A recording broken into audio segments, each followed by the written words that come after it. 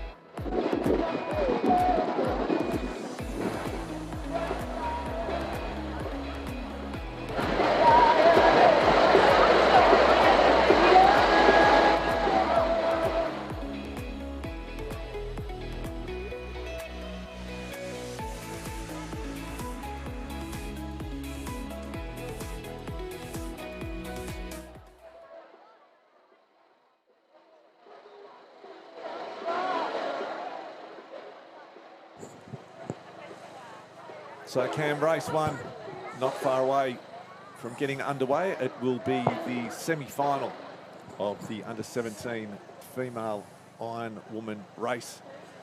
Some good competitors on display. Sky McCaffrey from Northcott, one of the early favourites. Her teammate Alice Massey as well. The 14 male iron, please, toward area 1. 14 male iron to water 1.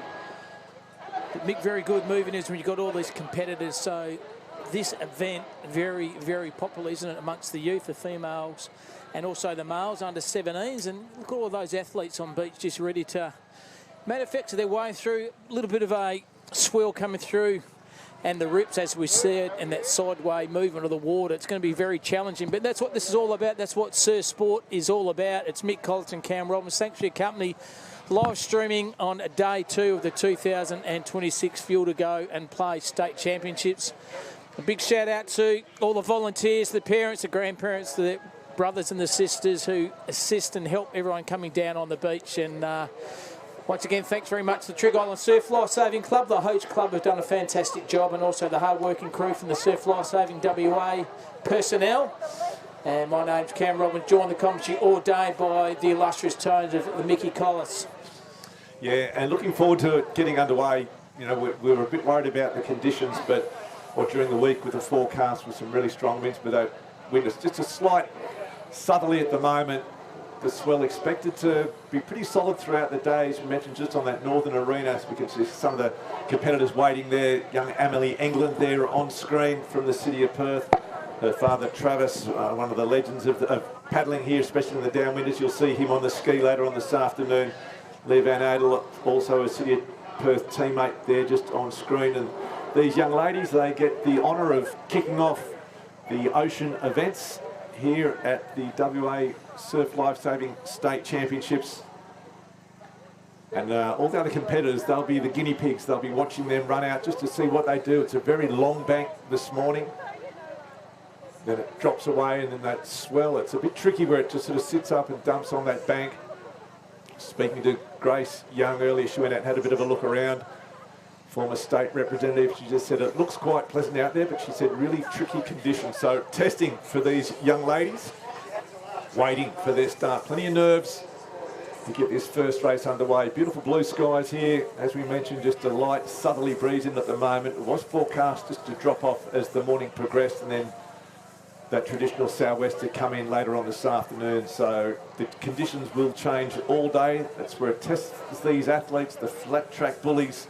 They'll go missing with these conditions, and it'll all come down to who's done the work in the tough conditions. That's what these athletes will be up against as the day progresses. And so the officials just also having a bit of communication with our safety crew staff. And as we'll see right in front is that rip straight up to the left. So, and they're often racing here, Mick. Good clean start, trying to manufacture way here through the little short break here. Yeah, you could just have a little gutter at the start, but the early competitors straight out across that bank. It's almost a running race.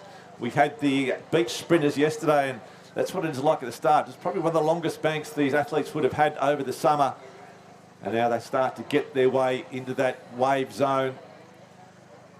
And it looks like Leah Van Adel there from the city of Perth out amongst the leaders.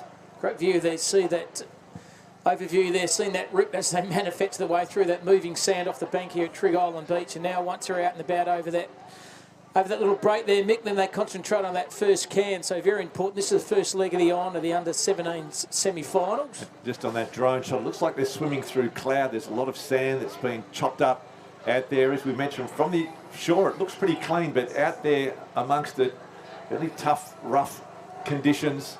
Very turbulent water, lots of sand, lots of water movement.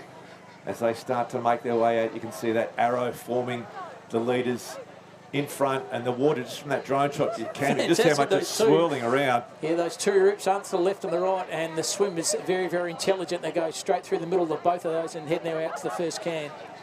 So this is race one of day two. It is the under-17 female iron semi-final number one.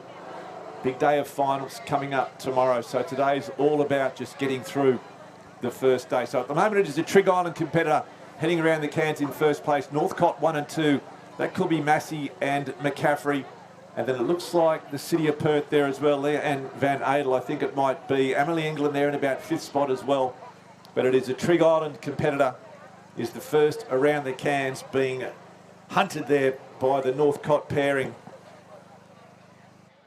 of Sky McCaffrey. And it might be, I'll try and work out who that may be. Pretty tough conditions. Hard to see. So, but definitely Trig Island in the front. Northcott. City of Perth. Then Mullaloo and Northcott again, and a couple of Mullaloo caps, in fact, as they start to turn. It's a two-leg race, this under-17. It's a swim and then the board with the run transition. And we'll see throughout the day just how important that transition has become. It's no longer just a coast. It is actually a leg of this race, and people that run it hard can often pick up a couple of valuable positions. As they start to come back into this wave zone here. There's a turbulent water moving there, Nick, right in front of fantastic vision then from our camera crew. You can just see the swirl pool of the water and the sand movement, and they're trying to get a little wave and just push their way through. So you might be third or fourth of this stage, but you get a little run with a wave out the back, you consume and get to the 1-2. But here's they going, good little movement, good rhythm there for the swimmers now. Look at all this water they're coming through here, Mick. Turbulent water here, it's like a washing machine. Yeah, so here we are about to hit the bank. We saw it was a long bank, and they're right amongst the cloud at the moment. So much sand in that water, so much turbulence from the wonderful shots from the drone here. A little bit of a wave. Will anyone be able to pick it up? Trig Island, the two Northcott, the bookends there. In fact, there's three Northcott caps. Alice Massey, Sky McCaffrey, be two of them, Leah and Van Adel.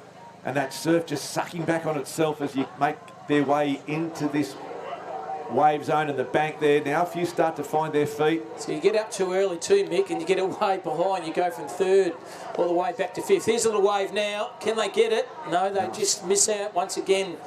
And back to frustrating. And when you try to see a wave, you think the movement's going to catch you, but unfortunately you miss it. Here we go here.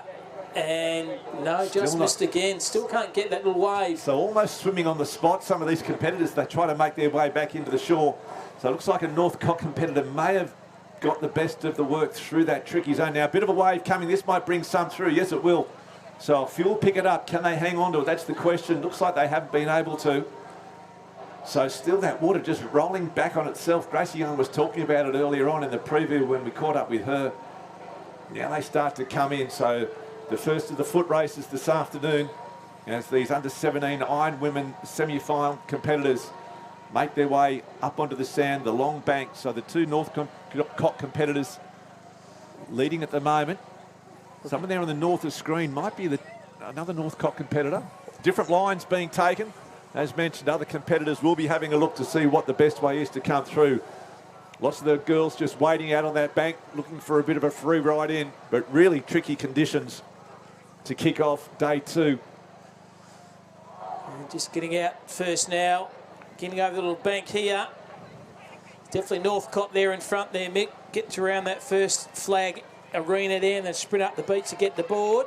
Gets a clap now, well in front, sees where she is positioned now, heads to find her board, and there it is. Northcote gets a yellow board now. It's going to matter of fact. Northcote coming at number 2 as well. So they've got the Quinnell at the minute. Northcote 1 and 2 in this semi-final. Make it 3. Make it 3. Trifecta. So 3 Northcote competitors. That might even be 4. Sky McCaffrey, I think. So the top 5 at the moment, all from Northcote. Triggs coming through now. Scarborough as well. As the young ladies make their way out. Mullaloo there as well. So the young ladies grabbing the boards now.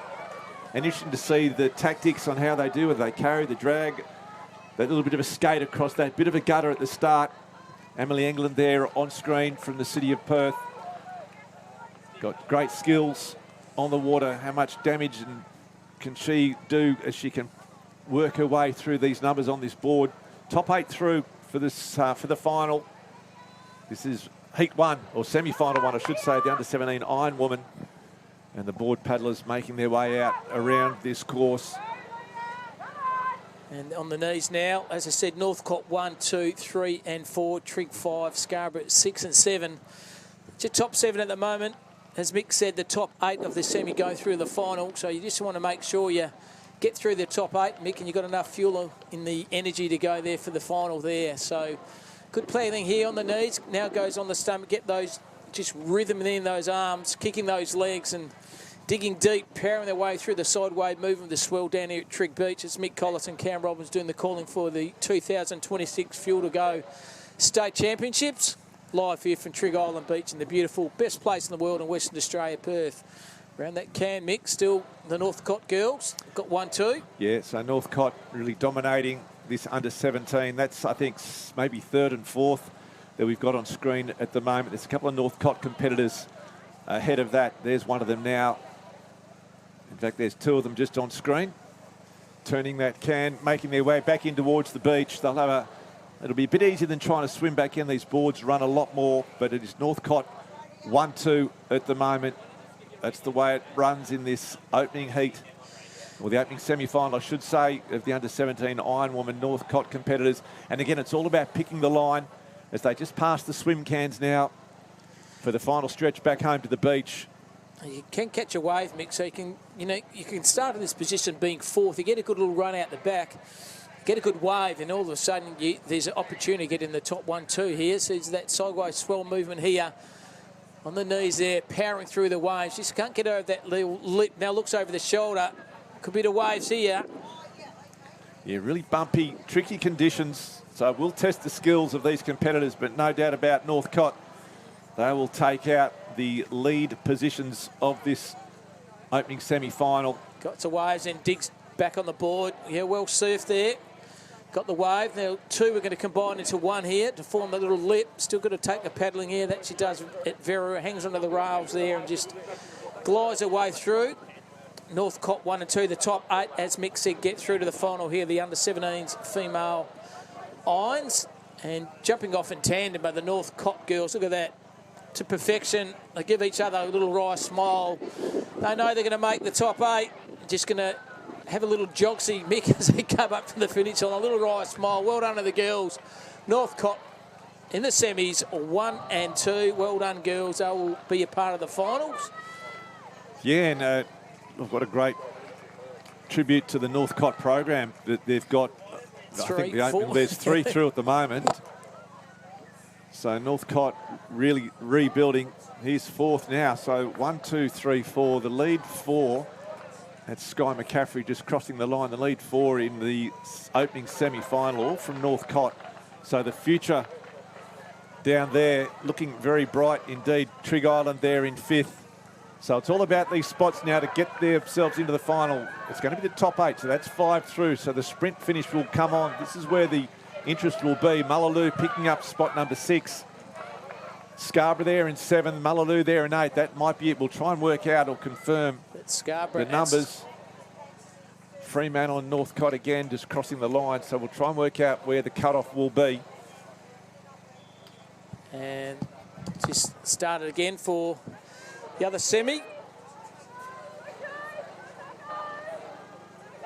The swim leg here of the under-17s female irons. Jumping over that little break here at Trig Island Beach here, that bank. The movement of the swells. The girls just trying to edge their way through those waves and then get over that little rip area. And then they consume and concentrate on that first can. Good little rhythm coming through this little sideway rip here. Fantastic vision from our drone camera there. You can see on screen here that movement of the sand here. Very, very turbulent. All those hours and hours of training in the beach here. They're going out. Looks like probably just in front, Trig, Sorrento 1, 2, Trig 4, Mullaloo 5. That's your top 5. The next 8 go through to the final of the under-17s females. So we saw the first heat, Northcott very, very strong in that heat with 4, the top 4 and the first 8 of them being the North Cottesloe competitors. So heading around the can here, good vision here of the athletes just working their way through. Marshalling the open iron to water area number, open female iron woman to water area number 2, please. Was taking out that opening race, the semi-final number 1 of the under-17. So Neve Tierney leading that contingent of Northcott competitors, and geez, that must be a great squad to train with. Oh yeah, and they're very comfortable, wasn't she? Mick led at the start in the swim leg and just did enough power in the arms and legs for the board as well. As the girls give us a right smile, they walk in front of the commentators. Well done, girls. The Scarborough athletes there as well, get their little high fives from their parents right in front of us, Mick, and they see their loved ones come back safe from that horrendous and strong rip area. But that's what the hours of training do, Mick. They know the conditions down here. So go around the second can as well. In front, doing very well. City of Perth, I think, second, or might be Trig with that cap there, the red and white. As they're getting their way through here. This is the second semi-final of the under-17 females. Iron at day 2 of the 2026 Field of Go and Play. Conditions here, picture perfect at Trig Beach. Bit of swell, light breeze, but the breeze is going to pick up throughout the course of the day. Change from a south to a southwester. And a little bit of swell coming out the back here with the girls. They're just trying to get that little wave, a little backwash coming off the bank there. And geez, look at that turbulent sand there. It's changed from the colour from beautiful light blue to white and also yellow from the swell. Look over the shoulder here. Very smart here from that Sorrento competitor there. Saw a wave coming, stopped, propped, looked over his shoulder and then dived to get this little wave into shore. Very good surfing there by that Sorrento athlete there. And then she's going to get, I think, 1 and 2 of Sorrento at the stage. So had the dominant first stage of North Cottesloe. Had the top 4 go through at the moment. Semi-final number 2, Sorrento, and 1 and 2 at the minute. As they use that high leg movement to pan their way through the water here. Now we go up to the bank with a little sprint to obtain their board. So it's a Sorrento 1, throws her goggles off to Love One in the crowd there. So Sorrento 1 to be Sorrento 2. They can't get that third athlete. We'll get that out in a minute. But at the moment, so Sorrento 1 and 2. Trigola now coming in number 3. So the top 8 then go through from the semis to the finals. So 2 from Sorrento, 1 from Trig. Once again, waves coming out the back here. City of Perth and Trig as well.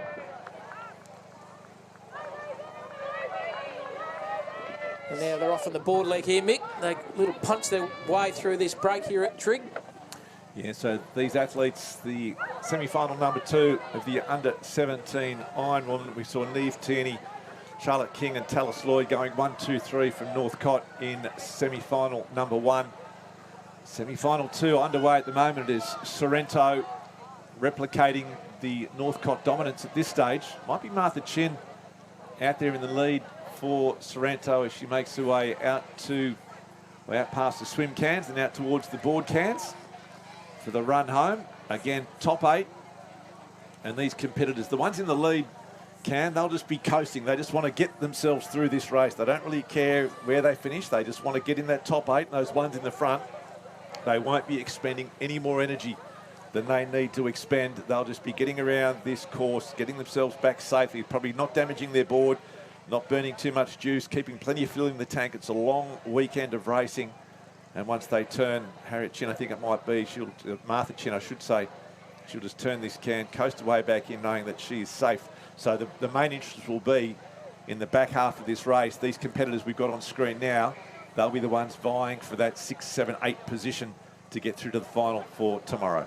And Mick, also, you can't also, taking your point, you can't also get too complacent too. You think might be cruising at the front, but if you're a little bit complacent and a nice set of waves come through, all of a sudden you look over your shoulder and these other competitors are caught a wave and then you're caught in the tough zone. So you want to get out of that. So it's 1, 2, 3, 4, 5 competitors on screen. Top 8 going through. Sorrento competitor on the way back. You can just see those swells starting to lift and that cross current as well from that southerly breeze. So tricky conditions for these competitors. That looks like 6 and 7. The City of Bunbury competitor just sneaking around the can. So this is Water Arena number 2. We have 3 Water Arena set up. Water Arena 1 is the youth, Water number 2 is the females, and Water number 3 is the males. So we've got concurrent events happening all across this fantastic beach down here at Trig. But Sorrento Chin very comfortable in front, going to get a look-see wave over the shoulder. But Trig is going to get it, I think, over the shoulder. No, she doesn't, but Chin will get this one. What's the way she can tubes this, Mick? Just flows back beautifully. By the way the water is sucking back, it's tricky. It's not just rolling in, it's almost folding over on itself. So as that swell lifts throughout the day, it's going to become trickier. But she handles it with aplomb as she makes her way in towards terra firma. All the little athletes watching this race, see how they see the athletes there. They just go back on the back of the board to transfer the balance from the front to the back, and they hang on those side rails. That takes hours and hours of practice. But here we are, Chin looking very comfortable. Little joxy up the finishing line there. She knows she's into the final. It's Sorrento 1 quite easily there in the end, Mick. Yep, so Sorrento first, as we talked about the top 8. Sorrento are going to go 1, 2. It'll be Trig in 3rd place. We'll count them off. Trig again picking up 4th, so 4 spots remaining in the final. Trig Holland picking up the 4th. They might get the 5th as well. And then there'll be 3 to go after this Trig competitor. Oh, plenty of action out there. Out the back, carnage with those boards going poleaxing sideways. Oh my God, have a look at that. That's what we're all about here. Mullaloo, and again out of that danger zone. All eyes on the beach. Just that swell just picking up and dumping on that bank. Tricky conditions, lots of boards, lots of carnage out there in the water as we just see these final competitors making up the top 8. Another big wave coming out the back. Out the back here, looks over the shoulder. There's all that sand getting sucked through. Well, really ugly conditions. Does the home-grown advantage here for the Trig girls and boys help them, Mick? Because obviously they know their beach very well. I know the banks. They know the swell wave movements here. That might give them advantage come later in the day when the breeze kicks in as well. I just think they're just used to it. Yeah. They're used to those big waves breaking on a bank, so it doesn't freak them out as much as it might some of the other competitors, because some of those big ones, when they do come through, it's just knowing how those waves break, where they break, and what the effect will be. So, as we mentioned, the longer this day goes on, the more of that excitement we're going to see as we see Sorrento just crossing the line there. So, top 8 from semi-final 1 and 2 will have been confirmed. That'll be an exciting race tomorrow.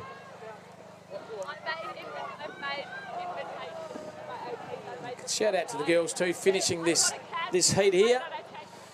Very challenging conditions as well. It's adjusting to the swell and the rips and the currents down here at Trigg. And a shout out to our fishers and also our rescue crew out the back and the IRBs and RWCs, just making sure our athletes are all safe out the back, because yes, there are a lot of swell and there are different movements of the sand here. So it's been the first 2 semi-finals at under 17s female iron women. And if that's anything what's going to go throughout the course of the next 2 days, Mick, I think we're set in for an absolute corker of a couple of days. Oh, look, we really are. It's a fantastic climax to what's been a great season. I love the state championships. All these athletes have been training for this event, for this moment. Someone, or many of them, will be going home as a state champion with that gold medal in the pocket. Very hard to win. Medals are hard to win, let alone gold medals. You get that one opportunity where just things need to go right, and that's what a lot of these competitors will hope will happen out here on the beach. The next race we've got in the female arena is the under-19 female iron woman. It is the final, and some big names in this one too. Millie Copp from Trigg, Annika Negus, certainly one to watch. You mentioned her early. Harriet Chin from Sorrento. Sienna Howard's there from Trigg. Beth Bamford from Mullaloo. Kyra Tierney from Northcott. Kate Rigol as well. Hannah Young there from the city of Perth. So a gold medal on the line for these young ladies. They've just watched the under-17s race, so they would have learnt a lot from that in terms of getting out, getting back in, where these waves are breaking, the best lines to take, and the best athletes will take that knowledge on board. It's interesting too, Mick. A lot of these actually compete in the Opens as well. So once again, they're going to, do they go hard and early to get a goal, but knowing deep down they're also going to compete in the Opens as well. Such is the strength of these competitors here for the under-19s. Yeah, and a lot of these 19s, they're also amongst the red-hot favourites for the Open title as well. So they're not just good age group competitors, they're good Open competitors. And as you mentioned, big program for them. Nika Negus there on screen. Had an outstanding state championships last year. Unlucky to miss out on the medal. And certainly one to watch in this under-19 Iron Woman final. The first of the medals on offer today. We have 12 here competing too, Mick, from a variety of clubs here. Fantastic. Swanboard, Netherlands, Mullaloo, Sorrento got 1, 2 and 3. Trigg got 1, 2, 3, 4 competitors. Northcott and also City of Perth. But yeah, we do have a very good spread there of representation from our clubs. But as you said, all eyes will be on Negus, I think. She's the one to beat, I would have thought, in this race. It's a straight final of the under-19s female irons. So swim, ski, board is the order. And this bank we spoke about, and someone like Negus, she's got that little bit of height advantage. So interesting to see how quickly she can get across this bank. There is the start lineup on screen. Howard, Bamforth, Borden, Chin, Alcorn from Swanboard, Netherlands, Hannah Young, Annika Negus, Millie Kopp. And they race across that bank. And straight away, it is Annika Negus using those long limbs to get out, and they don't want to give her a start. She's so strong across all these legs. They need to try and stay with her. And then you'll see them all just trying to jump on the feet of the lead swimmers. Kyra Tierney up there as well with Negus. Kyra Tierney in the Northcott cap. So it looks like Kyra Tierney and Annika Negus setting the early pace. Harriet Chin there from Sorrento in third. And then Trigg Island, there's a few of the competitors there from Trigg. Sienna Howard, looks like Hanny Young also from the city of Perth. She's got her nose just in amongst that top 6. But at the moment is Negus and Tierney from Northcott. They are going side by side as they make their way out towards the first of the swim cans. And good to see the swell drop off a bit, but then as a swimmer, you want that swell to drop back in when you're trying to catch a wave in. But yeah, very close up the front between Negus as well.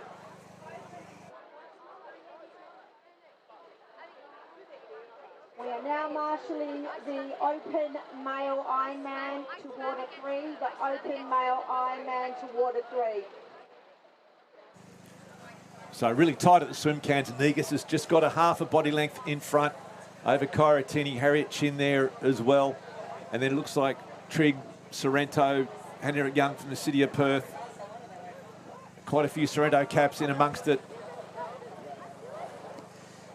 Different than the other races we saw, Mick. This is a final, so there's no semis and there's another leg involved with these girls as well. So first leg obviously is the swim, and looks like Chin just in front there from Sorrento, just trying to get around that can and focus on the next can coming forward, and then it's the swim into the beach, and then it's the time you're trying to catch that wave into the beach, a little run up. As we see, fantastic work for our drone, our camera crew out the overhead there.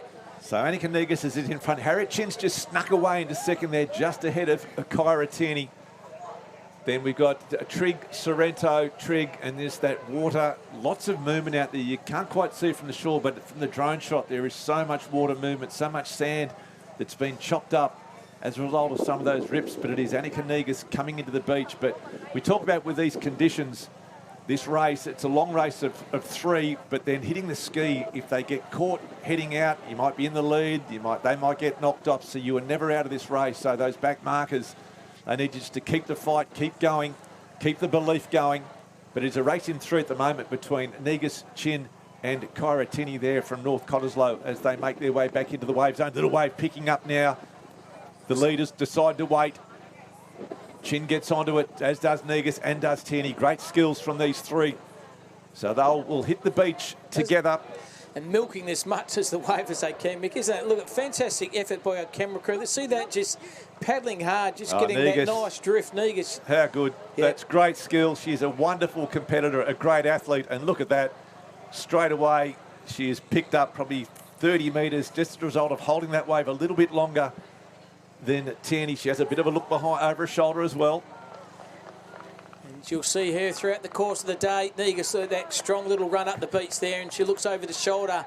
She knows in front. Now she's got to have a look where the ski is. Now the ski is going to be a very tricky component of this race because there's a bit of swell coming in, Mick. So got to get yourself balanced on the ski, get your position right, and then punch through those waves. So very interesting there. We saw last year Negus was leading one of the races. It might have been this or the Open, and she got hit right on the bank by a shore break, and that knocked her out of the race. So she's got a little bit of redemption in mind as she jumps on that ski and starts to make her way out. Nothing too much in front of her. If she can get, a big side swipe there on Negus. So really tricky conditions for these paddlers. Now she's got a bit of a backwash. Little wave sits up in front of her. She needs to get through it cleanly, and she does. She doesn't. So she's just tipped off the side, which opens the door. That's what we've spoken about. For these back markers, the door will open if the front markers make a little mistake. So Chin now looks like she's able to sneak through. Negus has got back on and just going to get herself safely over that. Chin gets through as well. So they've both negotiated for the break. Kyra Tierney, she's been hit behind, so she's dropped off the pace a little bit. Hannah Young, she's been sideswiped by the water as well. So really tough conditions, that sideways movement of the water, but out in front, Negus and Chin. Even when they get over the waves, Mick, we notice that the swell movement is pushing them to the right, and then they get a push back to the left. So just manufacturing their way through this swell and the sideways movement. Very, very skills from these paddlers out there here at the moment on the skis. They're just going around the first can now, but Negus very comfortably at the front at the moment. Yeah, really awkward conditions. You can just see, just on the right of screen, it's great with the 2 shots that we've got going on, just the difficulty that some of these paddlers are having with that water, not only coming in frontwards, but also just quite strong from the side, which makes it very difficult to get on and get going. But out there in the lead, it looks like Chin has taken the lead over Negus. So it will be between these two at this stage. We've spoken about how easy it is for things to go wrong. If a big wave comes up as these girls come in and they can't hold it, and again, it will open up the door. But at the moment, it is Harriet Chin from Sorrento, half a ski length in front of Annika Negus from Trig Island. That is 1-2 in the under-19 Iron Woman final. Getting around that can now, and then they try to then consume their way to the other one, and then it's that big, strong ski paddle into the shoreline, and that's where it gets tricky when you've got to manufacture your way through the swell movement, and you don't want to get poleaxed by a wave there and jump back on the ski and waste some time. But Chin now comfortably in front. Negus hotly pursued by her shoulder. So Sorrento and Trig, that's your 1-2 at the moment. The final here with the under-19s females live here from Trig Island Beach with Cam Robbins and Mickey Collis. So they'll hit the beach, they'll have the run, and then they will have the final board leg. And Chin will want to try and give herself as much of a lead as she can, because Negus is a sensational board paddler, probably the strongest board paddler in the field. And if she is within a whisker of the lead, she'd almost back herself to run that paddler down in this final board leg. So at the moment, in fact, it might actually be Ellen Borden, possibly. I think it might be Chin, maybe back in third place. We'll try and get that confirmed. Certainly Sorrento in the lead, Negus in second place, Sorrento in third as they pass that swim can. Side wave movement with the waves they're going. He's looking over the shoulder, waiting for that bit of a wave to come through. And that fantastic vision once again from our drone camera crew here at the moment. Just leans back on that ski to, don't overturn it. It's going to catch a little wave now. No, just over the lip there, just misses the wave here. Now ducking through and punching through that wide board, and see that, still that sand movement and that swell on that rip, pushing the athlete through. But it's going to be Sorrento out there in front at the moment. A very good, strong paddle there. So in fact, it's Georgia Singh, a South African paddle competitor, so a wonderful ski paddler. Georgia Singh from Sorrento is in the lead of this under-19 Iron Woman. Annika Negus second, Harriet Chin there in third from Sorrento. But Georgia Singh... That's a powerful ski, wasn't it? Oh, yeah. So a South African paddling representative showing her wares here this morning. What can she do on the board? She knows she's got Annika Negus behind her. We talked about how strong Annika Negus is on that board. Can Georgia Singh hang on? Harriet Chin makes her way into second place. Negus in third. So Sorrento 1-2 at the moment. Negus with a lot of work to do, but we know she's got the skill. We know she's got the ability. Georgia Singh's been pushed a long way to the south. Just starting to burn, I reckon, too, in the arms and the legs too, Mick. You've had a swim, now you've had a ski, and now you're going to have a paddle here at the moment. So yeah, he's been pushed on those rips, isn't he, to the left. Yeah, really strong sweep heading south. And Georgia Singh, you can just see her on the screen on that little green cap, has been pushed a long way to the south. Harriet Chin in that same direction. Kyra Tinney there on screen.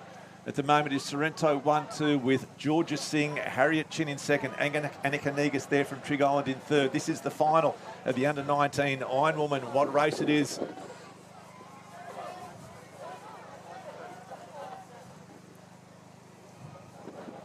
So Georgia Singh in the lead.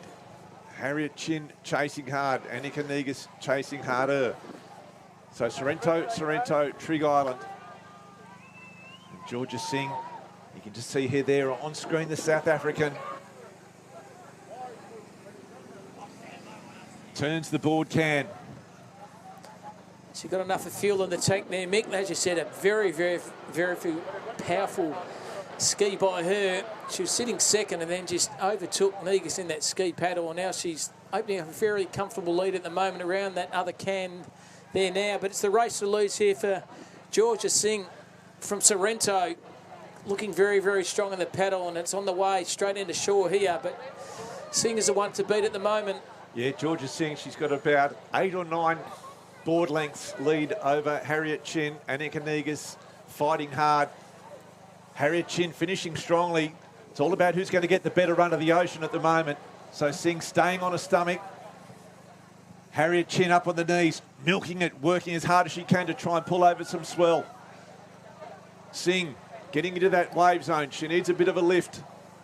Just drops off the back of that one. Harriet Chin continues to chase.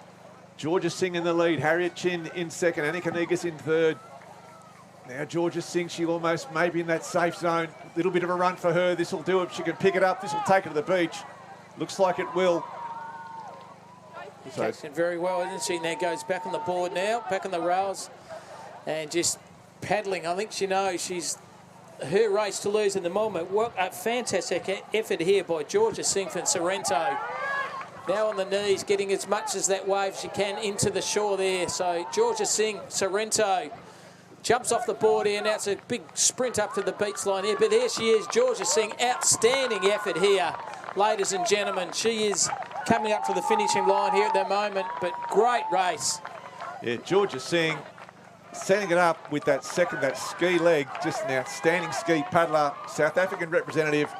That middle leg is what run her that race, and she brought it home on the board. Great race there by Harriet Chin as well to take up second. So Sorrento 1-2. They'll be celebrating this afternoon as they embrace, as they cross that line, and a gutsy race also by Annika Negus. She'll take third, so Trig Island third and fourth, but hats off to Georgia Singh just setting up that race off the back of an outstanding ski leg. Certainly was, Mick. And I'll try to get down to the beach and have a quick little interview with Georgia, but geez, that's one for the ages, wasn't it? Just the way she consumed her energy and her competitiveness through that ski leg, that's the reason why she is the under-19s female gold medalist. Yeah, great racing. So the athletes negotiating those tricky conditions pretty well as they continue to come in. No one really in that danger zone at the moment. But well done to Georgia Singh and Harriet Chin. Sorrento 1-2.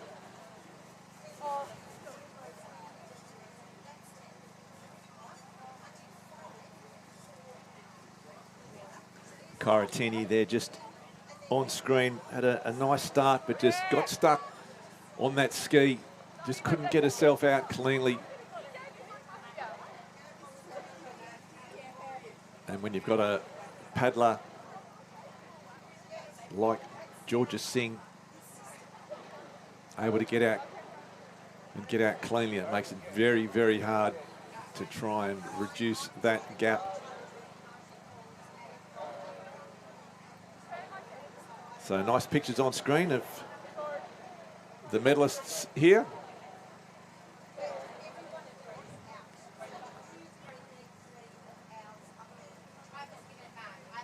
And Cam Robbins he's got a... Here we have, ladies and gentlemen, the winner under-19s, Georgia. Well done, congratulations. Thank you so much. Yeah, it was a hard race.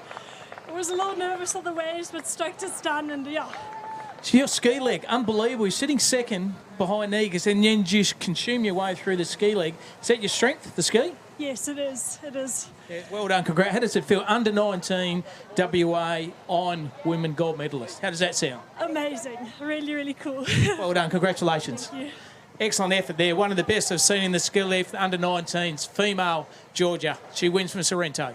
Yeah, well done, Cam, and well done to Georgia. And wow, certainly when you talk about getting a bit of a preview, when we talk about the ski, under-19 ski, which is coming up later on the program, she's certainly one to watch. That was an amazing, in fact, she could go the doubles. Now, that 19 female single ski is not far away. We've got the open female iron women about to get underway, the semi-final here in arena number 2, and then we do go into the boards and then the skis, and in fact we'll go straight into the skis, so look for Georgia Singh. Lovely young lady, Mick. Just so happy that she won the medal, but you can see that competitive juice in her face. She wants to obviously win more gold, but fantastic ski leg, and a bit of a surprise, Mick, too. We thought Negus may be the favourite, but Georgia Singh, originally from South Africa and coming to Sorrento, just very, very well raced, and once again the ski leg was her Achilles heel, I reckon. So just on screen at the moment, we've got the under-19 male final, iron final. Looks like Brodie Lee running through. We'll try and pick up Tom Linehan there as well. Ewan Scrivens on screen. So they're in the final stages of their race. The young men just picking up their boards. So we'll try and work out where and who is in the lead of that one at the moment.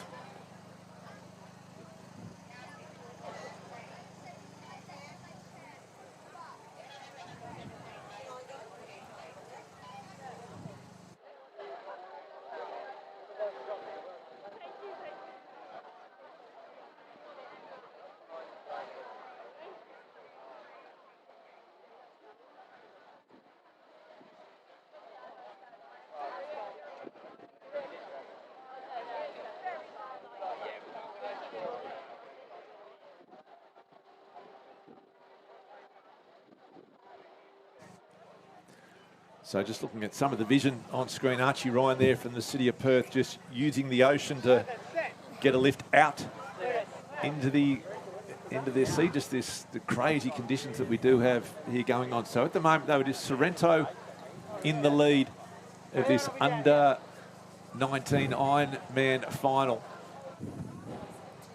It might almost be Marcus Booth. Try and pick up, just a bit tricky to see on the screen, but certainly Sorrento in the lead with that board paddler just turning the final swim cans and on his way back home. A gold medal is what awaits that young man. It's his to lose, isn't it? But Sorrento look pretty good. They've got 3 out of the top 5 there, just powerhousing their way through. Here's a wave at the back here. See that rip to the left there? That's a massive, strong rip. Can they catch a wave? Digging deep with those arms. Just misses out, but going to consume this little wave into shore here at the moment. Just using those arms and just digging deep. And then little jump off there and up to the beach. So Sorrento will take that out by if that is the last of the legs, which it will be. In fact, it might be Tom Linehan. Well, sure, isn't there? Tommy Linehan, Brodie Lee as well, and Denis Murphy as well. But he looks pretty comfortable there, Mick. Yeah, so a big win by Sorrento. Owen Barraclough looks like he's picked up the silver medal. So got the Quinella. And then we'll wait and see who finishes in 3rd place. But from what we can see, it was Linehan, Barraclough, and then looks like Brodie Lee to come across the line. So that's 1, 2, 3. So Sorrento, we saw them so strong yesterday. In fact, it is Brodie Lee. So 1, 2, 3, 4 for Sorrento. Unbelievable. They went 1, 2 in the females, 1, 2, 3, 4 in the males. They were outstanding yesterday in the beach events as well. So the Sorrento club, they are in the lead with in terms of the club championship points coming into today.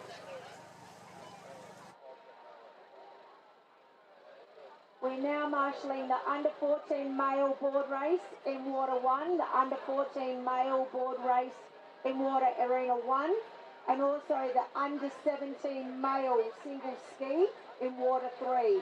Under-17 male single ski in Water 3. There's our results on screen. We just saw a fantastic race. Georgia Singh outstanding for Sorrento. Harry Chin got the silver, and Anika Negus from Trigg Island got 3, and Miller York got 4. But very, as we said, the power in the ski left, and Georgia Singh reaching from South Africa way to the club in Sorrento. And Sorrento were pretty dominant yesterday, Mick, and already so far the couple of events this morning have been dominant once again. Yeah, been really good. Millie Cock and Sienna Howard there going 4th and 5th, and then Ellen Borden from Sorrento. So, yes, Sorrento in great touch. The club has rebuilt over the past few years and getting some outstanding results off the back of what's a very good program. Then on screen at the moment, look at that pull away those waves on the board. It's just under 14 female board race. It might be on screen, but yeah, real washing machine conditions It's that water breaking at all angles from all directions. But the demons, aren't they, at this age, just said, I don't really care. The swell and the movements out there, Mick, I don't know if a fair income crack, and that's what they're doing at the moment, seeing their way, getting over that little break here at Trigg Island, then they punch their way through that sideways swell and the big grip movements out to that first can, and they've got no fear, these athletes, which is absolutely fantastic. So you can see one just taking the shortcut straight through the string line. Now it looks like, just judging by the cheers that have taken place in front of us, that the Open Iron Woman race will be a straight final tomorrow. So those competitors don't need to go through the drama and stress of a semi-final.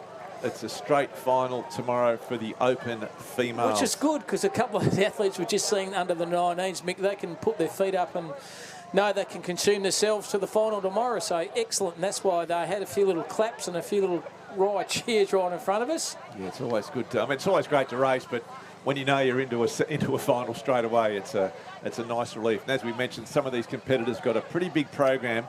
If they can avoid doing a full Iron Woman, that means it's a nice rest for them. So Daisy Hewitt and Alex Slocum, too, from the City of Perth, pretty happy that they are through. So this is the under-14 Iron Woman, is what we are seeing on screen at the moment. And it looks like Mullaloo.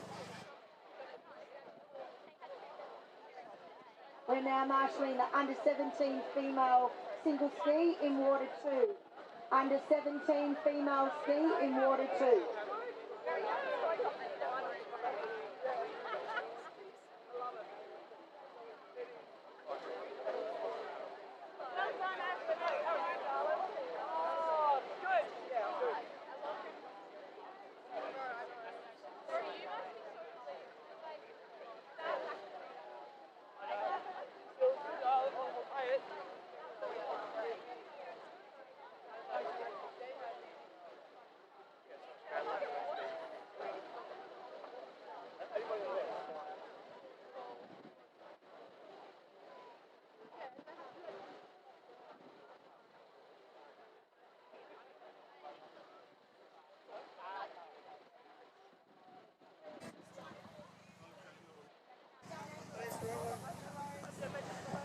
So it's not on the screen, it's the under-14 female board race, Mick. So see that movement there, the way she's going backwards. Unbelievable. She's in a rip. The Scarborough paddler is in a rip on a board, and she is not going anywhere at the moment. So really, really tricky conditions. And that rip, you can see the swim cans there. So when they do their iron, which they may have already done, it's when the swim comes up later on, that's going to be really tough. So we've got Scarborough, City of Bunbury there as well, and Fremantle. So the Scarborough paddler now, she starts to actually move forward after paddling on the spot there for what seemed like an eternity for her. But didn't panic, Mick.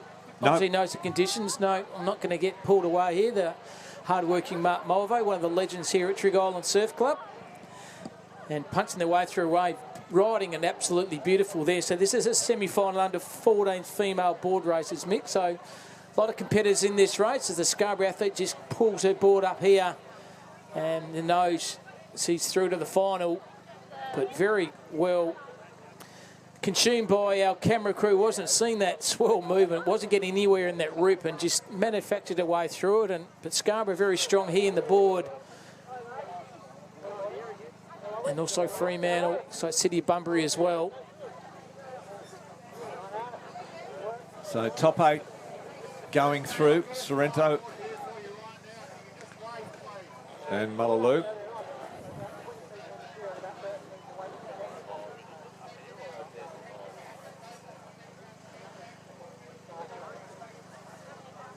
And we say tricky conditions here, Mick, but that's what surf sport's all about, isn't it? Waves, swell, rips, sand, we've all got it here, live here from Trigg Beach. Day 2 of the 2026 Fuel to Go and Play State Championships here. This is the under-14 female board race semis. Top 8 go through to the final. Yeah, and you're right, Cam. I mean, all these competitors that race here today, they all patrol the beaches. So when someone gets in trouble, these athletes have to go out in these conditions to go and serve the community and rescue people that are in trouble. So the fact that the conditions are tricky, but that's life. That's what they actually have to perform rescues in. Yep. So it's great to see them racing in them, because this is what it is. You don't only get to go to the beach when it's a perfect day and only patrol when it's offshore with no swell. You've got to patrol in these conditions, and it's great that they do get to race in them as well, because as I said, this is life. This is what it's all about. And on screen here, a couple of Coogee athletes. They're going to get a little wave here. Watch how the little athlete goes here. They'll catch the wave and they'll hang on the back, go back to the depth of the board. Oh, a bit of a nosedive there, but that's what's all about. You're learning these skills. So hopefully these athletes go all the way through the 14s, 15s and 19s to the Open. So they get consumed with the board, and that's what they love. It's the passion about it. And a couple of Coogee athletes there, so they're on screen, just paddling very well. The top 8 go through here to the final.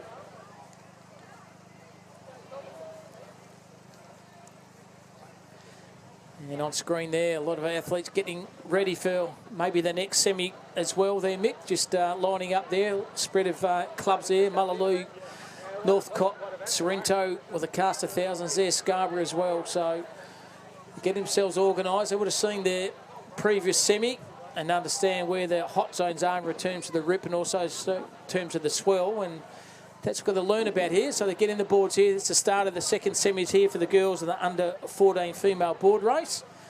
We're about to start this race now, and off they go here into the water.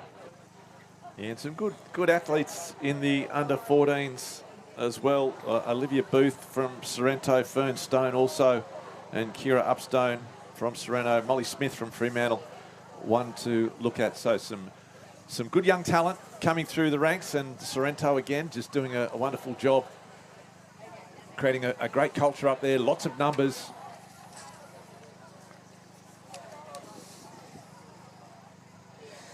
And big shout out to our event partner in Healthway. And remember from our partner Fuel to go and play for the best performance fuel with body, fruit, veggies, dairy and whole grains. And one thing about Mick, you consumed a lot of bananas yesterday. Oh, I love a banana and a bit of broccoli as well. And I believe your wife is a sensational cook too, Mick. Oh, yeah, can cook. So Northcote in the lead over Sorrento. Mullaloo there in second place as well as the second heat of the under 14 female board relay underway. 3 arenas in play here at Trigg Island on day 2 of the Fuel to Go and Play WA State Surf Lifesaving Championships. Plenty going on in that northern arena. Looks like it's the under 17 male single skis are underway. We're now marshalling the under 19 female single ski, the under 19 female single ski in water 2. Tricky conditions out there, aren't they, with the safety crew out there, Mick? The RWCs and jet skis and making sure our athletes are safe, but punching their way out through that. Seems to eternity out there, Mick. We may be sitting on the beach here, but long way out for those cans, aren't they? They get out of the rips, go through the clear area, and then you've got to paddle back into the rips there. So very tricky in conditions here, but as you said before, that's what they're trained for. They understand the conditions, they understand what they have to do to get themselves back into shore. I'm not sure if they've gone to the wrong cans. That's the only thing. There's black and white cans out there as well, and the green. But I guess that's they're only under 14, so they won't have ski cans, so that must be the right cans. But there's definitely a string line, and there's a black and white can, and then the green. So normally you only go to the one past the swim cans for the board, but I could be wrong. The youngsters burning a few extra calories this morning, if that's the case. Just in front of you, Mick, you compete in a iron event and then you've got to carry your own ski. Yeah. You have to breed them tough here, mate. Don't worry about that. And they're heavy and they're awkward to carry, especially when the arm's a little bit tired. At least the wind's not too bad. Nothing worse than trying to carry a 18-foot ski in a 30-knot sea breeze. But it's been pretty good to us have the weather gods at the moment. Mick, I think you said it was going to be a bit more stronger breeze than there was, and at the moment, until that sea breeze kicks in, the conditions, albeit it's a bit difficult with the rips and the swells, but at the moment it's been kind to us. Good breeze here, and There's the athletes here. They're trying to punch their way through the waves here now. They head down. They can see the shoreline coming to themselves in front. And now it's just a power through. So the top 8 go through for the final of the under-14 female board race. Live here from Trig Beach. And Mick Collis and Cam Robbins, thanks for your company here on this beautiful day in the best place in the world in Western Australia here at Trig Beach. So board race in the southern arena, in the northern arena. It looks like the first semi-final of the open male iron race underway. The females a straight final, but it looks like the males have had to do a bit of a warm-up semi-final. So top 8 for them getting through to the blue ribbon event tomorrow afternoon. The big question will be, can Pat Ely, can he go back-to-back and take out the open Ironman, or will it be Ethan Jackson or Charlie Hewitt? They went silver bronze last year. Can they get that step further? So that race underway in the northern arena, the open male Ironman, but down here in the southern area and on screen it is little wave out the back. Well, it's got it beautifully over the top. Doesn't matter, it's going to be Sorrento 1, 2, 3, 4, but catching a wave here, absolutely well ridden it to perfection here. See that wave out at the moment, they've moved. Was third at the moment, pulled herself up to first after catching that little bubble out the back, but Sorrento here very strong in this board paddle. Going to go through 1, 2 and 3. So they've got the trifecta going through. Who's going to make the final 5 to get into the final here? So Sorrento 1, 2, 3. Another 5 to go through here. And would you believe another Sorrento athlete as well, Mick? She's a Breedham strong there. Northcott coming through at the moment here with that white cap. And a couple of Mullaloo as well trying to fight. So it's Mullaloo 1, 2, 3, and also Cottesloe as well.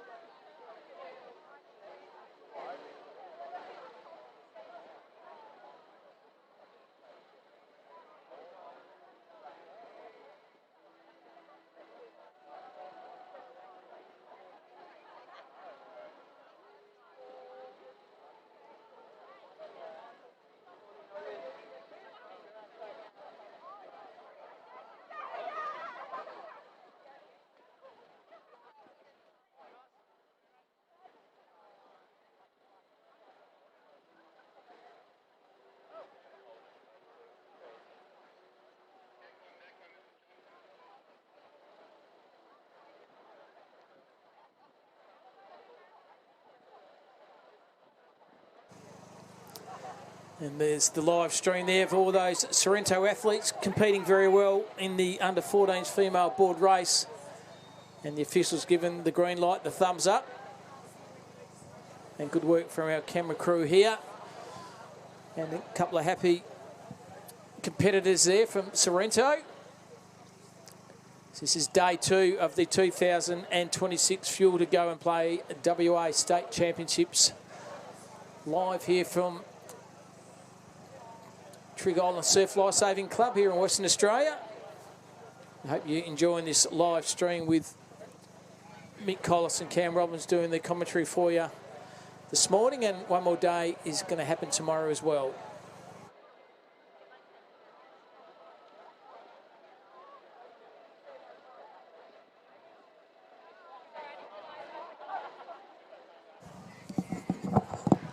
So on the line is the second semi-final of the open male iron race. Top 8 through, and as we mentioned, a big bank. Interesting to see the way these athletes get across it. Harry Hewitt is there from the city of Perth. He's a tremendous swimmer, loves to run a bank as well. So as you can see, once they get the legs up and running, so Paddy Ely there from Sorrento, Mullaloo competitor as well, Harry Hewitt there from the city of Perth. Very well-known names, aren't they, Mick? We've called them the last couple of years, so they just keep themselves going forward, don't they? Because they know this is a premier event for them. Yeah, this, you know, I think the Open Ironman is it's a wonderful race. It's got so much history, so much tradition, and Western Australia's been blessed with so many fantastic competitors going right back to Ken Vidler many years ago, the likes of Greg Mickle as well, and the next generation currently on display here at Trig.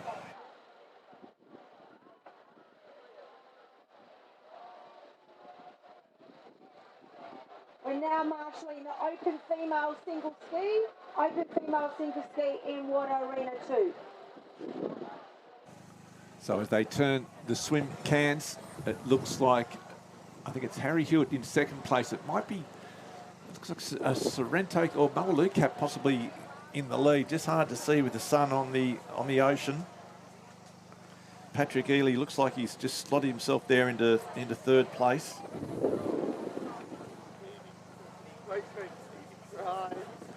Getting around the cans now, and then they have that long swing back into shore and hopefully get a little bit of a sideway movement with the swell to get them a wave into the shoreline area here, but very close out the front.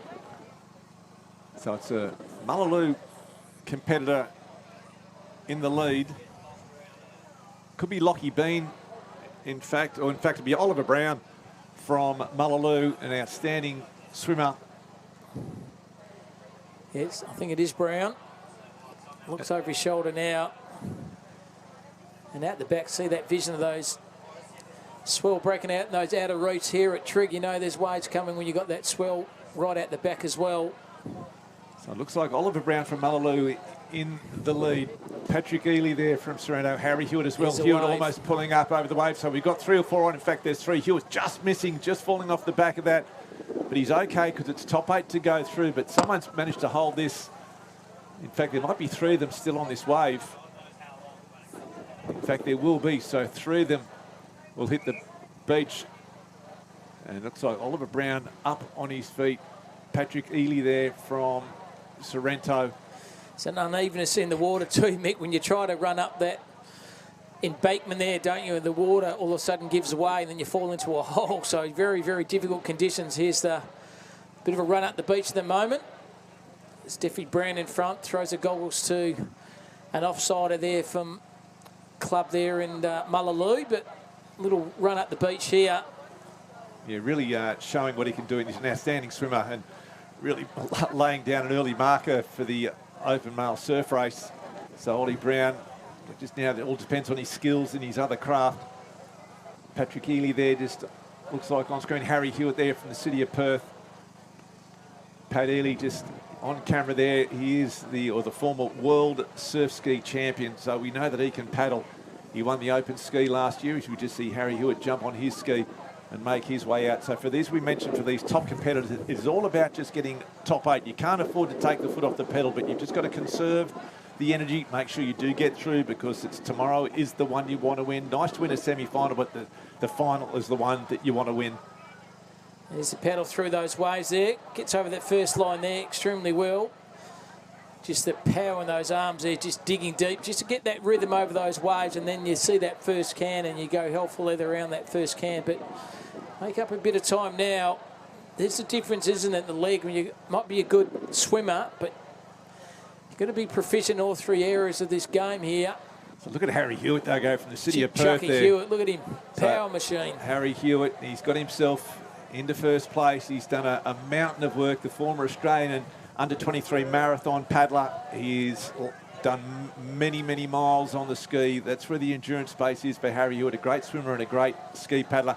Probably not quite as strong on the board, so he knows he's got to give himself the best chance of being at the pointy end at the end of these opening 2 legs to be able to stay with the leaders on the board. But at the moment it is Harry Hewitt in the lead of semi-final number 1 of the Open Ironman race. And good saying that too, Mick, too, because, okay, that might be his strength, but if he knows he's a bit more deficient in that board area, he's still got to make sure that he gets through for the final here. But it's pretty comfortable at the moment, isn't he? Look at it. Yeah. Power in the arms is just absolutely sensational. It's poetry in motion at the moment with that paddling rhythm there. Yeah, does a lot of work in the downwinders, so he's used to these conditions. Picks a run really, really well. We can see him there just through that choppy side washing machine of water that we've got here at Trig. So it is Harry Hewitt in the lead. It looks like Pat Ely has got himself up into second place, which is no surprise. Might be Owen Barraclough there as well. Once again, Sorrento caps aplenty. Harry Hewitt there on screen. He will lead after the second leg of this Open Ironman semi-final. Just getting skewed sideways there.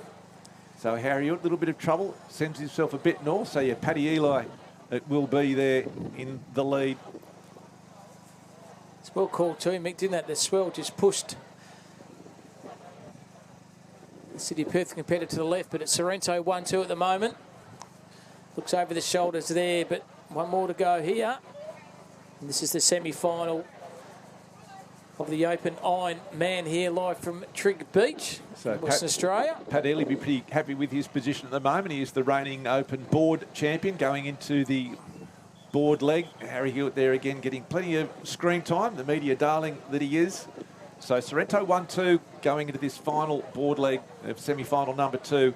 In the opening semi-final, Max Hunter from Trig taking it out just ahead of Ethan Jackson and Owen Challoner. Ned Eldon from Trig in 4th and Charlie Hewitt there in 5th. But yeah, Maxie Hunter would have been the home advantage there from Trig. Love the old man too, pretty good physio in his day. Picking up the board here. Looks like Brodie Lee there from Sorrento having a big day out. He's already raced in the under-19 final. That was a warm-up for him for this semi-final. And you can see that tricky conditions of the water coming in and out here at Trig. It's not easy for them. Waiting for the bigger backwash. You can see the paddlers just get the elevator right out. It's a stop and prop too, wasn't there? Stopping. No, I'm going to have a look at the conditions, adjust accordingly, exactly what they did at the moment. So Ely out in front there. There's a good vision by a camera crew getting over that wave here at Trig and just looking at that first can at the moment. Ely out in front.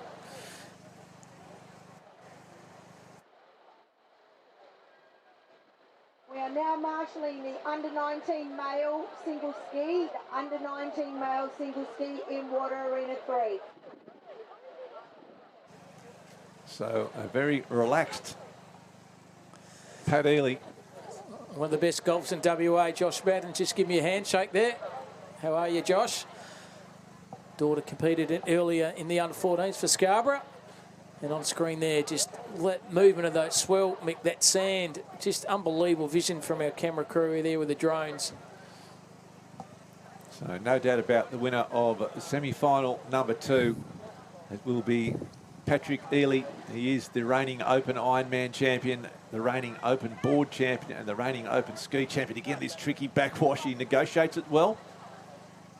And he will just cruise in to take out semi-final number 2. And Mick, it might, from our views, looks easy. It's not easy, fair income. There's so many different things you got to adjust. And just the way he, positioned himself on the board, had to go sideways left and grab the things and goes back. A lot of that stuff go in your head on the screen. You think it's easy. It's not easy. It takes years and hours of practice, and that's why he's in numero uno on numerous events here. Yeah, the reigning Bernie Kelly medalist, Patrick Ely. So he will take out semi-final number 2 and secure his place in the final. Now the foot race is on. We always talk about the back markers. Looks like Tom Linehan there. He's just taken out the under-19s. He's got himself into the Open final as well. So Sorrento 1, 2, 3 in terms of semi-finalists. Then Harry Hewitt there from the City of Perth. Mullaloo. So that's 3 through. Harry Hewitt will be 4th. Mullaloo there in 5th. So 3 spots the brown dog still there. to come. Yep. Sorrento Brodie again. Lee gets himself through. Northcott as well, sneaking through to pick up a spot in the final. It could be Doug Lewin. Once again, the powerhouse. Archie Davis, I'd say that would have been, or maybe Owen Challoner. A few Northcott competitors in it.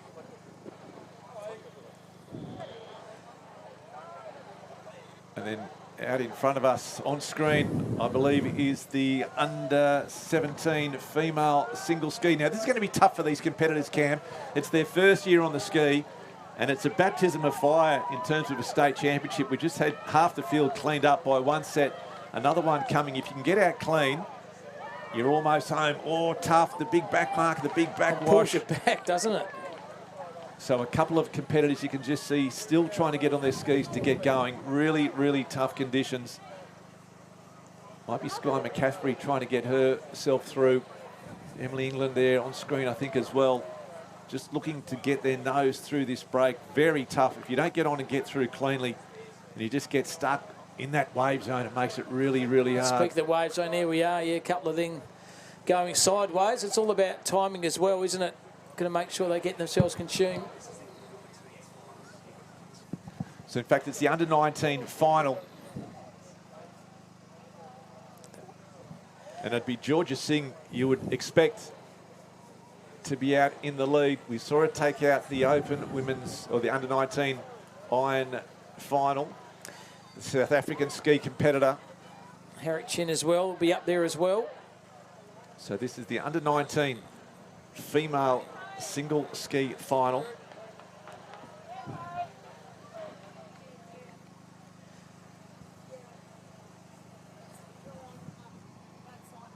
Nice pink ski there in front, but there's the power. So it's all about the lines and angles again, and we talk about this race. It's not over until it's over. Once they start to turn those cans and come back in, we've seen how tricky that wave zone can be. And we just saw Harry Hewitt in the Open Ironman semi-final, just how these skis, they can be pushed offline so easily by this side swell that's here today at Trigg. At the moment, though, we think that will be Georgia Singh from Sorrento in the lead, the South African ski representative. Just negotiating that final can. So the under-19 Ironman, it was in fact Tom Linehan going in first place. Owen Barraclough there picking up the silver medal. But out here in the under-19 female single ski, it is Sorrento in the lead. I think that might be Negus there in second place from Trigg. But yeah, it's done very well, didn't she? Georgia Singh on the under-19s irons very well, and her strength was actually her ski leg, and she's already showing it here. Just extending the lead at the moment. Georgia Singh from the Sorrento Surf Lifesaving Club, looking very strong. And looks very comfortable in that pole position. So Georgia Singh just turning one of the markers. Angles her way back in towards the beach. It's a convincing lead at the moment she's got. There's no one behind her, as you can see. There's the back markers with the chase. That's where the minor medals will come from. But if she can keep this ski straight and get herself through, negotiate this tricky break here at Trigg, she'll take home her second gold medal of the morning, which is not a bad way to start. Still a fair way to go, a lot of work to do, but she's given herself the best chance. You can see the distance there on screen, how much she has got. There's a bit of a look over the shoulder. The chase pack is coming.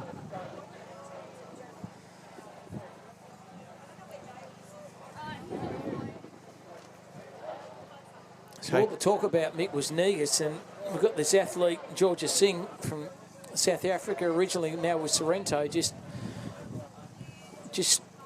showing her competitors what she can do. Big wave coming for her. Is she going to hold this one? Could she pull out of the top of it? Is she going to let it go? Just sort of sits off the back of it, rides it well, lets it go in front, bit more forms up behind her. This is where it gets tricky.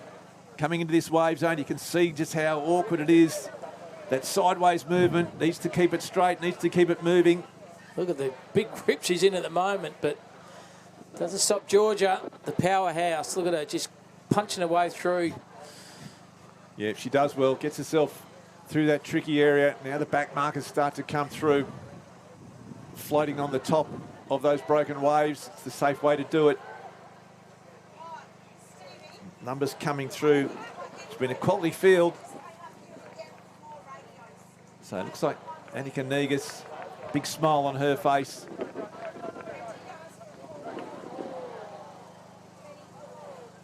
But it looks like, oh, there's some skis, there's some carnage. That's what we talk about.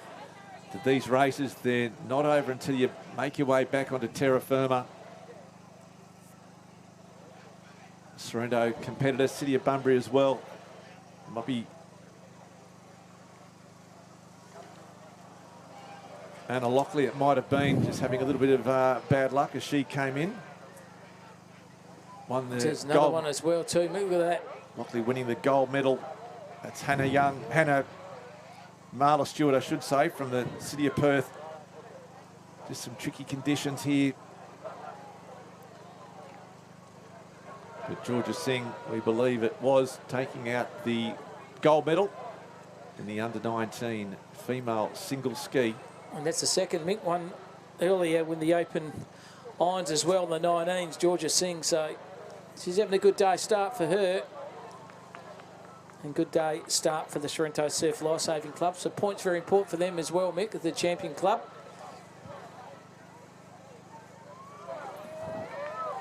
So Marla Stewart there, just getting herself across the line on that pink ski. Tricky conditions for these competitors. And it's easy for just one little mistake and the whole race can fall apart. But at least the breeze, Mick, at the moment still holding off, which is good, but will turn shortly, I reckon, mid-morning, and will make the conditions even more difficult. Yeah. It was forecast just to drop off. That's Hanny Young there on screen as well from the city of Perth.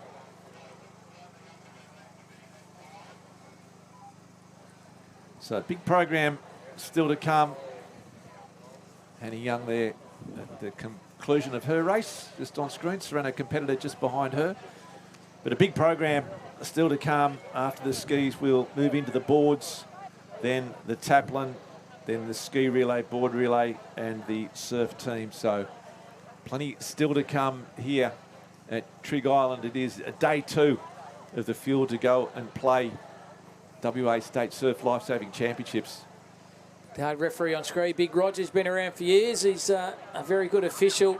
Nothing gets past the Big Roger, the Dodger there, making sure that Mitre competitive. Now straight away, get your skis off the beach. Keeping everyone honest as per normal is the referee there in Roger. And a big shout out to the referees and the officials and all the volunteers associated with the clubs to ensure that everything runs smoothly down here at Trigg Beach, and so far so good. Day 2 here of the 2026 Fuel to go and play WA State Championships. So the young board competitors, it looks like it might be the under-15 female board race underway. You can see those young competitors. Oh, that's what we're talking about in terms of you could be in the lead of an iron and have that happen. So these young ones, they stood, they wait for the wave. It's a nasty shore break, dumping on that bank. So they wait, then try to pop over, and then just try to accelerate. But you can see how much water movement pulls them back, doesn't it? Yeah. Which gives the ocean just time to throw another punch. You can't control Mother Nature. So they just need to wait and then try and just get themselves through, pop over that wave, and then just try to accelerate if they can get a gap in the ocean. So no one out at the moment. So this race is still wide open. Doesn't matter how bad your start was, you are still in this race at the moment.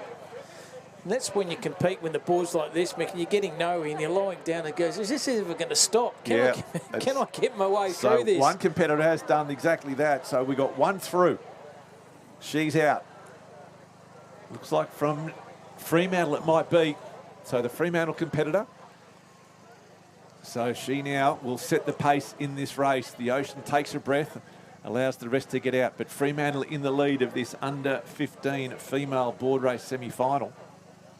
And just looking at the results of that open male iron semi-final, Pat Ely, as we mentioned, in first place. Ewan Scrivens from Sorrento in second. Tom Linehan from Sorrento in third. And then it was Harry Hewitt, Oliver Brown, Brody Lee, Archie Davis it was from Northcott, Owen Barraclough from Sorrento, and Flynn Saplinski from Cott. Now the girls on screen now, they're over the final shore break activity with it. A whirlpool of swell and rips here at Trigg, and good effort by the girls. They just hung in there, waited for the opportunity to come for it came, and then straight over the top and heading out to that first can at the moment. So long way out there if you're on the beach, sitting in the comfort where you and me are, Mick. We've got the easy job calling it, but the harder job is actually competing in these events, and they're doing it so far very good at the moment, the girls. And in that under-19 female single ski race, it was Georgia Singh picking up her second gold medal. Zoe Moore Australian junior kayak paddling representative. She was in second place from Trig. Annika Negus there in third, and Grace Aitchison from Trig in fourth. Harriet Chin there in fifth, and Beth Banforth from Mullaloo in sixth place. So Georgia Singh, 2 gold medals this morning for the South African. Acclimatised to the conditions here at Trig.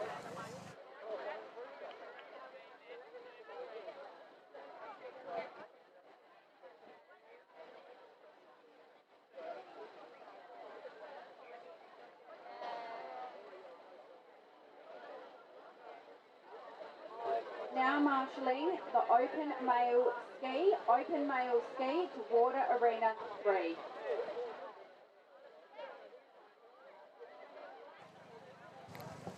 So here on screen is the semi-final of the under-15 female board race. And the Fremantle competitor who got out clean, well, the first to get out clean, she's hung on to her lead, being chased there by Scarborough, City of Bunbury as well.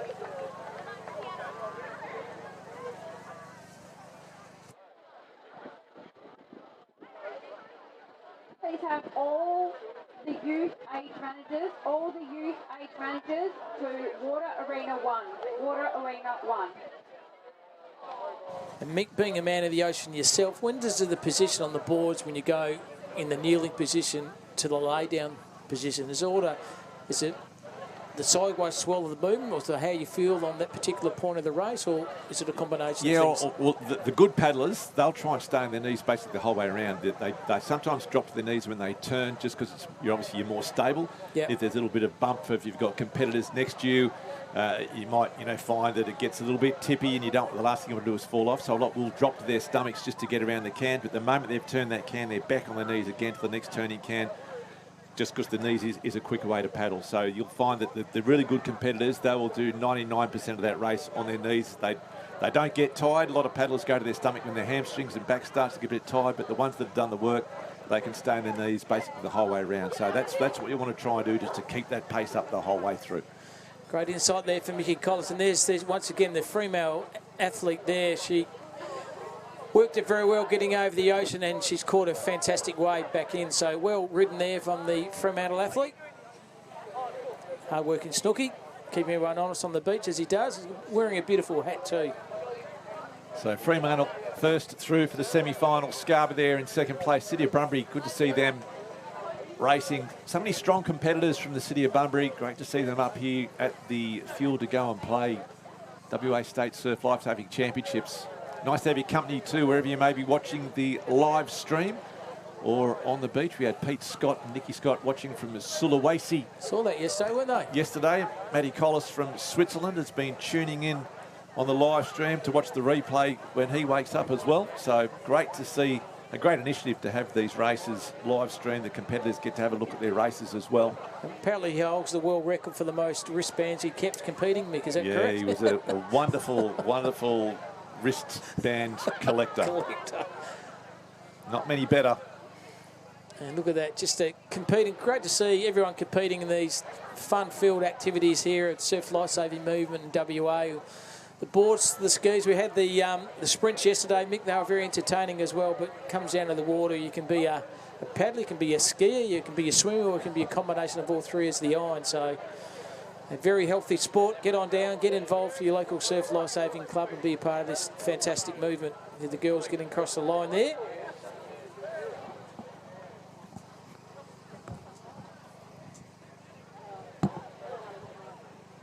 So just waiting for some action here in arena number 2. Arena number 3, the male skis are underway. The 17s, the 19s and the open male will be a final for the under-19s, the open male singles semi-final. So many ski paddlers.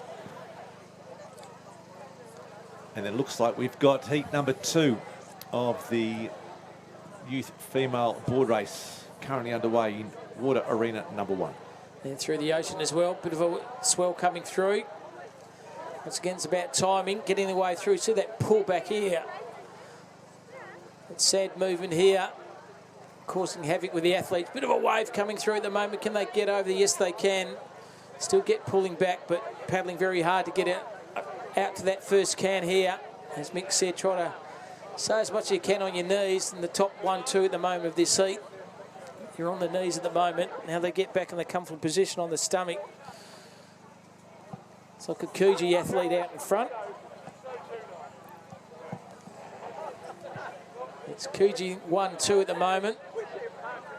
It's like a Scarborough, Sorrento and a Northcott cap as well, but good strong paddling by this Coogee athlete in front. Extends the lead here, chasing the way to that first can at the moment.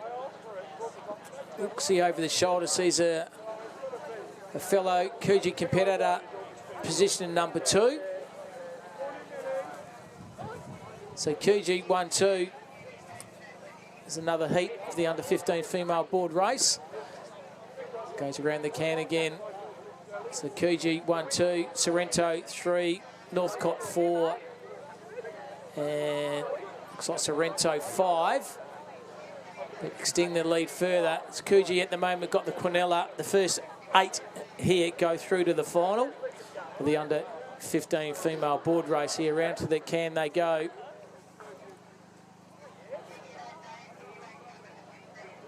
Coogee 1, 2 at the moment. It's a sideways swallow at the moment. The under-14 finalists in beach flags, we apologise, but there might have been some miscommunication. Your beach flags final is going to be run before the Cameron Relay. The beach flag final is going to be run before the Cameron Relay. You need to report back to beach flags. So under-14s, those under-14s that just passed me, you need to report back to beach flags.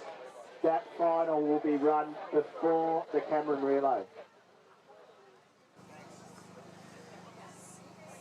And under-15 female board race here. There's Trigg out in front at the moment. Got 1 and 2, very strong board and ski paddlers of the Trigg Island Surf Lifesaving Club. And getting around their can now is Trigg 1 and 2. Once again, the local conditions assist those athletes for Trigg, but at the moment, Trigg are 1 and 2 at the moment. And looking at that sideways swirl movement here. And as Mick said, trying to stay on those knees as long as you can to get that balance, and that's what they're doing at the moment. That's why at the moment they're 1 and 2, the Trigg girls. Yeah, so under 15 female board race. Just get a little rest when you can, but it's all about the fitness. I mean, it's such an uncomfortable craft to paddle on your knees, your back bent, so the hammies get tight, the back gets tight. You just need to do a lot of kilometres to allow you to stay on your knees and stay paddling hard. You'll see the competitors, they get tired, they'll drop back on their heels to have a bit of a rest, but every time you do that, your board slows down. So the really good paddlers, you'll see it as the day gets on. These young competitors, they're just slowly getting their bodies used to it, but once we get into the opens with the board paddles, you just see they'll just keep working the whole way around this race, and that's what makes them so good. Jumping off the board now, Stoddart gets back on the knees there because not enough depth in the water there now, running up there, but winning comfortably at the moment through to the final. So tide slowly coming in here at Trigg, so it's a very shallow bank at the moment, so as the day progresses that will get deeper. So at the moment it's a bit of a lottery and whether these competitors stay on their boards or they get off and run or bunny hop, whatever they might try and do. We just saw up in the northern arena some of the men on the skis are having to jump off their skis and drag them across that bank because it is so shallow. In Water Arena 2, the open female single ski is about to get underway. And again, some fantastic competitors. Lots of great paddlers.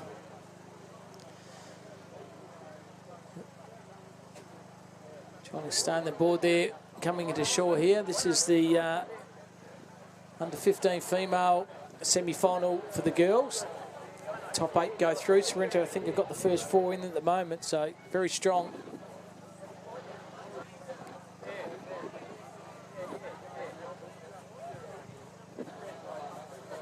So a couple of the city competitors there just coming neck and neck as they cross the line in the under-15 female board race. Some boats underway in the background there as well. So it's all happening here at Trig Island Beach. It's difficult for those boats too, Mick. We saw a few yesterday, didn't we? But obviously the breeze stronger yesterday with the southerly, and good luck to them getting out and getting amongst those. But there's the skill of those craftsmen on those boats as well. Down to 19 female single skis. Georgia Singh, 1 more. Negus, Atchison, Chin, Bamford, Tierney, Bowden, Stewart and Young. That's the 10.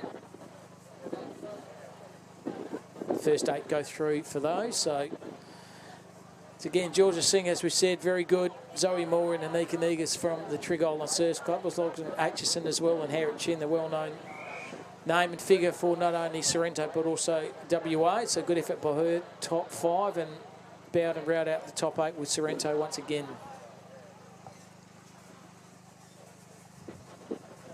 So heading to Water Arena number 3, and that is, looks like the under-17 male single ski. They'll have a couple of semi-finals. The males will have a straight final, and then the open males, they'll start. They've got 44 registered for the open females in the single ski. That's good numbers. And would you believe 64 male registered competitors for the open single ski. So if you win that one, you know you can paddle, because you've got a lot of competitors that do turn up each state championships for the open male single ski. But on screen at the moment is the under-17s, the youngsters, out there giving it their best. Sasha Small from Northcott, an outstanding paddler. I reckon one of the most exciting young talents that's been in Western Australian paddling for a long time. Sasha Small from the North Cottesloe Club. That's him in that white cap in the lead at the moment. Trig Island competitor alongside him. Could be Hudson Hort or Beau Waters. There's that rhythm, isn't it? Look at that. It's poetry in motion at the moment. Just, and then got to adjust those feet to control the paddle at the back. Look at that off the ski now. Sideways movement here. Yeah, so we talk about really tricky coming Difficult, in. yeah. At the back end, he managed to get it straight and go again. So Northcott through first, Trig Island. Looks like Northcott in third again, as well, and Trig as Trig well. in fourth. That might be the second semi-final of the under-17 male single ski. Again, great numbers in the under-17s, 40 young men. We've got a ski at work, Mick. I go during my lunchtime. We do it every day. I thought this is easy. Then you go out in the ocean, not that easy. Mate, it's like sitting on a pencil. Oh my God, it's difficult. So hats off to anyone who can get on a ski to control this. So look at that big swell coming through in those waves at the moment. Causing a bit of carnage out there to the right of the screen there. Yeah, it's certainly going to test these competitors when that ocean just starts to cough up some of those big waves that come through. It does make it very difficult. You want to pray you either can get out cleanly before it breaks, or you've just got to sit and wait. And that's when the games begin. Do you go for it? You sit and wait. You've got to try and weigh up the risk. If you do wait too long and the front guys go and get through, well, that's basically a race over. The margin for error, very, very small. They're saying risk and reward. A couple of officials there and a couple of spectators enjoying this fantastic morning of sporting activity as part of the 2026 Fuel to Go and Play State Championships, live here from Trig Island Beach in Western Australia. It's Mick Collis and Cam Robbins doing the calling for you on this live stream.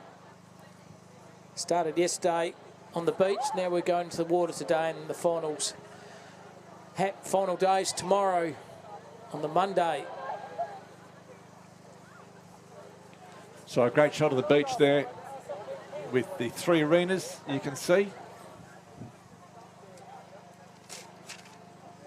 And it looks like this might be it could be an under-19 male single ski.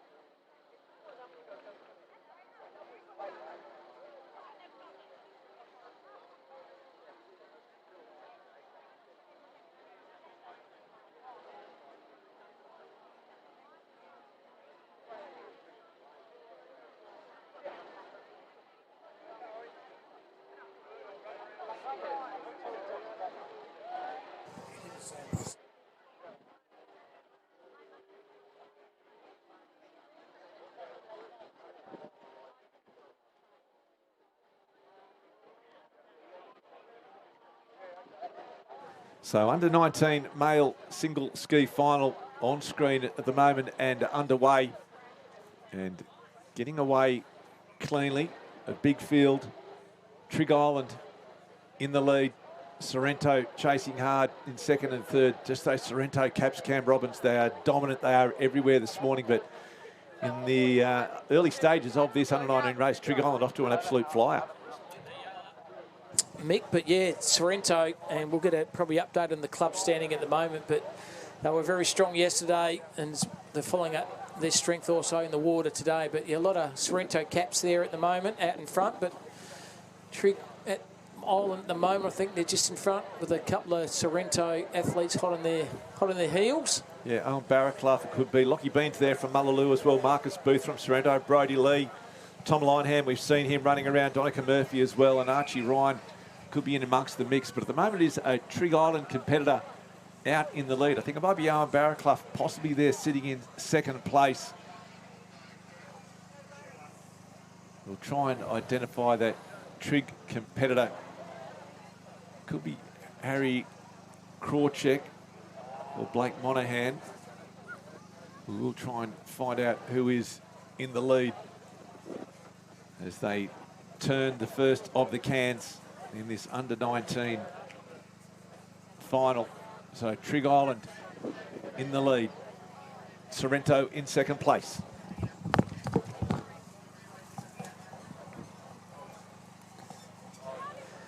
So coming around the second can here at the moment, still Trigg in front, Sorrento 2 and 3 and 4. So very close there at the front. Getting around the next can at the moment. Barraclough now coming on the inside here for Sorrento, gaining a bit of a sideways shift and movement. He's now extended, just taken over the lead there as Barraclough, I think. He's had a good little sideways movement here. He's picked the lead up now going around this next can. Yeah, Blake Monahan it was that was in the lead there from Trigg, but Owen Barraclough. And then Harry Krawczyk behind him, Harrison. So it's Barraclough at the moment from Sorrento in the lead. Monahan, though, staying with him. Big wave Blake, they like to call him. He loves these conditions. So it's going to be a race in two. And what a race it's going to be. Barraclough and Monahan looking for the gold medal. Barraclough looks like he's just got his nose in front. Just starting to pick up those runs, but Monahan staying with him. Gold medal on the line. Yeah, Barraclough very good. That second can, wasn't he? Just consumed it very, very well. Looking over his shoulders, Barraclough. Can they get a little runway with this little wave here at the moment? Just digging deep here at the moment. Barraclough's just in front. Might have enough here. Just extending that margin further. He's going to cross the line. Fantastic effort, ski effort. Barraclough, sensational from Sorrento. Once again, Mick, the Sorrento club winning every in the moment. Goes sideways. Harry Krawczyk might get through. Oh, there's that movement. Still trying to push back, isn't it? You lead just about all the way there in the top two, and then you miss out on the medal. Yeah, and that's what we talk about, how tricky these conditions can be. Still trying to get himself through the finishing flags, but unfortunately for Blake Monahan, he had an outstanding start, just got off to an absolute flyer, led the field for the majority of that race. Barraclough raced cleverly, stayed with him, turned that can and just put the hammer down and take out the gold medal, but an outstanding race there. As I say, Mick, it's not over till it's over, wasn't it? You think you're going okay, and Mother Nature just throws that card at you, and you just got to adapt, and Barraclough did that, and hence he's the gold medalist. Yeah, so well done to Owen Barraclough, gold medal, under-19 male single ski champion. And then down in Water Arena 2, we're going to have the Open Women ski paddlers. They'll start doing their thing, but a great result for Owen and disappointment there for Blake Monahan after such a tremendous start. Unfortunately for him, just being sideswiped on his way in. So out in the water, it is semi-final number 1, or first heat of the Open Female Single Ski Sorrento out in the lead.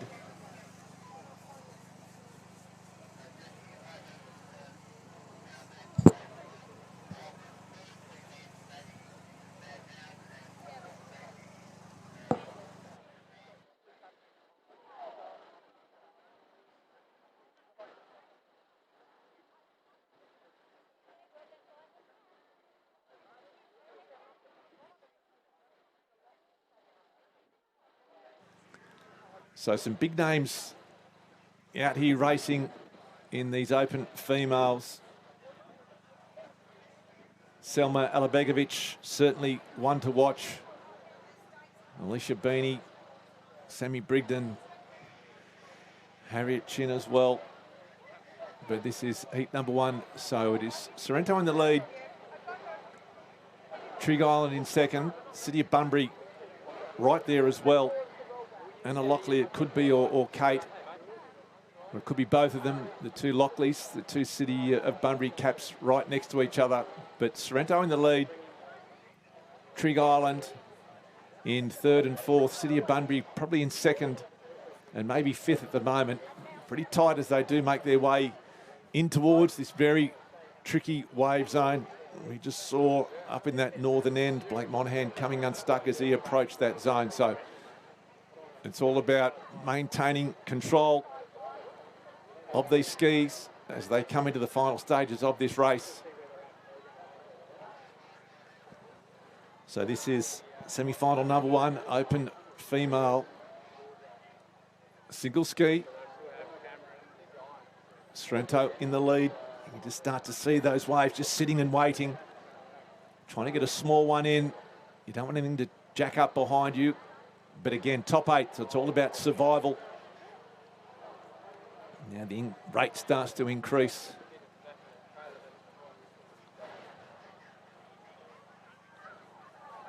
So the Sorrento paddler working hard. Might be Georgia Singh, in fact. So here we go. Now she needs to try and get that ski. So she's led that race from start to finish, but at this stage is not through to the final. Needs to somehow get to that ski before 8 competitors go past her. It's one of the Lockley sisters, another skiers come undone. So wait and see how many. We need the first 8. You need to be with your ski. At this stage, the Sorrento competitor has gone missing. Gracie Young, she gets across. Trig Island there.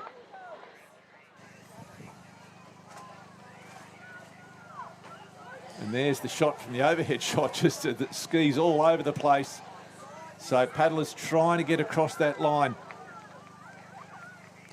Interesting too, Mick, to seeing the next heat going through. There's going to be 7 competitors from Sorrento, 3 from the City of Perth and 3 at Trig. And while they're looking at the race, they could see their other teammates getting poleaxed by those waves. I think you called it very well, but that's what they're up against next heat. They're looking at how the other heat went, and there's Carnage City all over the shop. So Marla Stewart, I think she's just crossing the line. Whether she's made that top 8, there's every chance she has, because now, there's... geez, the swell now just picked right up. That's the ones where you want to try and avoid. You don't want to be stuck waiting. Lots of skis. Lots of people being knocked off their skis.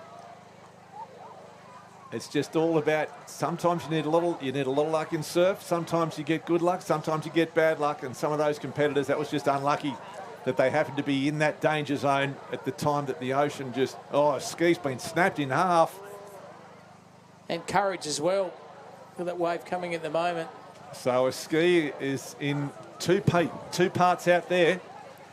So an expensive exercise. Those skis are around $4,000, and one has been absolutely just snapped in half. It's been caught right on that bank, the weight of that water.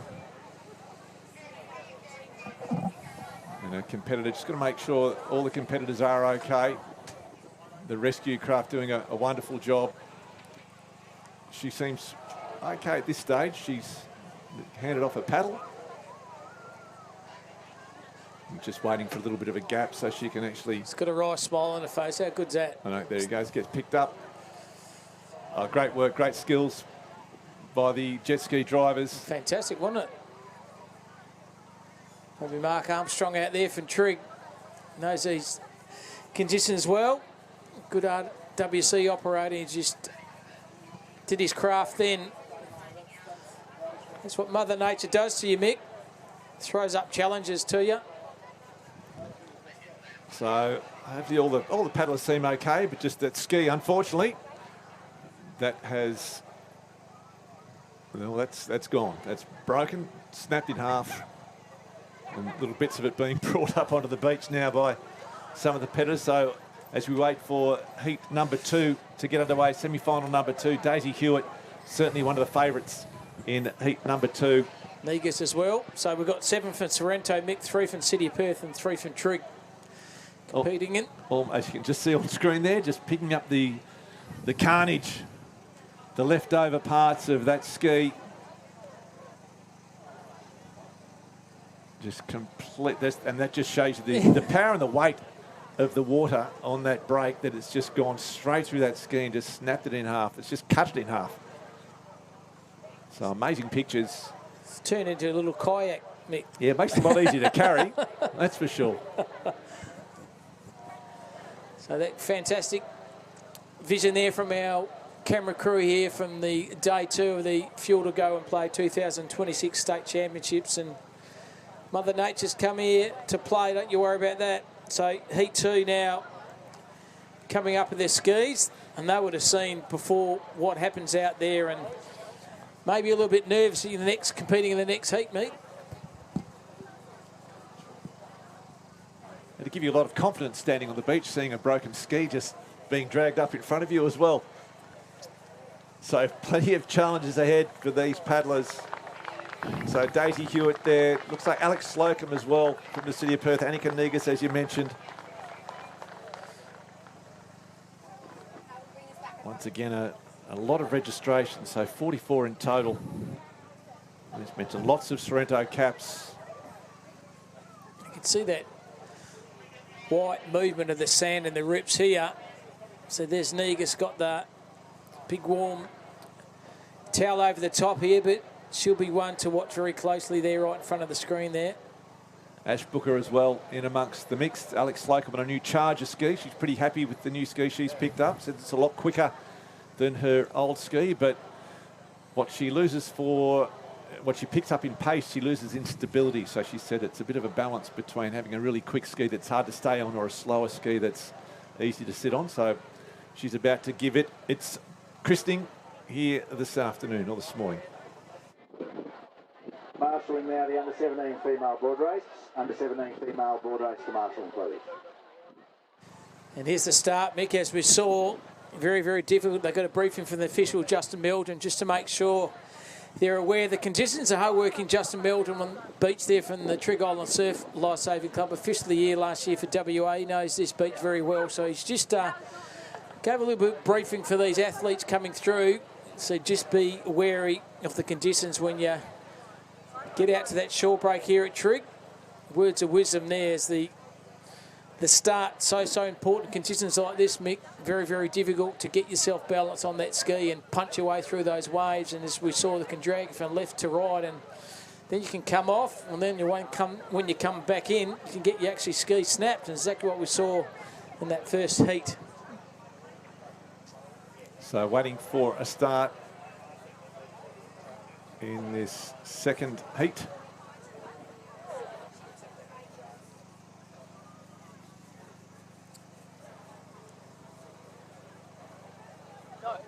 Just waiting for the start here, just to time myself. Justin Meldon right there on the beach line area. He's got his hand up. Once he blows that whistle, it's game on. Daisy Stewart there in the middle of the field on the defend ski.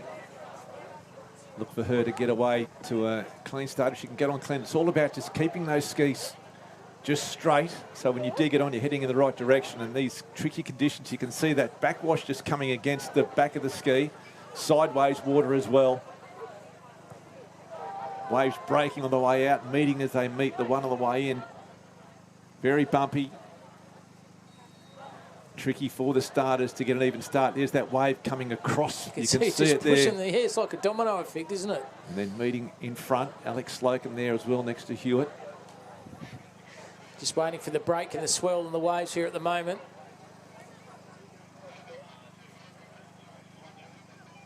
Once the official sees the break in the waves, and it's safe to do so, you'll blow the whistle, and there'll be about, this is the second heat of the under-19 female single skis. Rory Lever's touch as well. Then you can just see how much that straight line that we did have waiting for the start has been absolutely disintegrated. So they'll have to realign, get all those paddlers back in line so it's an even start and a fair start for everybody. Ash Booker, as we mentioned there, on the Sereno cap, just from the right of screen.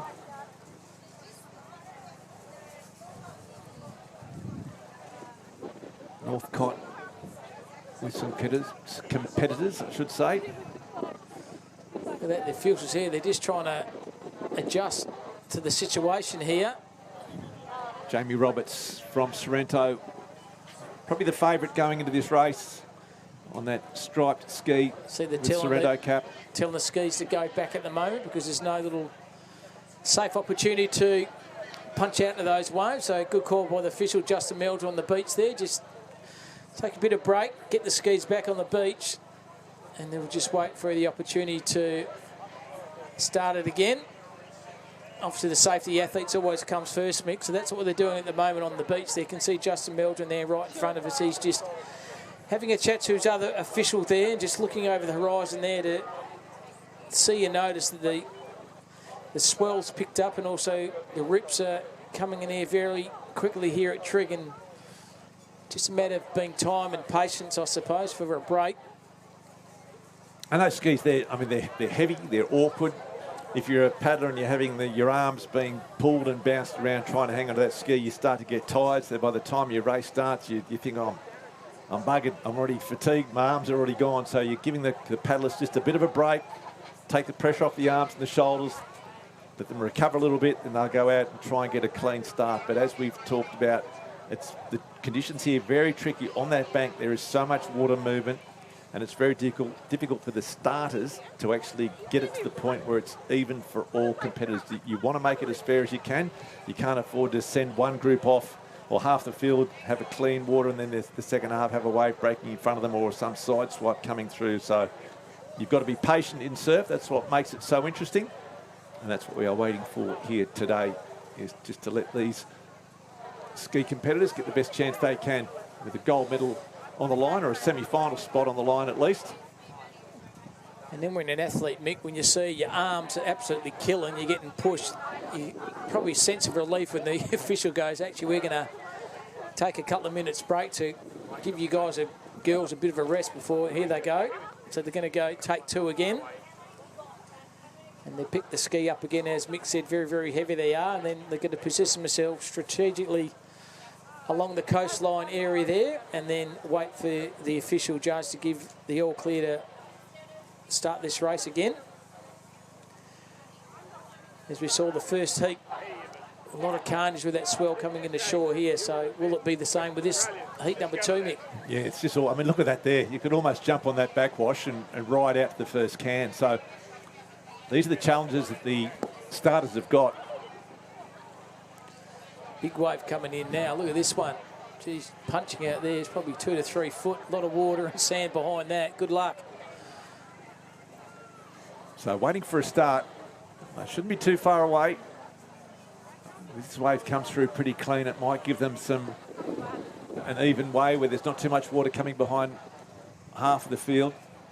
Now they do. They get away cleanly. So straight away, it looks like Annika Negus the first on. Jamie Roberts, though, puts the hammer down on that striped ski, pushes through the first of the breaks. So second semi-final of the open females. You can see that backwash. The front marker's waiting, the back marker's on the wash. Wait for the middle where the two waves collide. Oh, carnage. Some of the field goes, some stays on. It's all about just getting through, top 8 going through to the final. That's all you're trying to do at the moment. But it's proving quite difficult to get out. Jamie Roberts has made no problems at all. She's on that striped ski. She's heading out. Just see how messed up that is. Must be frustrating too, Mick. You're waiting, aren't you, to get, and then you get on, and then you get pushed sideways, and you go jump back on the ski. That's where patience and perseverance comes into it. Now the breeze is starting to change direction as well, so good vision there for our camera crew at the moment. A very much spread of athletes competing here. So it looks like Salma Alabegovic is in the lead. Rory Leversuch has been stuck there back at the start. That's her just on screen from the city of Perth. Next to that Sereno competitor. Really tough conditions for these young ladies to try and get out. But out in the lead, so it is Jamie Roberts and Selma Alabegovic, the two Sorrento paddlers. 1-2 at the moment as they make their way out towards the turning can. The top 8 go through to the final here. So you, as Mick said, you want to consume enough energy to make sure you've got enough fuel in the tank to compete in the final. But at the moment, Sorrento 1 and 2 doing it quite comfortably at the moment. Things can change, as we saw in the first heat with the waves coming in. So you might be going all right at the moment, but paddling in can change the whole complex.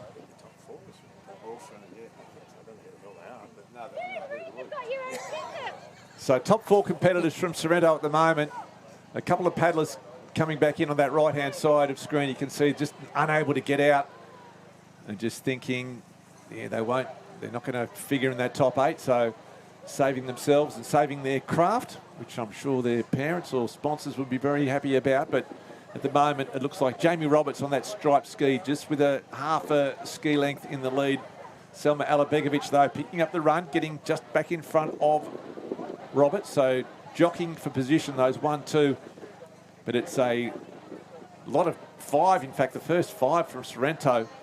Ash Booker there in 5th place at the moment by the looks of things. So Sorrento dominating this open female ski field in this semi-final. Top 8 through to the final tomorrow. It is all Sorrento in the top 5. And then the other clubs, it might be Annika Negus there on that pink ski from Trig Island. Things can change, Mick, as we saw in the last race when this swell comes in, and that's what's going to happen at the moment. Long way there at the moment, you can see out to those cans. Yeah, so plenty of work still to be done, plenty of racing still to go in this second semi-final of the open female single ski.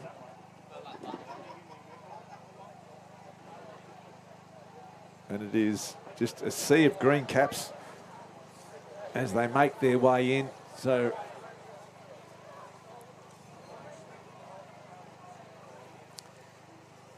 and all of a sudden, Mother Nature, the swell's dropped off a bit, but I won't say that too loudly because something will creep up at the moment. But a little calmer there at the minute, so opportunity to go in and go hard, and that's what they've done. Hunt's doing well with the yeah,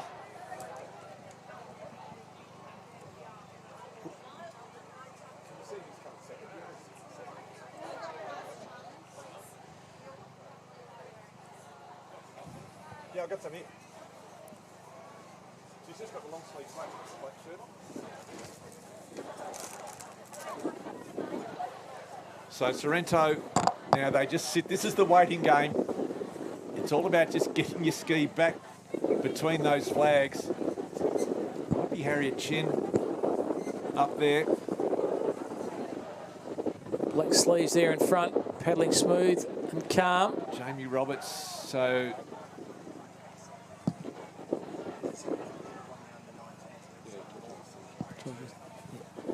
could be Georgina Singh, possibly. New on the beach this morning. So Sorrento 1, Sorrento 2, as we talked about, top 8. A ski without a paddler will take 3rd place, but you need to be in control of your ski. And here we talk about it. So those paddlers are in that sort of 9th, 10th, 11th position, are still in this race at the moment. Ash Booker it is, she'll just nurse her ski. As we mentioned, you've got to be in control of the ski. If you're hanging onto it, you've got your paddle, as Ash Booker is, as we see her on screen. That looks like Daisy Hewitt possibly coming through. So, as you say, Mick, holding the ski and the board, that's in enough. control. So that was Daisy Hewitt. So it looks like Daisy Hewitt through to the final of the open female ski. Great race by her. And a few more, and another paddler just going body sideways surfing in. And Justin taking out the competitor. Poor old Justin there as official too, got poleaxed by a... That was Alex Slocum. In ski. fact, Alex Slocum may have got herself into the final as well. Unorthodox method, but if you're in control, as she was, and you're in that top 8, you'll find yourself in the final of the Open Female Ski. So a bit of carnage again down there at the finish. Danger money by officials too there, too, Mick. They're trying to direct the athletes where the finishing line is, and noticing there the ski's going to potentially go sideways to them as well. So Yeah, good courage by our officials as well. It's a tough job. We know we thank them for their work, especially those skis where they've got to be out in the water. A lot of the races, the finish is actually up on the sand, but for the ski race, it's between the flags. Looks like Gracie Young there on screen. I think that takes us up to Water Arena 3, the males open single ski by the looks of it. Marshalling under 17 male board. Under 17 male board to marshalling, please.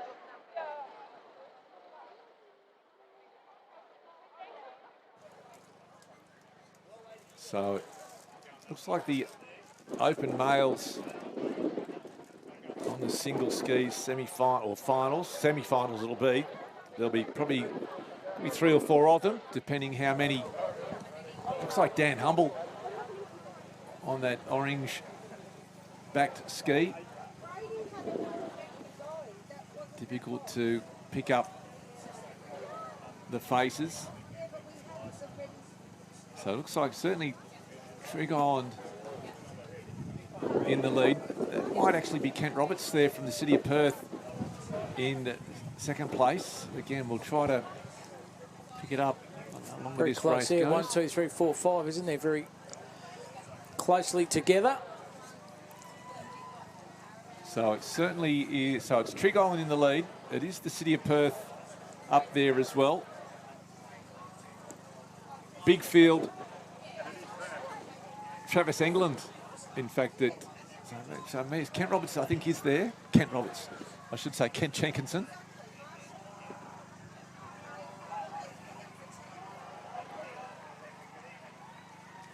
So we'll try and work out what semi-final this is. It might be Reece Baker from Trig Island in the lead.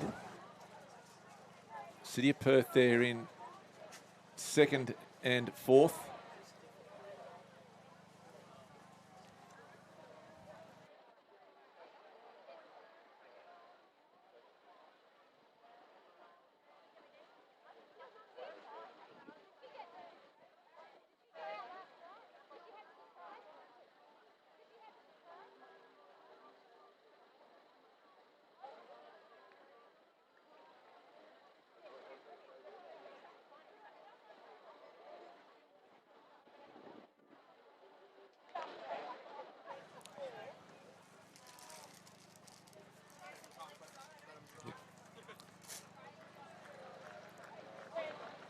So closing stages of this open male single ski heat or semi-final. There'll be lots of competitors. Well, must be Sarsen from Trig Island.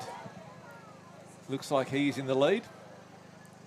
So Sarsen from Trig Island. Looks like Jenkinson from the City of Perth. Sorrento's there as well.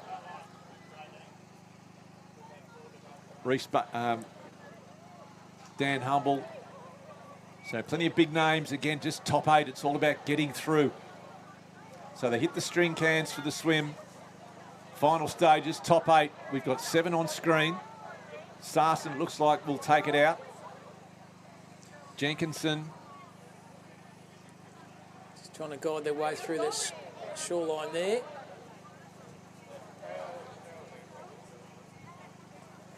So this is where, I mean, the ski paddlers, we see a lot of the ski paddlers are, they're slightly older than the normal iron and board competitors, and that the experience is what gets them through. Very shallow bank there, you can see Humble just coming across the line. City of Perth competitor. In fact, that's Archie Davis it was from the City of Perth. Great paddle by him. Ken Jenkinson gets himself through. So we'll try and keep you updated with results as we work out who does qualify for the next round. Lots of numbers.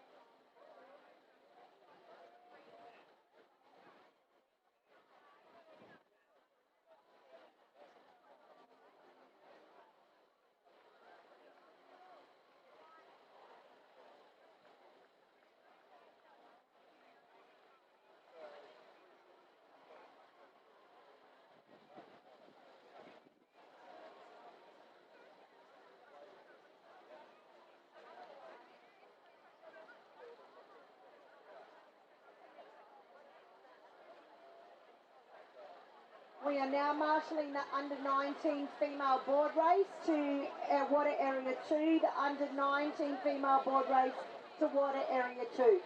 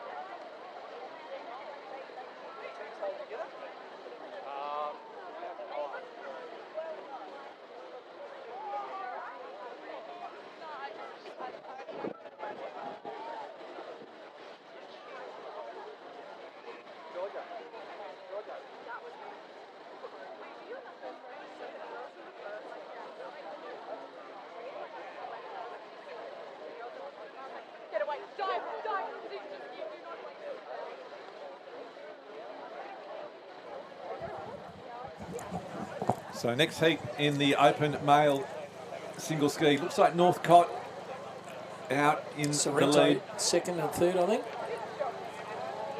Certainly lots of white caps and green caps.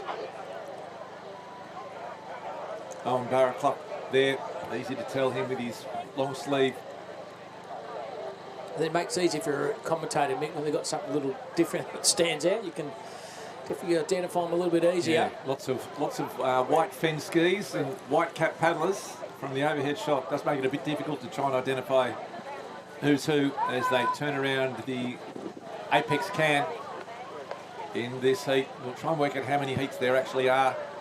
They'll go heat semi-finals and finals just because of the sheer weight of numbers, as we mentioned, of these open male ski paddlers. And North Cottesloe, looks like a Sorrento competitor in the lead. It might be that man, Patrick Ely. That's where we would expect to find him. He just gets off the beach so quickly, gets himself away clean, and will be one of the favourites going into the final tomorrow. What a race that will be. Just the rhythm, isn't it? These paddlers just digging deep with their arms and trying to keep themselves stable to paddle straight. But they've got the sideways swell to move control as well, so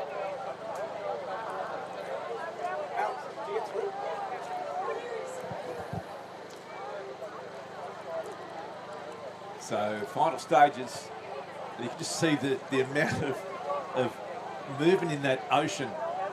Colour of the sand changes, doesn't it, from and little white caps. White, yeah. White caps just purely from, not from the wind. The wind has dropped right off. It's a beautiful morning here at Trigg, but just the current and the strength of the current running up against itself, creating those white caps, all those the rips that are here at Trig. We know how dangerous they can be, but in the final stages of this qualifying race for the Open male single ski final, looks like Northcott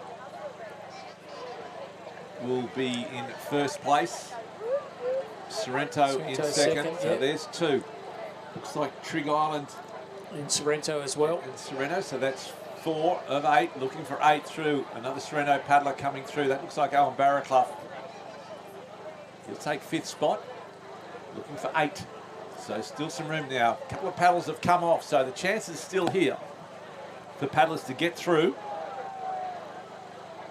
Looks like Oliver Brown, Scarborough paddler. Northcott trying to get back through. Got to be in control. So Scarborough, looks like they will qualify for the next round. Could be Archie Davis there from Northcott, just crossing the line. Swanbourne, Netherlands. Mullaloo, Fremantle competitor as well. That's probably the 8th that are through. And in the end, like you said, Mick, they just want to get through, don't they, to make sure they've got enough energy to go into the final. You're live here at Trig Island Beach for day 2 of the 2026 Fuel to Go and Play State Championships. Conditions here very taxing and trying on the athletes. Swell probably consistent 2 to 3, then a couple of 4 to 5 sets come through. Beautiful supporters and crowd there down at Trig. Good vision there. It's a loved one seeing them competing in the various sport events here at Trig. And yeah, live here from Perth, Western Australia, the best place in the world here. A big shout out to our sponsors, Healthways, and a reminder of our partner, Fuel to Go to Play, for the best performance for your body with fruit, veggies, dairy, and also whole grains as well. Fuel to Go and Play. Yeah, make sure you choose water. Hydrate before, during and after events for optimal performance. And a reminder too to slip, slop, slap. The UV will be high today. If it gets above 3, you do need to get sun protection. So for all those competitors, make sure you do stay protected. Plenty of sunscreen. Keep in the shade when you can.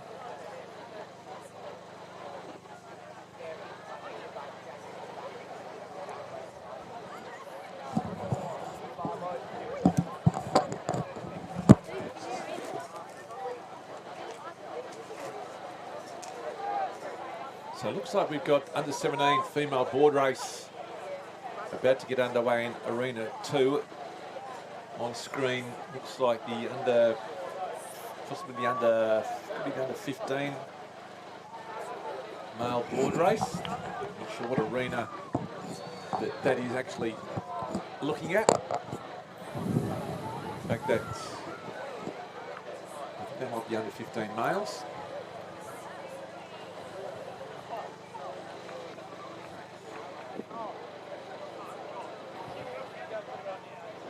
Looks like a City of Bunbury going 1-2. Oh, off the board there, Mick, hanging on. Does well. Managed to navigate back on the board. Does it Trevor Hendy. Keeps himself on, keeps himself in, probably keeps himself alive. Probably knows the back beats of City of Bunbury pretty well. Similar break there. So it might still be the under 15 female board race. Down there in Water Arena number 1. In Water Arena 2, we've got the under 17 female board race. 3 heats of those, Mick. Hard-working officials there on the beach. So one starts, one finishes here.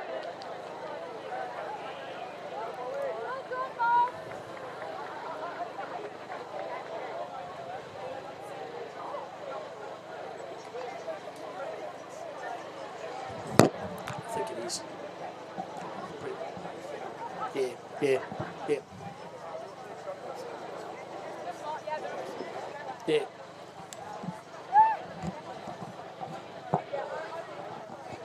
So on screen is an under 17 female board race.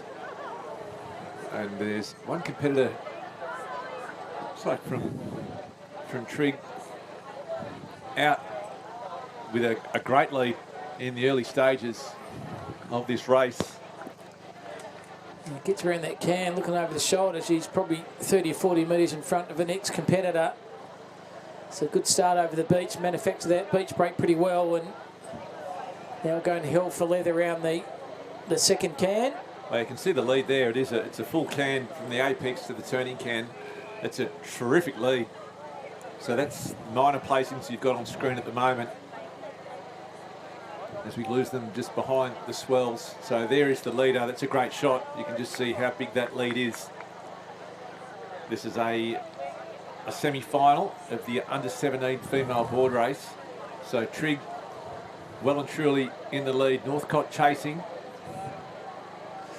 But left from the start, got a good start getting over those shoreline break here at Triggs, and just powers her way through to the cans here, and hopefully she gets a nice little ride with the waves into shore. So Trigg Island in the lead.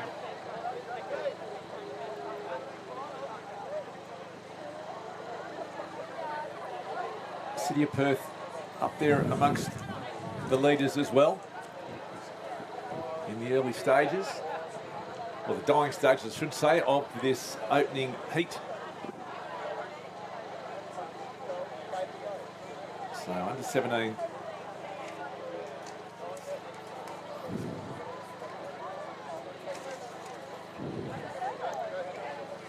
This now goes from the knees to the arms now, and onto the stomach. Just sideways swell move, still kicking in here, but leads pegged back a bit. Mick got a little bit tight of that last leg, paddle in. Yeah, and again, it's just about just conserving the energy, and you just want the spot. You just want to conserve the spot, and we just see that wave breaking there. Sometimes the oceans, it's throwing up some fairly big aggressive waves. We've already seen a ski snap in half, so these competitors know when they get into that danger zone, you want to have a bit of a look around. Here's a nice little wave for the leader. Watch this, beautifully goes back on the knees, goes back on the stomach, pulls back on the rails. Very well ridden there, and can look over the shoulder. Mick can go beautiful and catch this wave in. Just a little paddle in the arms. Make sure I'm balanced. Make sure my position is right on the board. And then goes onto the knees to that little movement in the shore. Well ridden, sensational. Left from the front and go through again. Well ridden, well manufactured all the way through. Trigg looks over his shoulder. She's one in a canter. Trigg 1, Trigg 2, Trigg 3. Top 8 go through, so the first 3 of those are to Trigg quite easily. Home ground turf here. They know these conditions very, very well. They know the sand, they know the banks, they know the rips, they know the swells. So here comes more Trigg competitors. Also Sorrento, That's 3, City 4, of Perth 5 as well getting through. So there's your top 5. So 3 to go. And this could be them here, Northcott, Fremantle and Sorrento. That'll make up the top 8. So that's heat number 1, or semi-final number 1, I should say, in the under-17 female board race. We are now calling the open female board race. Open female board race to water 2 for Marshalling.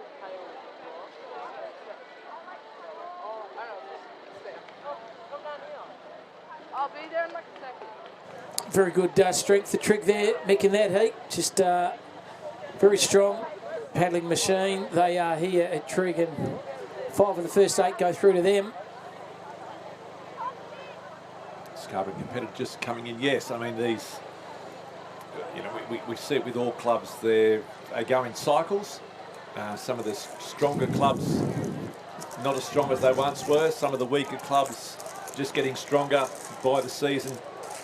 Trigg looking to have a bit of a, they've not been dominant, but having a bit of resurgence in terms of some of the numbers and the quality coming through. We talk about Sorrento, how good they have become, and then Northcott, which for such a long time didn't really have many junior competitors. They've certainly done extremely well with their development, and we're seeing some wonderful talent on display. We saw it yesterday with the beach sprinters, and then we saw it today with some of the female competitors in that under-9 or under-17s women's race, where Cott went 1, 2, 3 with Niv Turney, Charlie King and Tallis Lloyd. So some great talent on display, and we're about to see a little bit more. On screen at the moment is the under 17, the second heat of the under 17 female board race. And good performance, wasn't it, by Georgia Singh earlier on too, Nick, winning the under 19s ski and under 19s iron women as well. And no doubt she'll figure as well in the Open. So they've got a good one there for Sorrento, originally from South Africa, Georgia Singh, and being a dominant female athlete, probably the athlete so far of the meet today here at Trick. Yeah, absolutely. I mean, it's funny, you sort of just see a couple of athletes, they just they time things right, they get a little bit of luck going their way, and the same names just keep popping up all the time. And she was certainly one in the early stages of today, taking out that Open, or the iron woman, the 19s iron woman, and the ski. In the water, it's the under 17 female board semi-final. Another heat, semi, yep. And Northcott, talking about resurging clubs. Looks like Sky McCaffrey, it might be a very good board paddler. McCaffrey, formerly with the City of Perth Surf Lifesaving Club, now competing for Northcott. Around the back too, look at that. Unfortunately, didn't ride it all that well because there's another wave doubling up behind. So two formed into one, formed a little of a embankment there, and it doesn't matter. The Northcott girls, they're still 1 and 2 at the moment. Wave behind them, looks over the shoulder, position themselves okay here, but Northcott 1 and 2. I think that might actually be Neve Tierney, who did take out that earlier race today. So looks like Neve Tierney and possibly Sky McCaffrey. So the two Northcott teammates anyway just bring themselves up, or in fact it might actually be Tallis Lloyd. It's over the shoulder. I think it is Tallis Lloyd and Neve Tierney going 1-2. And a couple of Sorrentos going through then. The next three are Sorrento. So 2 Northcott, 3 Sorrento. City of Perth coming up there. Northcott as well. And looks like Fremantle athlete as well. Yeah, so hopefully all those through to the final. And Mullaloo, so...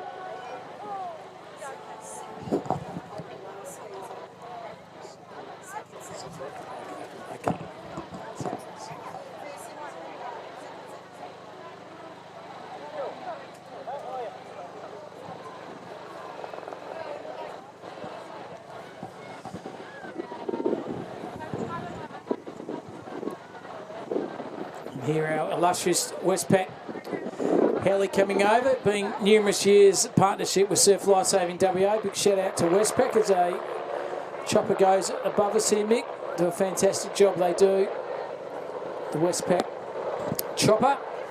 Yeah, been great supporters of Surf Lifesaving, apparently supporting Surf Lifesaving Australia for 5 decades. Unbelievable. The inception of that service back in 1973. 2 helicopters here in WA. The one just flying over the top, based at North Fremantle, and then one in the southwest, keeping West Australians safe. So yes, great too. We often give the banks a hard time, but take the hat off to Westpac for their support of that fantastic service. And in the water, it is the second, or maybe the third heat of the under-17 female board race. It is 3 heats. This is the number 3. Good numbers. So yeah, Sorrento great in numbers, front. great numbers. Sorrento and Trigg side by side there, looking at each other's shoulder. So There's a little bit of cat and mouse at that stage. Mick, you're sitting close 1 and 2. Is there any rivalry and a bit of a banter going out there? So number 2's basically, well, at the moment it's gone a bit further. If they just drop a little bit, they could sit on the wash of the Sorrento competitor. So at the moment though, the Trigg competitor, she wants to lead this race, so you might find the Sorrento competitor will just drop back to about half a board length and just sit on that wash and get a bit of a, not a free ride, but it just does take the pressure off, allows you to keep paddling at a quick pace without so much effort. And that's what you'll find, those paddles, because that water gets moved along in front of you. So if you can sit in behind those,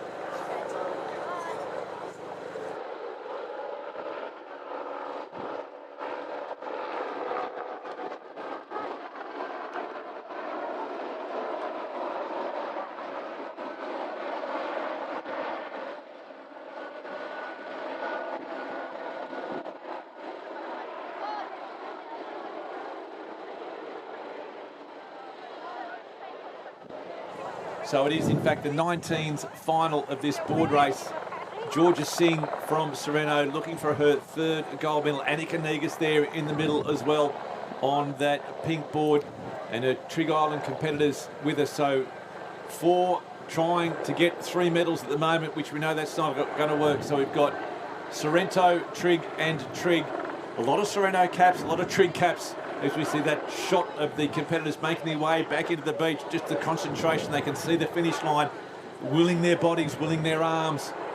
So Negus is one on the knees for Trig there, Mick, and obviously others from Sorrento on their stomach here, and big race. Look at Negus just trying to get some energy on those arms and legs and just powering away through. Going to be a close finish, this one, between these athletes here. It's Georgia Negus just in front. Georgia Singh hopefully behind her heels from Sorrento. So Singh versus Negus. Is there a wave? Can they catch it? No, they can't. Look over their shoulder here. And so Mika Negus still trying to message her way through there. This under-19s final. It's going to be a very, very close race here. An athlete we keep talking about is Georgia Singh, still in front at the moment. So Singh, Negus. Negus on her knees. Wave coming here at the moment. Millie Cockins, Owen Moore as well coming through. So the Trig competitors. So Sienna Howard. So Trig Island. 1-2 it's going to be. Who's it going to be? It's going to be a race up. It's all about who you get off, who gets off, who grabs it first, who runs. Here we go. Trig against Trig. Up to the finish line. Oh, is it a dead heat? Tight to call. Annika Negus now. And Georgia Singh just got caught in that break. But Trig Island going 1, 2, 3. We'll try and pick the winner. It was very close to call, but Trig 1, 2, 3. Great result, under 19. Yeah, too close to call. I mean, it looked like a photo finish, wasn't it? Because didn't much distance separate them at all. So it'll be a judge's call on that one.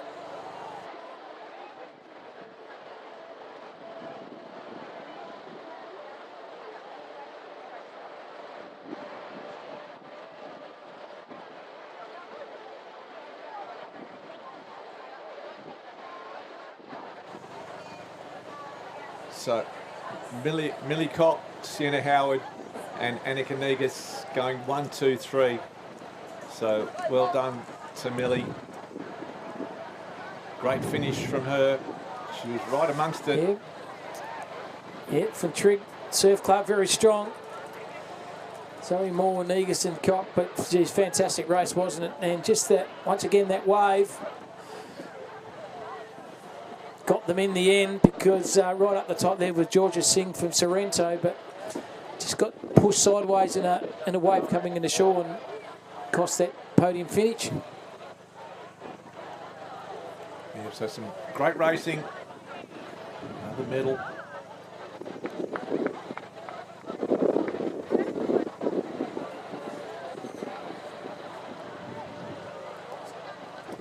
So it looks like we've got a youth Cameron relay is underway at the moment in water arena number 1, Sorrento there. So it's the youth Cameron. It will be a swimmer who will tag to a runner, who will tag to a board paddler, who will tag to a runner, and the runner will finish it off. We can see Sorrento there, looks like taking out the youth female Cameron relay. The applause for the Sorrento competitor. Great to see the excitement of the young teams out there in the water, cheering their teammates on. It's good because you can go as a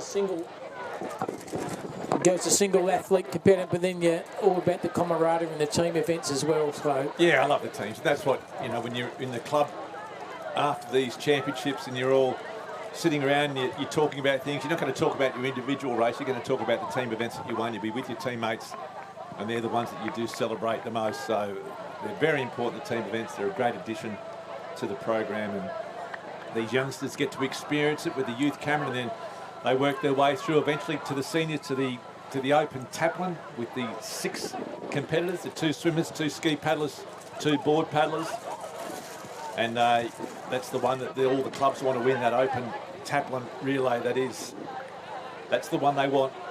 And again, you'll have the 6 competitors basking in their glory on the Monday night once they have that gold medal around their neck.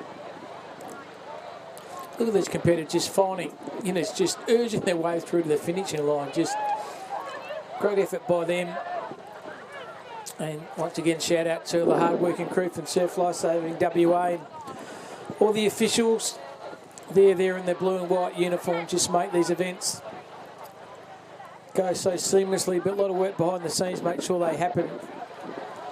Photographers, physios, first aiders, everything to ensure that the athletes are given every opportunity. Look, it's still hard there. Northcott athlete, just team event, wants to get the best time for her team as she can, and that's what it's all about, competing in these events.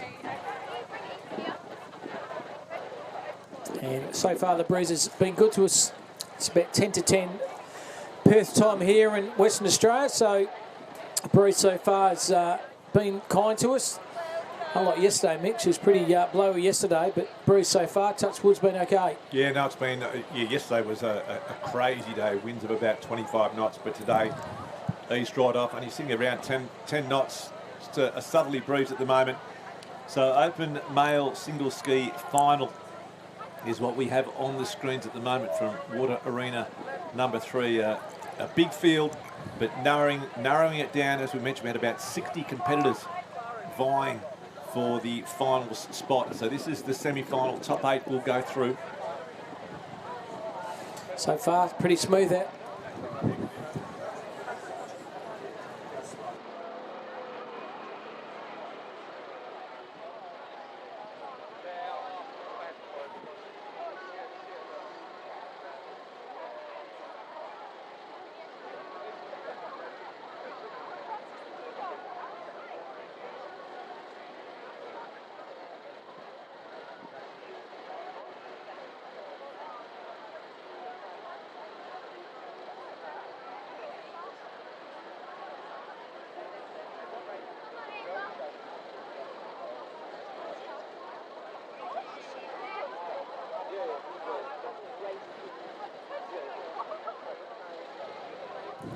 So semi-final, the open male single ski. Pat Ely, as we expected, in the lead. Reece Baker with him. Looks like Oscar Jones there in 3rd place. Top 8 going through the final. It is a quality field. The final here at the WA State Championships is always high quality. Look at the rhythm Ely, Paddy. He knows his way home. Mick has been there numerous times, doesn't he? Just looking over his shoulder. It's Ely, Reece Baker, Oscar Jones. It's 1, 2, 3 at the moment.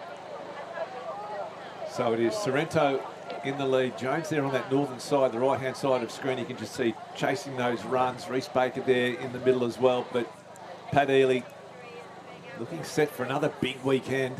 Had a comfortable win in his iron semi-final. He's going to take certainly a podium finish, if not the 1st place in the semi-final of the skis. Oscar Jones there on screen. Been a great addition to the Sorrento club. Their tackling's going to be very hard to beat this afternoon. Now the back marker starts to come. Look at this. They're going to change the perspective here. At the swim cans, Ely and Baker. And he just holds off. You can see that wave just drops off. Great shots from the drone. Oscar Jones there on that northern side. Then it just becomes a sprint finish over that water. And they can use that extra bit of depth before it gets too shallow. So that's clear home for them. So Baker's there. 1, 2, 3, 4, 5, 6, 7. Oh, it's just about clockwork there, wasn't it? The way they finished with that wave coming out the back. Just time to...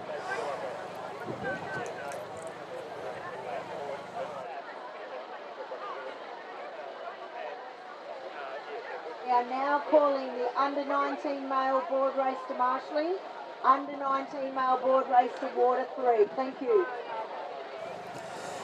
Yeah, very strong finish, Mick, wasn't it? They got the wave out the back, and 1, 2, 3, 4, 5, 6, 7, 8.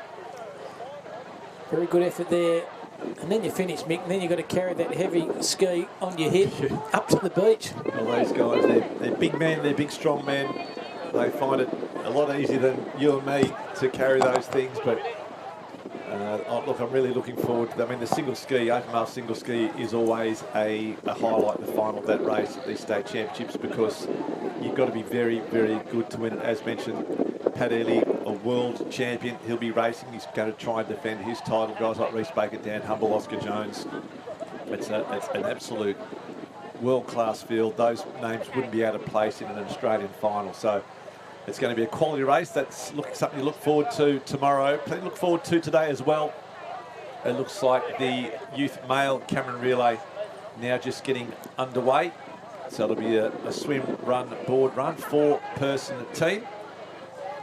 Get back to Pat Ely, Mick, while we chew the fat, like being a world champion. Now, how do you adjust to the conditions to surf? You know, you might be brought up in the spacious water of a river or something like that, and then you adjust yourself to the surf. So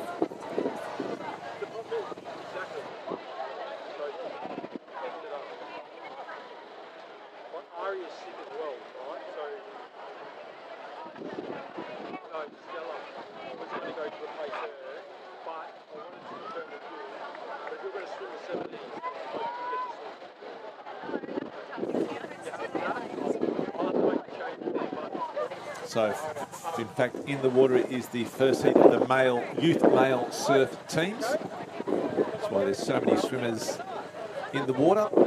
So the youth male surf teams race is underway.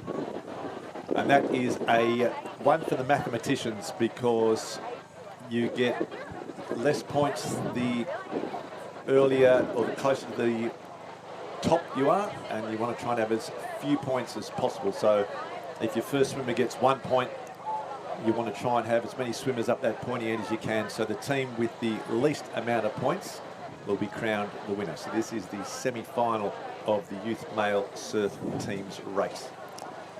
good explanation, Mick. Very good. That's why you are the man of everyone's world. Probably experience of everything, Mick. Encyclopedia knowledge you are in Collis. So who have we got in front here, Cam? That's right. Difficult, and the breeze is starting to change a little bit at the moment. So it looks like Trigg in the lead, Mullaloo behind them, and difficult too for the spectators, because often many clubs have got more than one team. So you might have Trigg might have 3 or 4 teams, and it doesn't always go as you would expect. Sometimes it might be someone in the third team might be the second Trigg competitor home. So you can't really tell until the judges have gone through and found out, once they all line up, find out which team they're in, to work out the points they're in, to then work out who's got the least points to work out the winning team. So a lot of maths needs to go into this surf teams. It is the youth male at the moment. They are underway. All you need to know is you've got to get there as quick as you can and get up the sand as quick as you can. And that's why right till the very end, it is an arm wrestle. They race up that beach. It is like a wrestle to try and get those positions, because every position is worth points to your team, and it often does come down to 1 or 2 spaces is what does dictate what colour medal you can go home with. And then there's a club too. You want to have the bragging rights to be the best club too, Mick. You have that for 12 months. So, like you said, every point counts to the overall team. So this is on screen is the youth male surf teams. Water Arena 2. It looks like it's going to be the under-17 female Taplin, possibly. Or unless this is a open female board race, we'll try and work out what's going on. But on screen certainly is the under youth male surf teams race. Bit of a change of programs. The Cameron's been delayed because of the flags events that are going on. As we mentioned, you have teams. In fact, this may be the open female board race semi-final.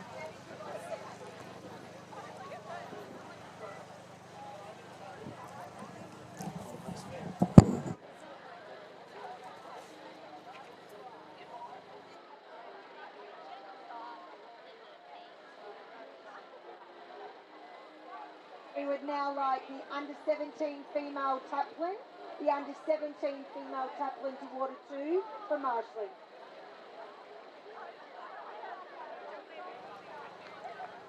So closing stages there of the youth male surf teams race on screen.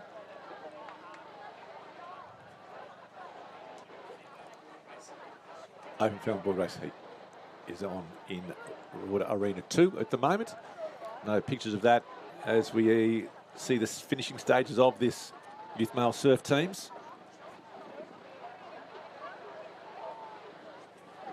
Still trying to get to the line, aren't they? Competitive juices if each athlete goes through. Yeah, we talked about those points, all valuable, so they will sprint right to the very end. Bit of arm wrestle, bit of argy-bargy.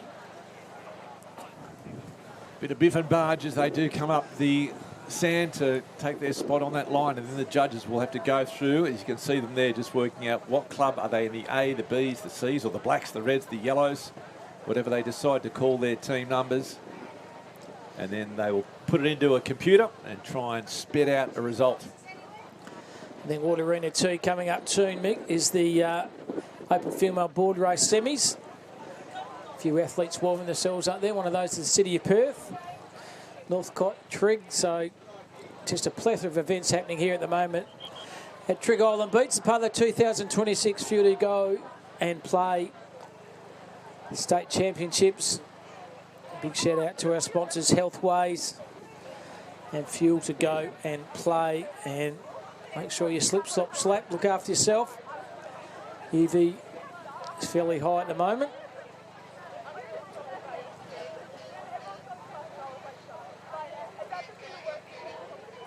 So on screen, it is the semi-final number 1 of the open female board race. And it looks like Trigg Island in the lead. Northcote as well in amongst it. Hey Stevie, can you see who the Trigg, who this Trigg paddler is?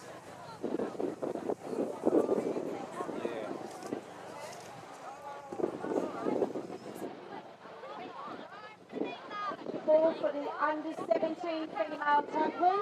Under 17 female taplin to marshalling water 2, please.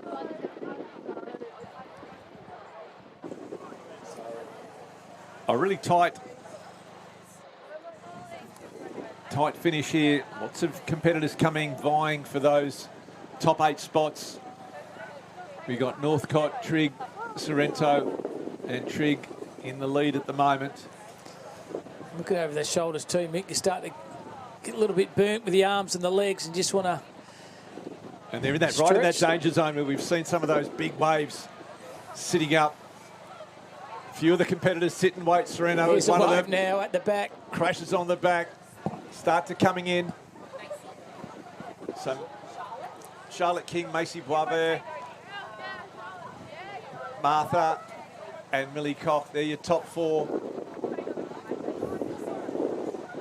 And still waves coming at the back here, so Martha Chin there from Sorrento, Millie Koch, Charlotte King. 8 to go through, and here we go. We've got 6 with only 4 to go through. They have to pick and go. It's Mullaloo. The big run coming up. City of Perth just missing out. Daisy Hewitt had a great board paddle, just couldn't quite get there. So how bad would you feel, but you paddle all that way, Mick, you just get pipped on the line for the final here. Oh, wave at the back as well. Yeah, that's that danger zone. You don't want to be caught there. Here at the moment, looking over the shoulder, here's another wave still coming through. Board's been overturned there for the Mullaloo athlete. She goes back to get back on the board. But they do adjust very well, they do. And the way with the second heat as well, Mick, behind them, there's another heat going. We'll capture that in a minute, out very early and over that big rip there right in front of us. That's just very deep, isn't it? Probably 40, 50 metres wide with all that sand movement, but they're getting over the break now. All of them are over the break now and out to the first can, so well done to all those athletes. Jumped over there in the under-19 female board race and just consuming themselves now to get around that can. So the lead pack here in this second semi-final open female board race. So 5 in that front group pack and then 5 in a second pack. As we mentioned, 8 through. So we've got 10 on screen, in fact 11 on screen. Only 8 to go through. Looks like Trig 1-2 at the moment. City of Perth possibly there in third place. Possibly Northcott as well. But certainly plenty of Trig caps as they make their way out towards the first of the cans. As they pass that one, the first of the markers start to head out towards the apex. And so we have 2 Trig competitors in the lead.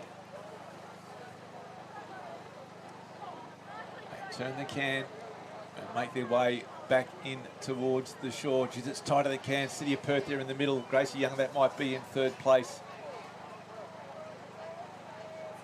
Try and get a better view as they do turn in between those swells. So this is the second semi-final of the Open Female Board Relay. Looks like Negus there. Could be Femke, in fact. Yeah, Trig 1-2 and Sorrento 2 and 3. Very good binoculars you got there, Mick. Sensational. But Negus here out in front.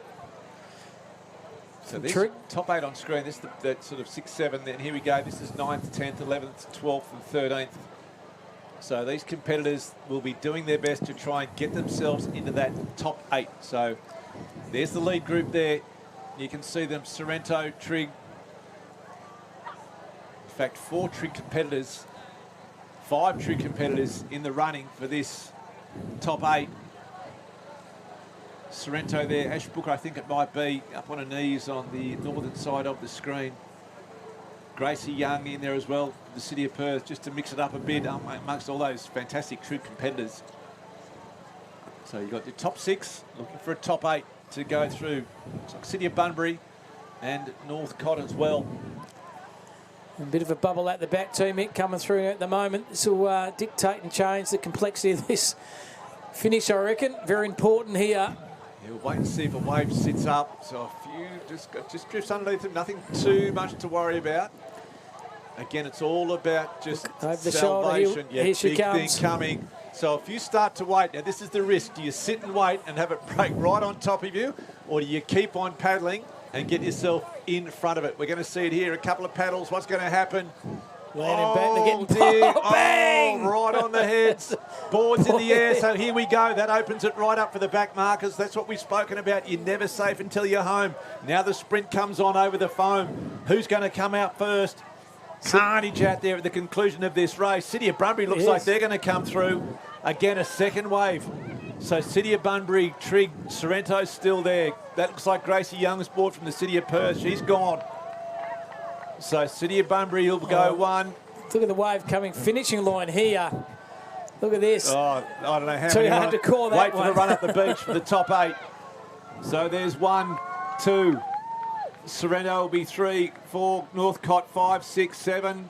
You can see them counting off. Trig, did they get there or not? Negus may have just missed out. Geez, not over too. She's over. Actually well called there, Mick. Just a wave. What do? Do you wait or do you go? And if you're undecided, you get caught in the zone and it's all over Red Rover. Wow. You could just see it where it just starts to suck back up. Yeah. You can't move. You're paddling, but you're not going anywhere. And you just think, oh, you can sense it coming. And it just folds over the top. We saw 3 or 4 paddlers just getting exploded by that wave. The board's in the air. So all of a sudden you go from being top 5 to outside the top 10, and your dream of being part of the Open Women's Board Final tomorrow is over in an instant. What happened then? The City of Bunbury girl, she got that ride very well and rode it very well. She went from 4th, and she obviously it's only a semi-final, but she goes into the next final confident that she's got it to take up to the other big competing athletes. So here on screen looks like possibly the Open Male Board Race semi-final up in Water Arena number 3. And again, we'll try and identify some of the competitors. Wonderful shots from the drone just show how far and how spread out this field is.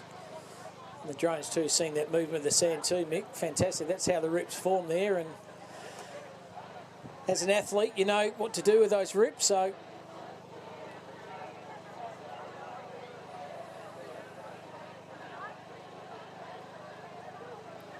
So it looks like Trigg out in the lead. We think this might be the open male board race semi-final.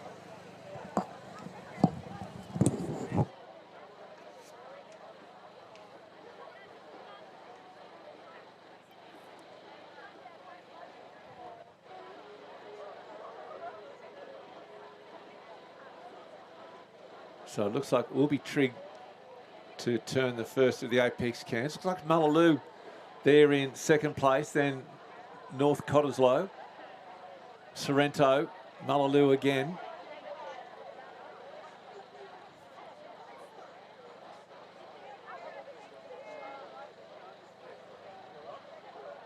So Trigg Island and Mullaloo.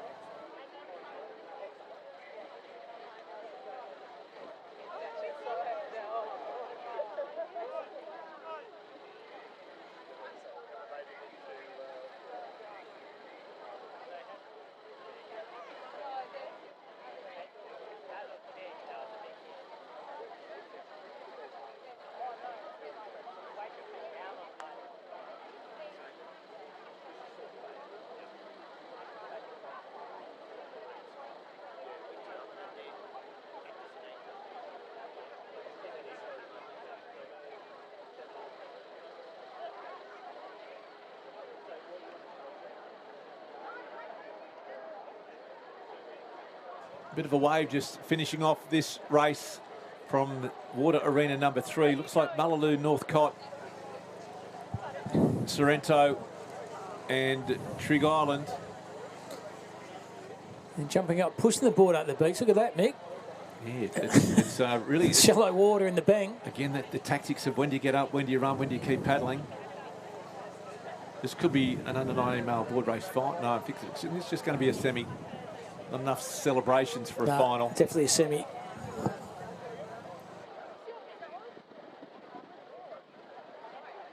Now calling the under-19 female taplin, under-19 female taplin to water 2 for marshalling.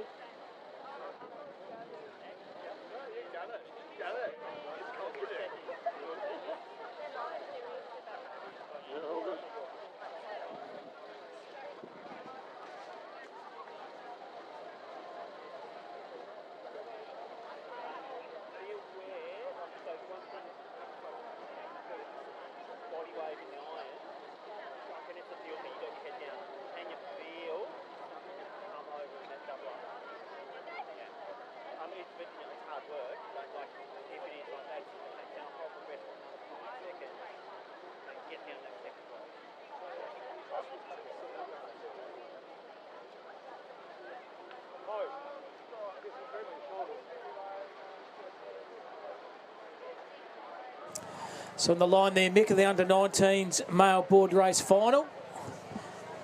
And this could be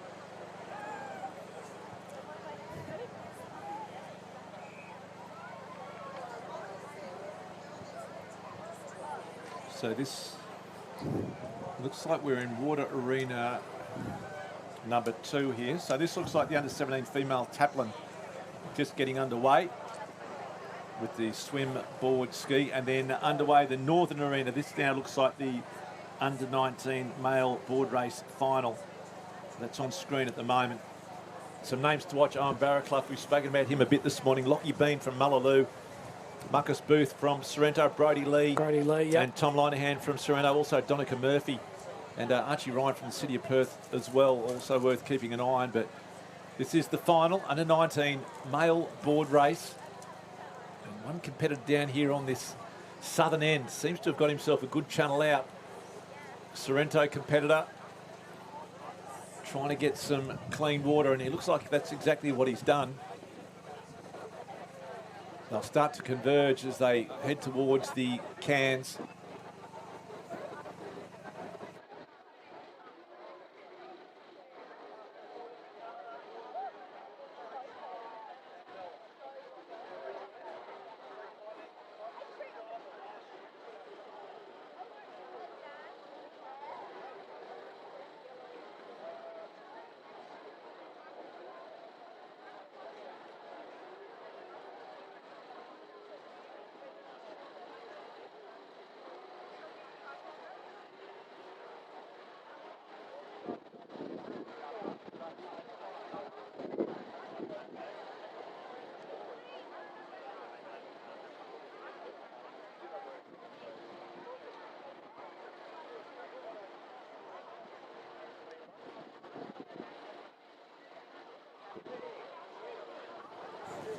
So as they turn the final stages of this under-19, looks like Owen Barraclough is in the lead. Brody Lee sitting there as well. Tom Linehan or Marcus Booth, it might be, from Sorrento. Archie Ryan from the City of Perth, just on that northern side at about 5th spot at the moment, but it's all green at the moment. It is Sorrento, Sorrento, Sorrento, Sorrento. Should be named of a song. Sweet Sorrento, Tina Arena. Owen Barraclough, possibly Tom Linehan. Brody Lee's there as well. Marcus Booth, we think it might be. Archie Ryan just mixing up the colours, but it's going to be Sorrento. We saw in that previous finish. Yeah, wave coming now, Mick. Wave coming now. When do you get off? When do you run? What do you do? Here we go. You can't afford to let a wave go. You've got to go for it if it's there for you. Up on their knees, paddling hard. Barraclough sits back and waits. Now Mother Nature's going to kick in. Might be Murphy. There's a wave at the back. Waiting. It's going to change here. At the back Oh, here. here we go. What's going to happen here? It's going to be a sprint up the line. We're going to have 6 on the final wave. Party wave to finish it off. It's all Sorrento. One Trig Island competitor in there amongst it all well. Here they go. Across the bank. The bunny hop, the pick and run. What do? Do you keep paddling? Brody Lee might have got it. They're going to go. Who's going to hit up first? It's going to be certainly Sorrento. Who's it going to be? Will it be Brody Lee? Oh, it might be. With that cracker board. 1, 2, 3, 4. The first 4. Tom Linehan, it was in 3rd, I think. We'll try and pick up. Incredible finish there. Brody Lee looked like he was out of it, but he managed to get across that line. Certainly 1st or 2nd. Could have been Marcus Booth. We're not sure who it might have been. I think it was Linehan in 3rd. Brody Lee 1st or 2nd. It's a photocopy book what happened in the under-19s, Mick. Like, you're 4th, the wave comes in and then knock yourself out, you catch it, and all of a sudden you might have a gold medal over your shoulder. Donica Murphy in there as well. Barraclough, really tight to see. Lockie Bean might have also been in amongst the mix, but look at those conditions. Leland and Bean, Murphy, geez, throw blanket over Sorrento. They're just totally dominating, aren't they? Yeah, it's quite amazing, the strength of that club, just the numbers that they do have in these junior areas. If they can hang on to them, it really is setting up a dynasty for the Sorrento Surf Lifesaving Club. So on screen at the moment, I think this is part of the Taplin, under 17 female Taplin. This is back in Water Arena 2 now.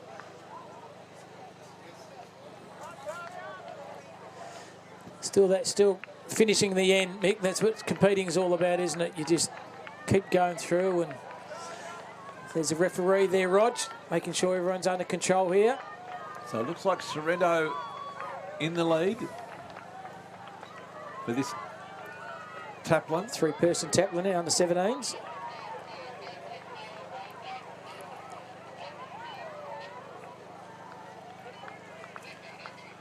And again, these young under-17 girls, it's their first year of paddling these skis. And they'll be praying they can get out clean. Because as we have seen, the conditions can be quite tricky here this morning at Trig Beach. How's the practice too, Mick, isn't it? You can't just all of a sudden rock up and think you can paddle on the ski. Yeah. It's balance, timing, all those kinds of logistical situations you've got to navigate your way through. And these conditions in particular, you need to spend a lot of time on your craft out in the ocean when that wind's blowing. Exactly when you don't want to be out there is when you've got to be out there so you can just handle these conditions. A big rip that they're paddling through there. Again, you can see that water, little white caps across that rip. So much sand and movement in that water. Pretty good vision how a rip form was, isn't it? With the build-up of the sand and the swell on the banks. It's identifying them. The drones make it so easy to identify, and we're fortunate we've got it on the screen in front of us. So it is Sorrento in the lead of this under-17 Taplin.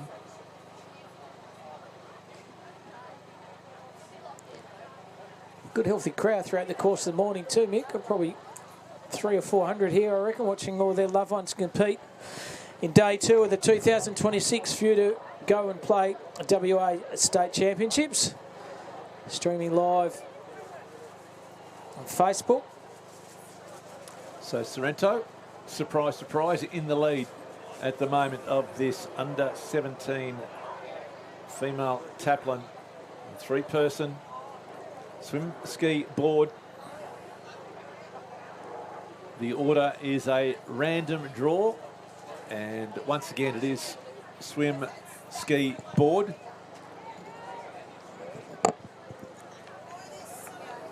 This is the second leg of the Taplin. Just powering away now, isn't it? The poetry in motion with the ski. And again, we've got this little danger zone at the moment.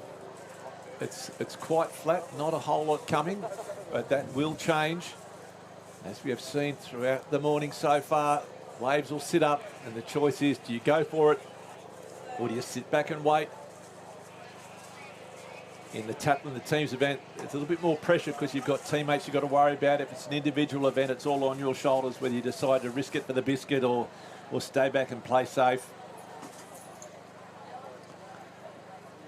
A different circumstance, isn't when you're competing with a team, Mick, than individually, because you don't want to let your teammates down when you're individually only letting yourself down. So you're dead right.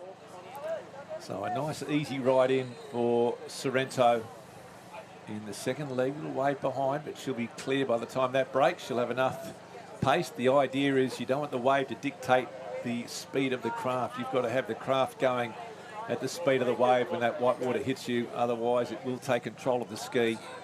Once you're on it, you can relax, but in that initial stage, you've got to make sure you do keep the rating up to keep the speed of the craft up. So a nice change there. Good transition by the Sorrento paddler. She'll run along and tag the board paddler, and that will be their final leg of this 3-person Taplin. Trig have had a great paddle though, the Trig competitor, so a race right on here. Yeah, make it a bit of ground, didn't she? And also good sprint up there. North Cottesloe there, running up. Tries to find a teammate to tap out and that in the board. An outstanding paddle by that Trig competitor, because we now have what was Sorrento with about a 20-metre lead. It is now neck and neck with Trig up against Sorrento. So race is on in the final leg of this. And here we go, with a bit of a backwash as well for both of them. Trig getting the better of it. So Trig now out in the lead by about 3 board lengths. Still plenty to go, but making the most of that backwash. Certainly did. Took advantage of the local knowledge there at Trig. Knew the backwash was coming, and probably gained 5 metres from that backwash, pushing it out to the ocean there, and very well done. So Trig in front, Sorrento second. Good power ski by the Trig athlete has made their team now go from second to first, and extending the lead every minute as we talk. So Trig 1, Sorrento 2. And once again, good vision from our drones, all that sand movement here at Trig. It's Mother Nature for you right in front of you, front and centre.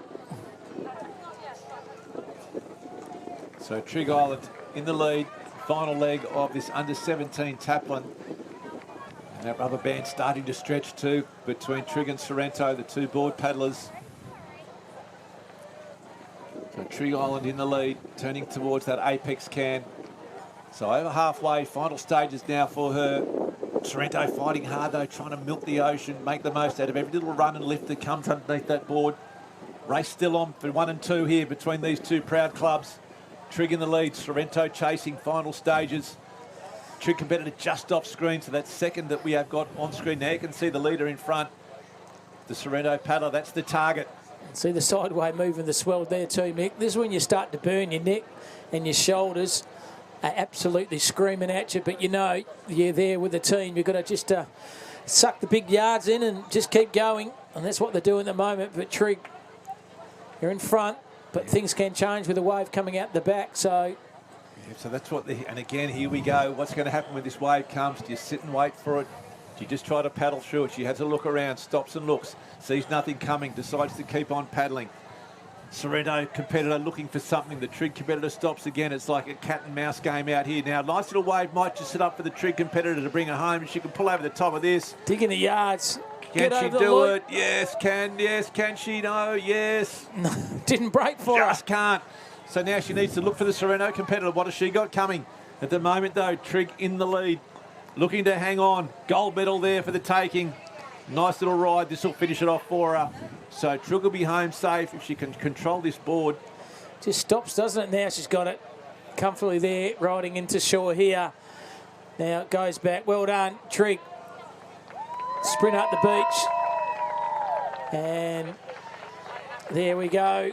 Yeah, nice victory for Trigg Island in the under-17. So that was a great race. Female Great race. Taplin. Yeah, and I put it all down to the Trigg ski paddler. Just had an outstanding, that middle leg of the ski. Sorrento were comfortably in the lead, but that was just a gutsy paddle, great transition. Gave a board paddler the best chance of winning, and that's exactly what she did. And with the board not to lose too, Mick, so she could have, you know, just not given away, but she didn't. Just paddled very hard and rode that last wave to perfection. So Trigg 1, Sorrento 2, might be Northcott. They get the bronze, the third place there, running up the beach here, the North Cottesloe side. But Trigg 1, Sorrento 2, and Northcott 3. That's gold, silver, and bronze to the under-17 female Taplin. Very good race, Mick. Yeah, and again, just a little bit of luck from that Sorrento, from the Trigg Island paddler when she went out on that board. Just that little bit of backwash. Gave her that little bit of a lift, got us through that next little bit of a break. It just held the Sorrento paddler back, and that was really enough. Just gave that just enough buffer. And she was able to hang on to that to take the points for Trigg Island. And Trigg's going to finish 4th as well, so 1st and 4th, good effort by them. And this is day 2 of the 2026 Fuel to Go and Play WA State Surf Life Saving Chips, live here from Trigg Beach with Mick Collis and Cam Rodmans. Live stream everywhere here, all over the world, and still the athletes here, Mick, still competing for their respective team. Yeah, a bit of argy-bargy for the minor placings. Look at them go. Northcott sprinting hard, trying to beat Fremantle. I think, Northcott will get there. As we talked about, it's all about the points. You want to try and get points for your club, because every single race, every single competitor will contribute to the final points tallied. You can just see how much that means for these young 17-year-old females wanting to get the best position for their club. It's great to see. It's all about culture, environment too, Mick, isn't it? That ethos built in the club to make sure they compete for their, not only themselves, but also the club, and that's what the culture is all about. We've got 31 clubs spread all throughout WA, and the surf life saving movement's never been more healthier. Then over in water arena number 1, the youth, it looks like could be the youth female surf teams, possibly. No, it looks like they definitely look like they're males, don't they? So that may be possibly the Cameron, or possibly the final of the surf teams.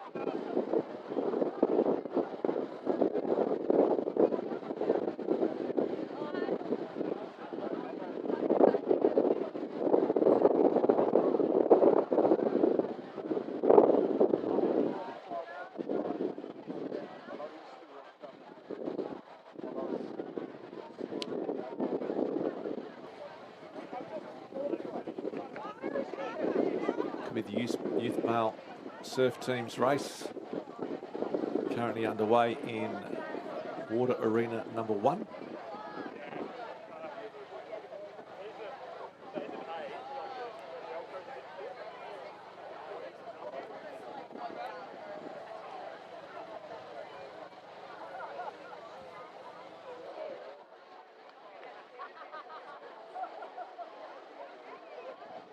We're now marshalling the open female Taplin. Open female Taplin marshalling to water area 2.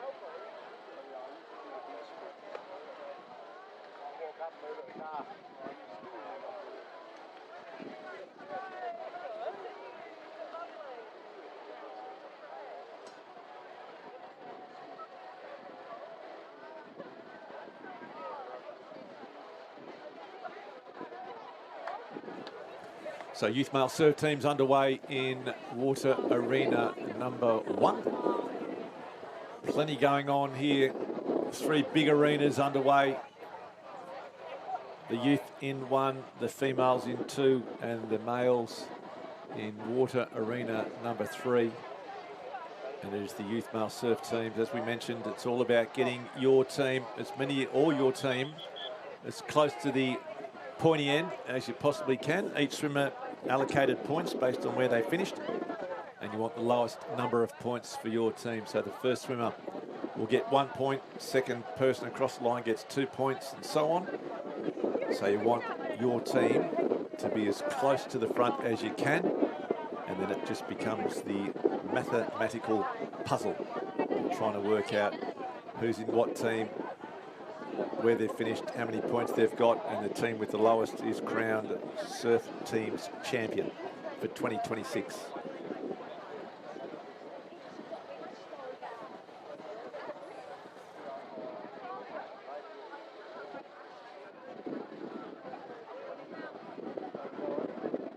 Now calling the youth female Cameron relay, youth female Cameron relay, youth marshal in water area 1.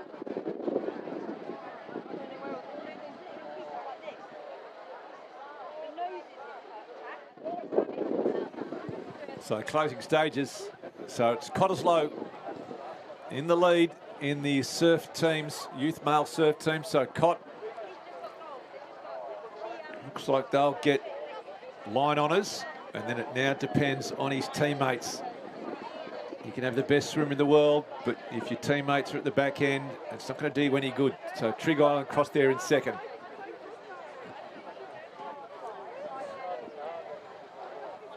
Northcott, so a good mix of teams in the early stages of the youth male surf teams.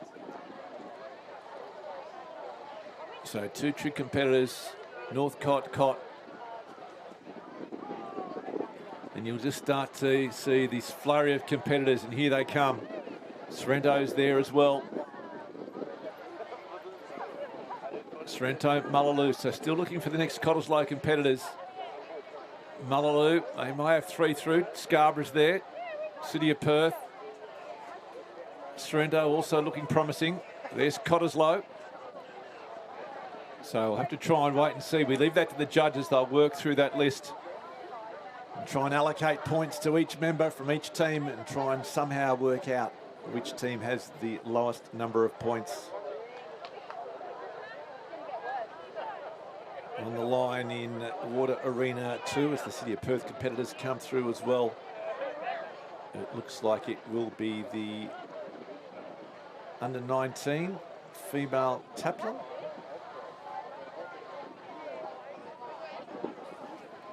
On the line, ready to go.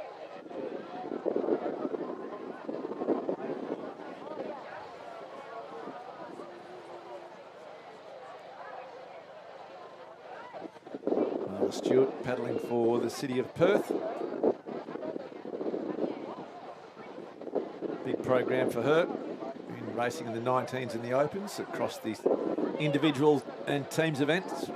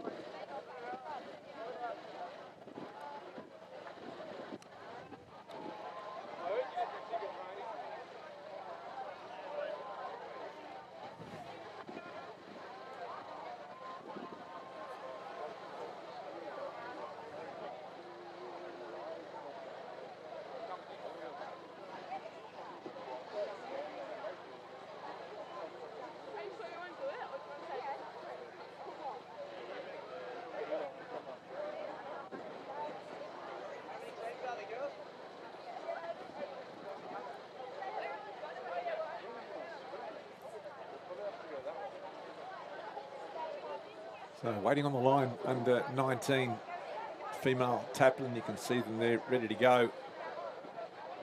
Again, we love these team events, swimboard ski.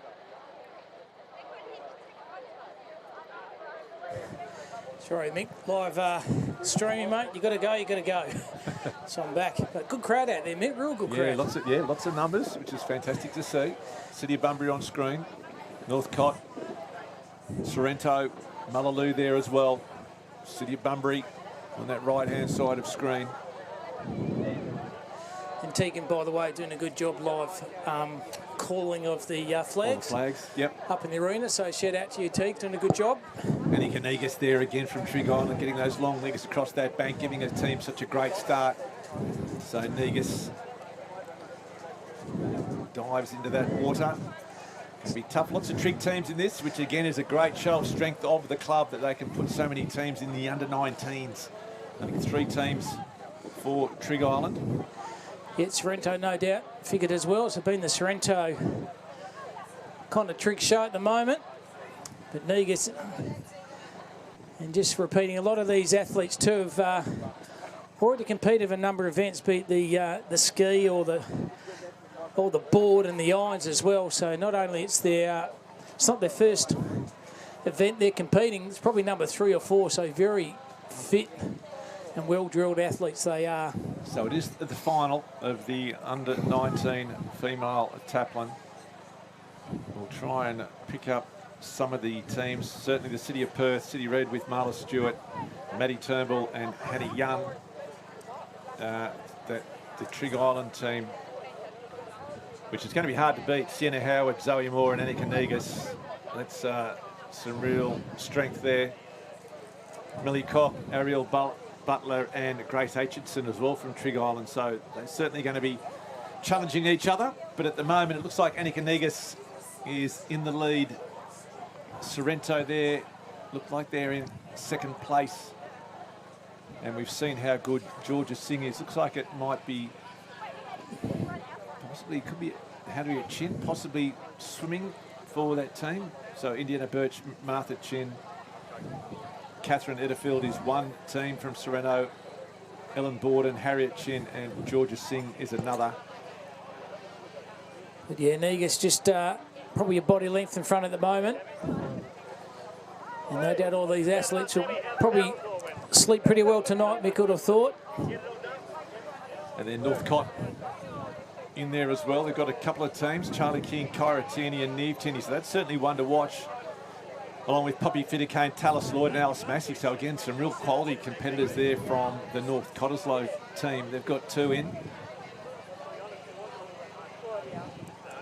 So there we go from the drone shot. So it looks like Sorrento have just slightly taken the lead. Anika Negus breathing to the left, and she's been stuck up on the right-hand side. Probably hasn't seen the Sorrento competitor go past, and Northcott doing extremely well. City of Bunbury. City of Bunbury as well, right yeah, up 4th there. position. Anna Lockley, Michelle Neves and Salome Woodland. So we'll wait and see as they make their way back in towards the shore. It's funny when you swim too, mate, Mick, you picked up a good point with Negus. Just, she's a couple in front at the moment, but then she looked over the shoulder, thought, geez, now Chin from Sorrento's coming up on my inside, so then I got to dig a little bit harder, and that's what she's done at the moment. Chin, but overtaken by Negus and Chin, too close to call at the moment. Just nice strength and body movement by both athletes there, and Northcott now come up to 3rd, so good effort by them. City of Bunbury 4th. So it's your top 4. So City of Bunbury, we mentioned that team, Anna Lockley, Michelle Neves and Salome Woodland. So here we go. Negus decides to wait for the wave. Sorrento. So Sorrento, Northcott and Trig Island are your 1, 2, 3. Northcott and City of Bunbury are in 4th and 5th at the moment in the opening leg of this under-19 female Taplin final. Says Northcott made up a bit of a couple of body lengths then. Mick got a little run on the wave. Milking it. Look at this right here. Sensational from Trig. Yeah, Negus doing well. Yeah, She's got great skills on a home beach. Picked up. She was 3rd at the moment. Caught that wave. Now she's back into the prime position as number 1. And dives shallow into that bank there, trying to just game a bit of meteage through the bank, the run and the jump through that shallow sand bank here at Trig. Throws the goggles off. And good effort by Anika Negus running up the beach here. And she'll be pretty comfortable because she's got some great backup competitors that she's about to hand the baton to. So Sorrento, Harriet Chin. So let's see, and it's all about getting out cleanly. This is where it all counts. So Annika Negus, she tags a ski paddler. Does a nice start too. Needs to get away cleanly. A little bit of a wave just sitting in front. Can she get over that sideway bubble movement? Should cause her too many problems. So she does get across cleanly. Did very well. A little bit of a bound just in front, but just negotiating. Yeah, well done. Past those major sneak through. Sereno Peddler gets through as well. This is so important, isn't it? We just need that little window of opportunity to open up here to get over that wave, and both those athletes did, from Sorrento and also Trigg. But Trigg extending their lead now in the second leg, being the ski paddle here. So Zoe Moore, I'd say that would be Australian junior kayaking team member. So Zoe Moore on the ski, and then she'll be looking to hand on to Sienna Howard. So a really handy team. Yeah, Zoe Moore extending a lead at the moment. Just powering towards that first can. Rhythm's good at the moment. And then Sorrento, they've got a wonderful ski paddler in Georgia Singh though. So yeah, she's going all right too. She's made it, actually saying that, she's probably made a boat length up here with the skis, so good effort by her. Goes around the first can at the moment, still Trigg in front. Yeah, we know how good she is. She's taken out the under-19 iron and the under-19 ski, so certainly Zoe Moore won't have this all on her own. Sorrento on the chase. Georgia Singh it is. Trying to get her team back South up. African, Look at her go too. She's made up leeway, hasn't she? Yeah, extraordinary paddler. What a talent. She's a machine. Great to have her here racing at the Fuel to Go and Play State Surf Lifesaving Championships. So out on the water, two real quality paddlers in Zoe Moore and Georgia Singh, going head to head, neck to neck, as they make their way back in towards the beach. The gold medal on the line. This is the second leg of the under-19 female Taplin final. Board league to go, but at the moment Zoe Moore up against Georgia Singh, Trigg up against Sorrento. And a little wave at the back here, just trying to get this sideway movement. Give the help with a bit of swell here. Trigg and Sorrento very close at the moment. There's the 1-2. And they're all important. Paddle in, and it's all about timing. Make sure they can get away if it arrives, and if they can take it at the moment. But still in front. Singh just looking over the shoulder, trying to find something. Moore and Zing. Zing and Moore. Here we go. A little bit of a lift coming now for both of them. Or Zoe Moore's going to get it, I think. She's or Zing, going to be better placed. Missed. Yep, Singh's missed it. So Georgia Singh has just slept underneath there. Same with Moore, in fact. So here we go. Another little chance here for Georgia Singh. She needs to almost throw the dice. Here she goes. Picks up the rating. It's not too big. She's got it. Needs to get down the front of it, though, before it jacks up behind her. So here we go. Singh and Moore. Now, Shane, can they keep this ski balanced straight as they come down? It's going to get very sucky. It's been quite a gentle break, so they've got away with it pretty well. So Moore and Singh, here we go. What a finish coming into the final leg now of this under-19 female Taplin relay. Zoe Moore and Georgia Singh on their way now to tag. Sienna Howard there for Trigg. Ellen Baldwin for Sorrento. How's it going to go? Here we go. The final board. Here we are.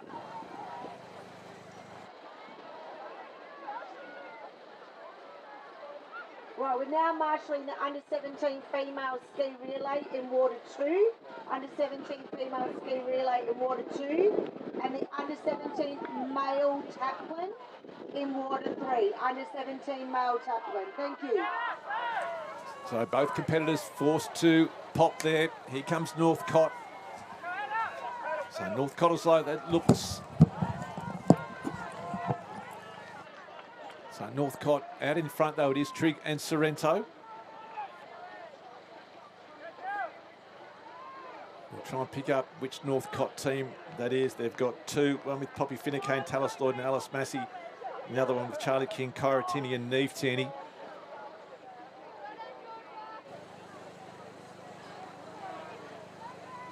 So out in front, though, it is Sorrento hanging on to the lead over Trigg Island. It is Ellen Borden racing up against Sienna Howard. Sienna Howard, a fantastic board paddler. Borden would know it, so she could almost hear her breathing down her neck. She could hear their hands in the water. Oh, just bumped off that can then too. Stays on the knees, as you can see. It's a little bit quicker. So nice work there by Sienna Howard, having a fantastic paddle, almost drawing herself alongside Borden. Arms have been absolutely burning, wouldn't they? Now it goes back on the traditional stomach lie there. She's neck and neck at the moment. It's been the race all day like this one. Sorrento and Trigg now coming around the last cannon. That's a paddle into Sean. Anything can change here. As we've seen earlier on, the wave comes in. You get a little ride out the back. So Howard straight up onto the knee. She's got up there quickly. She's strong, she's fit. She wants this victory for her team. Borden's there still on the stomach. Sienna Howard digging deep, trying to pick up the most of those runs. Turns the final can. Now Borden gets to her knees. Here we go, the final stages. It is Trigg up against Sorrento. Ellen Borden up against Sienna Howard. Gold medal on the line for the under-19 Taplin. Howard might almost pulled up alongside her here. It's been a great paddle by Sienna Howard. Not over yet though. Borden digs deep, goes a second effort again. Goes a third, goes a fourth. Both looking for little lumps. Oh, what a finish this is going to be. Then it's going to be a sprint finish up the beach unless Howard can milk this one. No, she can't. Both just drop off the back.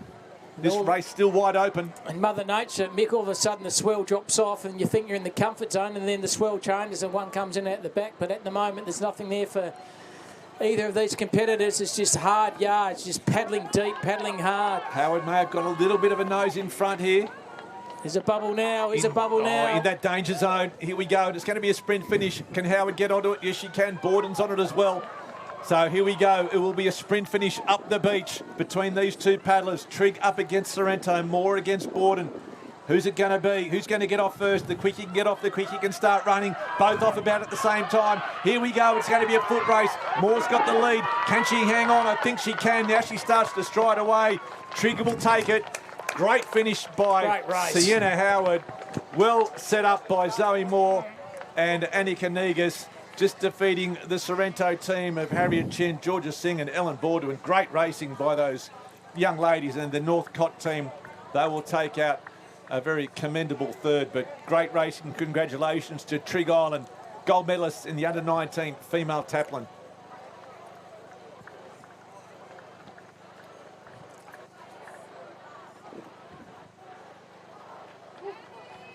And that's the Northcott NC Blue team with Neve Tierney, Kyra Tierney and Charlotte King. They'll take the bronze medal. Neve Tierney having a real good day out this morning. You can see their teammates on the beach, Mick. They down their show and they just urge their teammates to get them themselves across the line. But fantastic effort. Trigg 1, Sorrento 2 and Northcott 3. Gold, silver and bronze, and more importantly, important points for each of the respective teams being Trigg, Sorrento and North Cottesloe. You're live here, day 2 from Trigg Island Beach of the 2026 Fuel to Go WA State Surf Life Saving Championships. And we see still the competitors still trying to force their way through to get some points for the team. Yeah, Trigg just Trigg ahead and of Mullaloo there. And on the right-hand side of screen of the broadcast, you can see the flags underway. We'll try and pick up what age group that might be, but you'd like to almost have a flag competitor in your house, because you know your house would be so clean and so tidy because they are so particular.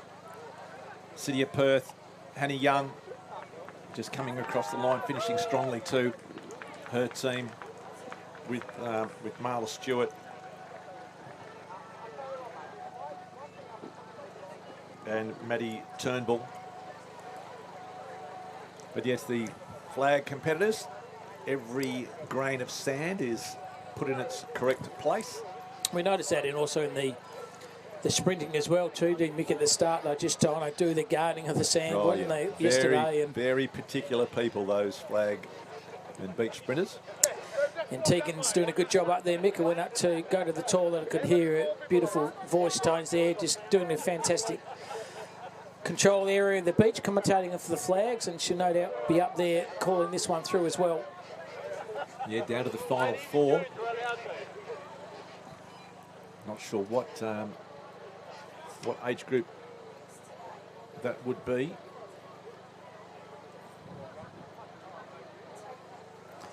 But one of these competitors will miss out on a medal. It's been a spill. Sorrento has taken a tumble. So she will be out of the medals. So the 3 that got through, looking at bronze, silver and gold in there. So 1 more to be eliminated. We'll take the bronze and then the final 2 to determine silver and gold.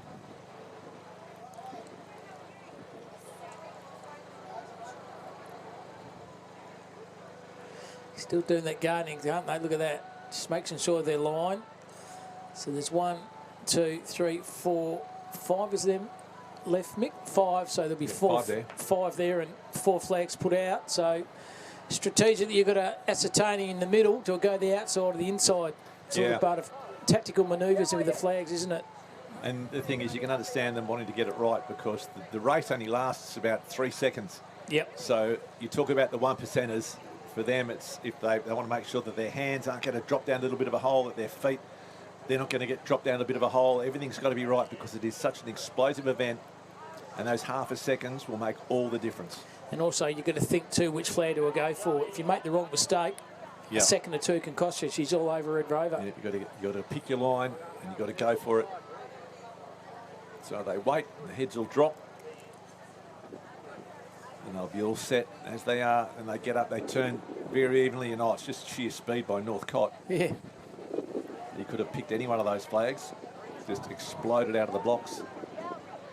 Yeah, looking over the shoulder, no one's creeping up there like a Liberian. Safe and sound they were. So 5 goes down to 4, and the 4 goes down to 3, and likewise count down, so interesting stage here for the flags.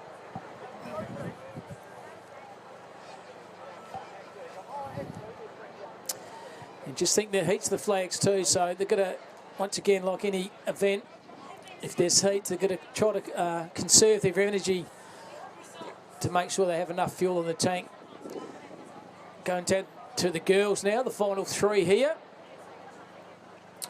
So 3 competitors for the girls and the flags. There'll be 2 flags strategically placed, and then you make the decision which flag to go for.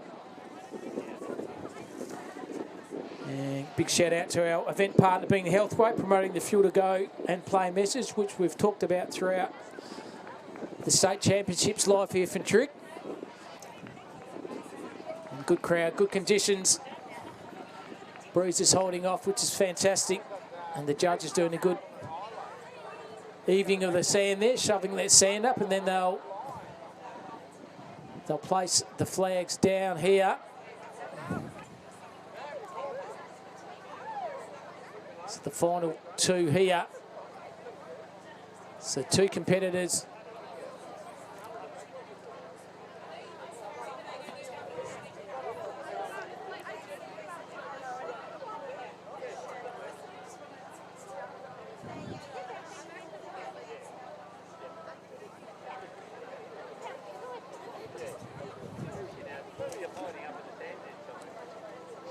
Don't forget to slip, slop, slap and seek and slide as well. The EV at the moment, it's sitting about 11.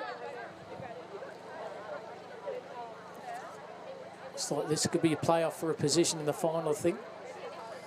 And the flags. Might have been too hard to call, so break there didn't matter. Northcott, a powerhouse in the flags, and they've done that convincingly there. And Tennille doing a good job there. You can see you're roaming with the roving might there, and water in area number 3 just in front of that area where there's raking the sands going here for the flags. So girls here, there's 3 and only 2 flags.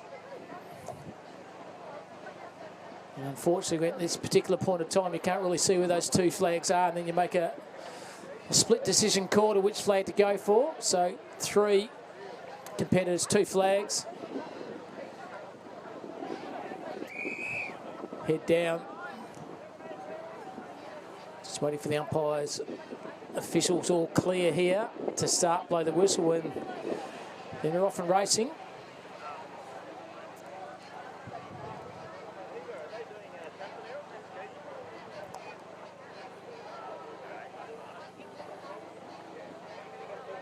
And clean break it was. And down straight away. Might have been a Sorrento athlete out. So final two. The girls knew it.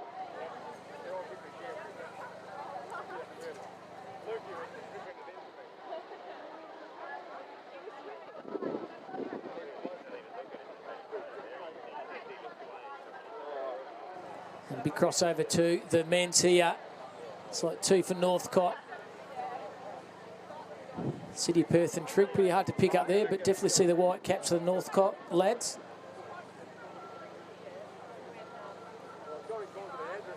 And also could be Trigg, but doing the manufacturing, the guarding here of the sand to make sure that even row is there aligned to where the flags are going to be placed. So final four competitors here, three flags are strategically placed by the officials there on the far left of the screen. They move away. The athletes to the right of the screen just getting themselves positioned now. And they don't know where those particular flags are when they lay down. And then they make the decision to which flag to go for. So heads down. And boats event there on the left, on the right of the screen is the beach flags.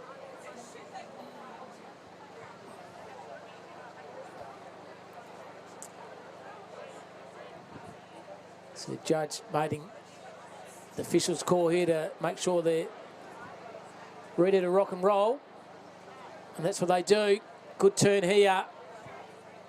And dive over the top, but definitely Northcott have got 2-3. Hello there. Well, that's a City of Perth athlete to pick up, not quite sure, but Northcott 2 out of the 3. The final 3 of the beach flags here live from Trigg Islands, a part of the 2026 Fuel to Go and Play WA Surf Lifesaving Championships on the 1st of March. Would have believed that January and February are done and dusted. We're already in the 3rd month of the year, so time actually flies here. And a minute, these athletes do a lot of patrolling in the month of April as well. To the left of the screen of the boats, to the right, we get down to the final of the beach flags here of the women's.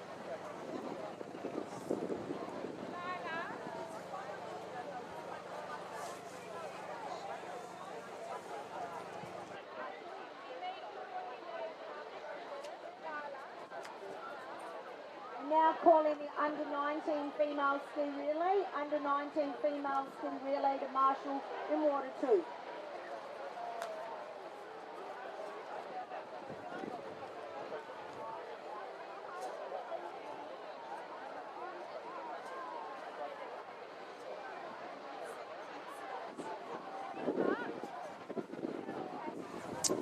So it's the flags here in arena there. We've had under-19s, under-17s, under-14s, under-15s male flags, and then we open female flags final as well. So being hot and hectic up there in the arena with the beaches, and over there to the left to see those water there with the swell still continuing to coming here at Trigg, and those rip areas there, the currents, the sand, the build-up, and the banks here. Fantastic work for our camera crew here. See the beach to the left and the competitors to the right here.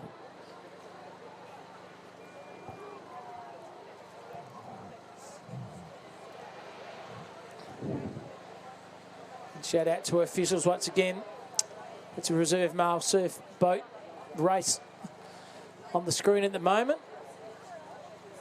And difficult for them to massage their way through also the boats as well. So difficult conditions like this.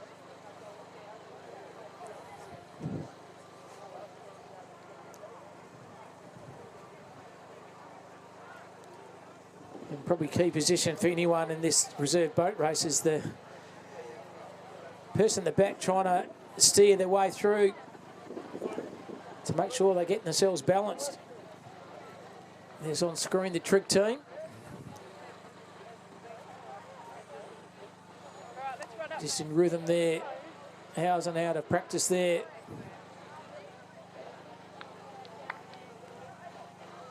And our safety crew to the side by them, the RWC operator, making sure they're A-OK. Yeah, the Trigg team there of Rodney Bennett. It's like Caden Davies, Angus Jones, Fraser Kilkenny, and Lachlan Versace is the Trig team in the reserve male boat race.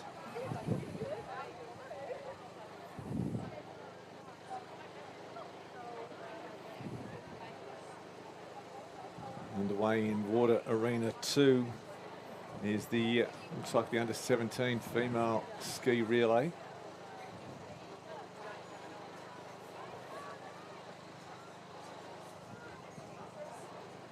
Great shots of the beach down here at Trig Island. Day 2 of the Fuel to Go and Play WA Surf Life Saving Championships, thanks to our event partner Healthway, promoting the Fuel to Go and Play message. And remember, for the best performance, you've got to fuel your body with the good stuff. That's the fruit, the veggies, the dairy, and the whole grains. Trying to stop my co-commentator Cam Robbins tucking down on biscuits and twisties and trying to convince him that it's fruit and veg is the way to go.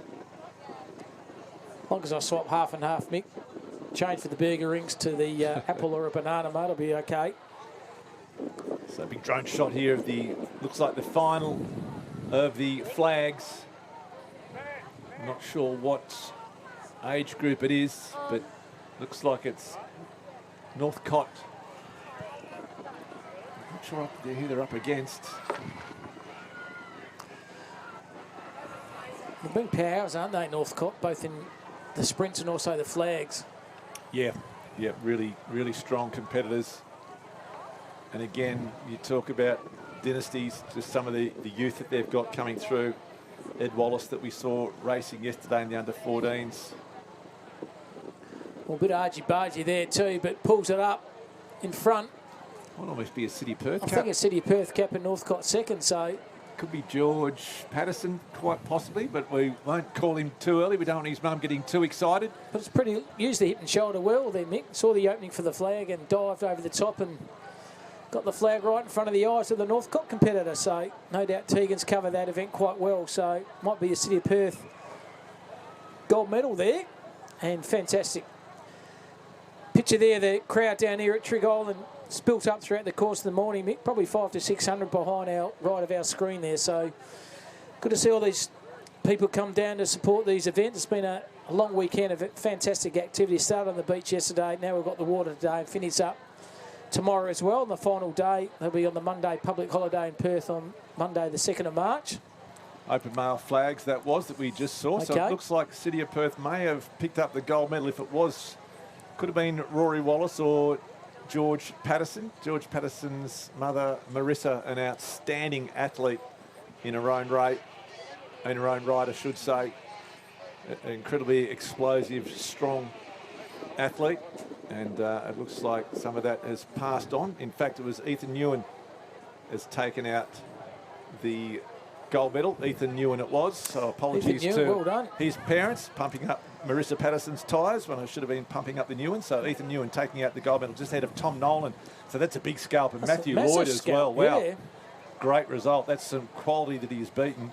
So Ethan Ewan would be very happy with defeating Tom Nolan for the silver and Matthew Lloyd relegating him to the bronze medal. Tom Montague from Cott in 4th and Sammy Deans there from Mullaloo picking up this spot. So well done to Ethan Ewan from the City of Perth Surf Club, gold medalist in the open male beach flags.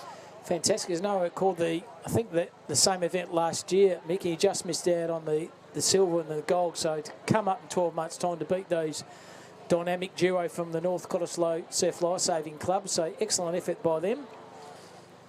And there's the open female beach flags as well. Emma Atwell from Cott. Once again, City of Perth, Leah York finished 1 and 2 with Georgia as well. So yeah, well done the City of Perth, Mick, picking up a couple of medals in the open female and males beach flags. Yeah, and again, the City of Perth, they've just got such a long history of having good beach competitors. Lee Buchan, the coach there for such a long time himself, a multiple state gold medalist champion. Coached that team for a long time. We spoke about the open female beach relay team picking up their 13th straight state gold medal yesterday. And then there's some of the youngsters coming through, Leah York and Georgia Van Pelt from the city of Perth. And the beach sprinters, we saw Sasha Palace yesterday, just 16 years old, running around.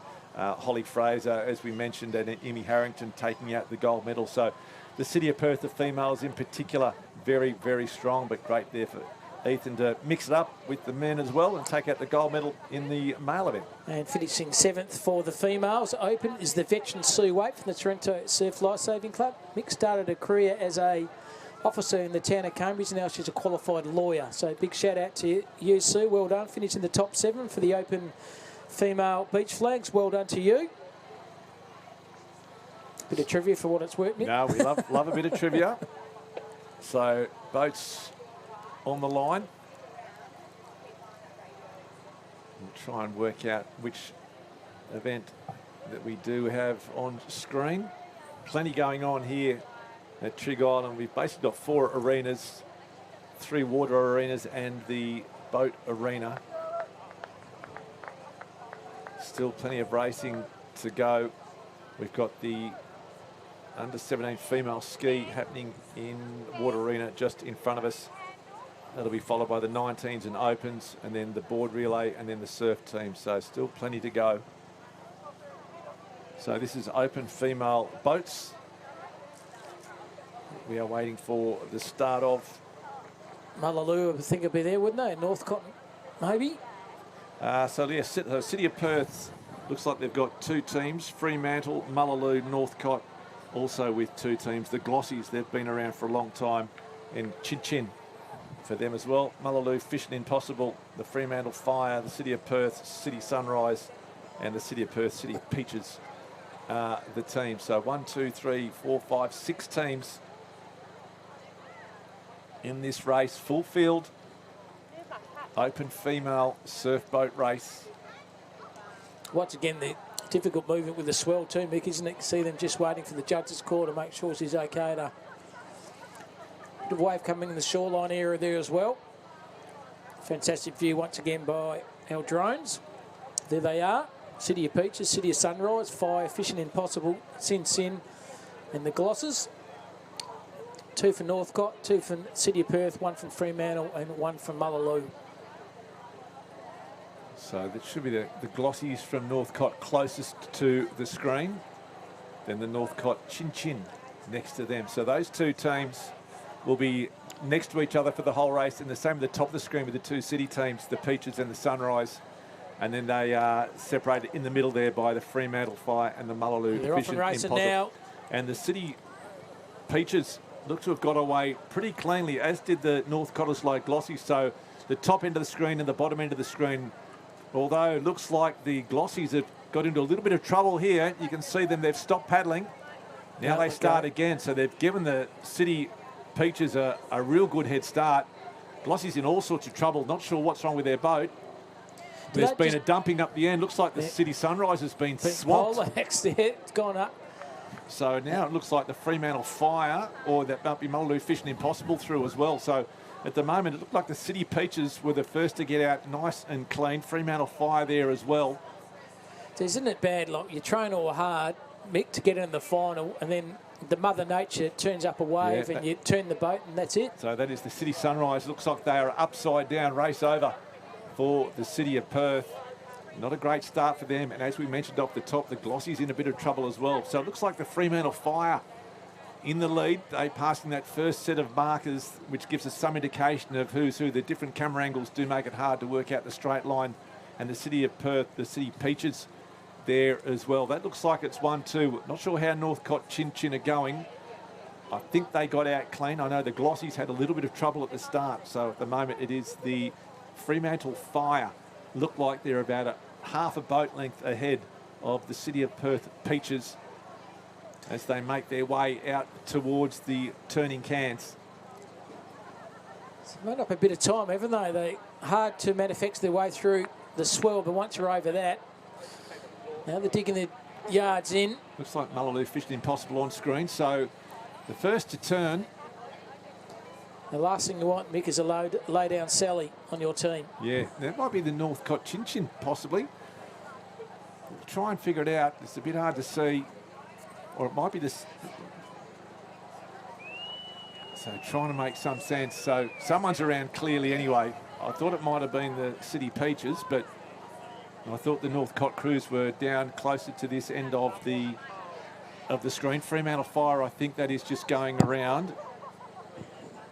And that might be the other. I don't think that's the City crew. It's hard to pick out the colour of their caps, isn't it, at this stage, Mick? But if the drone could go a little bit closer, it'd be good to see. So a recovery here. This is Northcott, and it looks like the Mullaloo Fishing Impossible. So I'm pretty sure that's the Northcott team.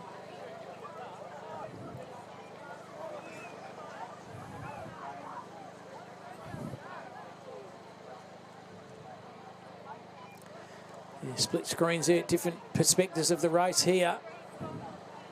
Trying to focus on which area we go there. It's Fremantle definitely in front there. Yeah, definitely Fremantle, and that is the City of City Perth. of Perth second, yeah. So that's, I think that is the Peaches. I think the Sunrise might have been the ones that got swamped. So it looks like the Fremantle Fire are their team in the lead. The City of Perth Peaches in second place at the moment as they make their way back in towards the shore. Not long to go, as you can see. That's where you don't want to get poleaxed by a wave here. Here it is the wave. Can they catch? Can they stay? Oh, no, they've in been trouble. fouled head to head. So Carnage. who is Can that? they stay in positioning here? They've managed to keep the boat upright. One's out though. So that might be one of the Northcott teams. They were miles in front, but they've been upended as they've come in. So Fremantle Fire might be coming from the clouds to take gold here. Now position themselves in the break here. Are they going to come over as well? No, they position themselves evenly on the boat. Hard. Sweep working very hard now. Gets the all right. Oh, well ridden the sweep. He's going to get it Fremantle. Can they still tie in line them? He's turned it right at the end. I'm sure he's got across the line. In fact, they've got across the line, no problem at all. So Fremantle looks like they've taken it out. We'll try and pick up the carnage as boats continue to be swamped. They'll get across the line and they'll all stay in the boat, although they may have lost their sweep. Yes, they have. Oars flying as well. That looked like it could have been a City team. In fact, that was the City. It might have been the Peaches. We think the Sunrise got swamped. And I'm not sure who that other was that was in the lead, whether it was the Mullaloo team or one of the Northcott crews. But geez, end on end, getting over the falls and the wave. You talk about that term as a surfing terminology, but over the falls they went to the team and all of a sudden they're leading, and now difficult whether or not they got a medal with Fremantle on the outside, strategically taking good wave and surfing it very well on the boat. This is Mullaloo coming in now. So I don't think they're in amongst the medals, Paul, depending on, here is Northcott again down this end. That is, I think, chin. So we'll try and work out, we'll have to wait to see how many ended up crossing the line, how many had people in them, how many boats were full of water, how many were able to float across on their own. But I think it was Fremantle might have picked up the gold medal. Yeah, Carnage City, wasn't it? Open female surf boat.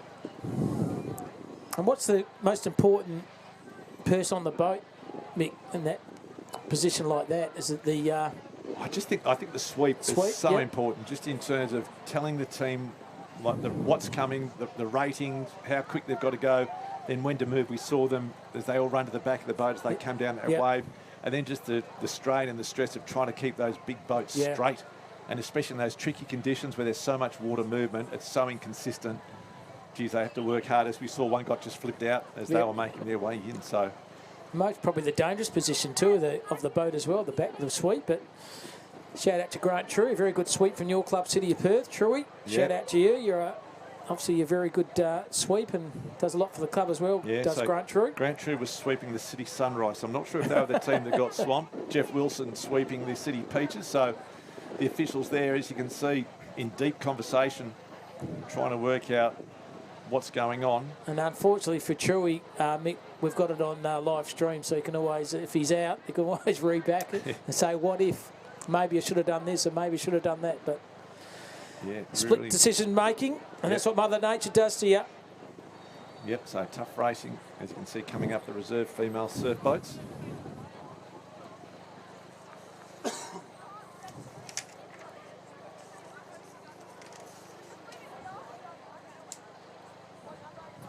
Water Arena 2 under-19 female ski relay about to get underway. You can see the competitors making their way down to start. Hannah Young, Emily England and Marla Stewart will be the city team that are just making their way down. Isn't it fantastic to see also the athletes supporting their colours, the girls with the Scarborough crew just to our right here, just got the nice green and yellow ribbons in their hair. That's all about culture, about having pride in the club which they represent. Yeah, absolutely. It's great to see.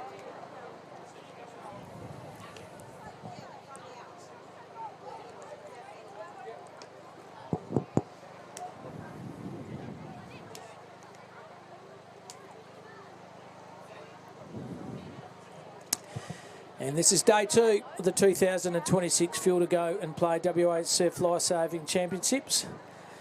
The youth in the open and focusing on the ocean. We did have some flags earlier on, and the City of Perth figuring very well in the men's and women's of the flag, so big shout out to them. And this has been streamed live on Facebook. Mick Collis and Cam Roberts essentially accompanied this long weekend in Perth. And where would you rather be? This is sensational.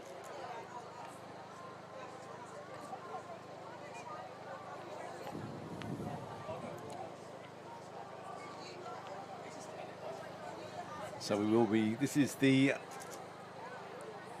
youth female or youth male surf teams, possibly the final of the youth with the surf teams. They've been working their way around the cans all morning, and we'll head back to the boats, reserve female crew.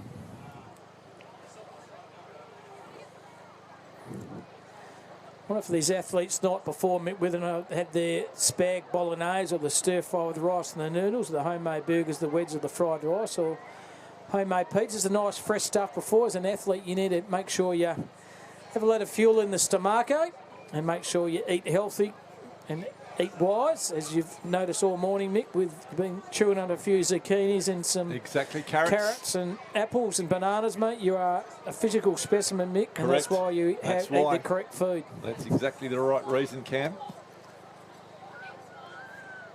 You don't get a rig like mine eating snakes, twisties and biscuits when you're commentating. It's all about the good stuff.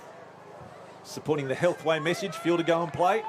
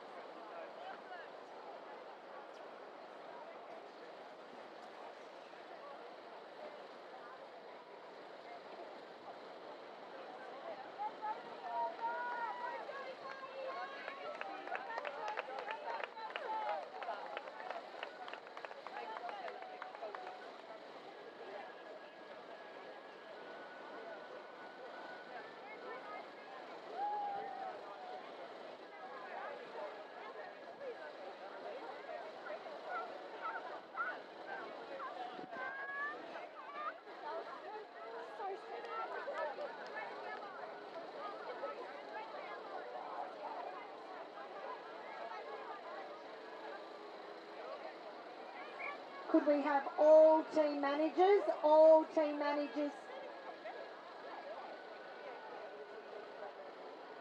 All open team managers. All open team managers to meet Carnival referee Carolyn Wilson in front of the admin tent. Thank you. All open team managers.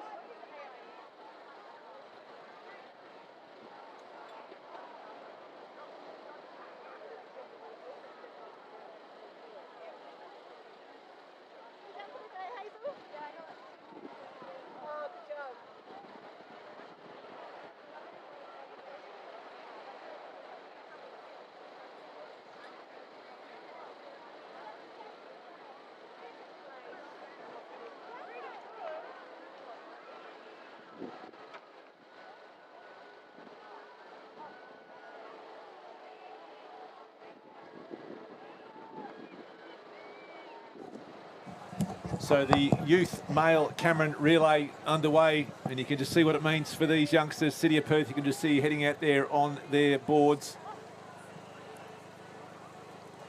Get over that break there. Being chased there by Northcott and Sorrento. The youth male Cameron relay.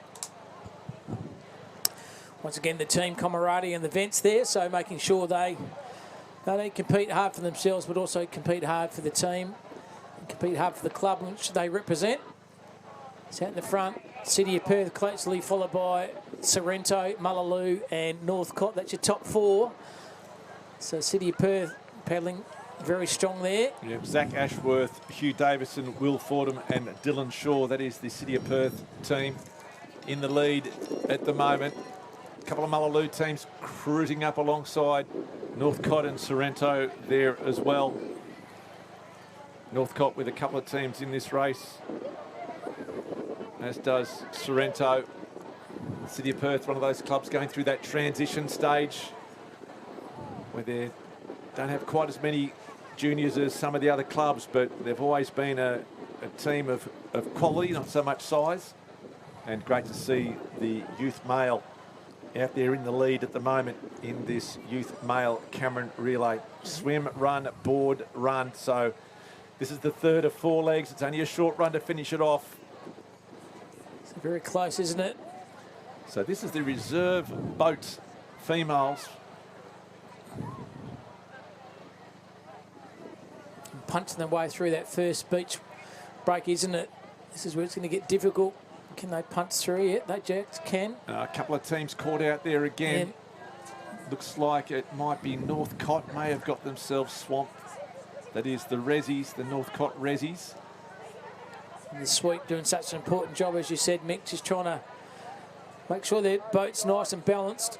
Oh, beautiful vision there. Yeah, so that's the Sorrento, that's the Seashells from Sorrento, closest to screen.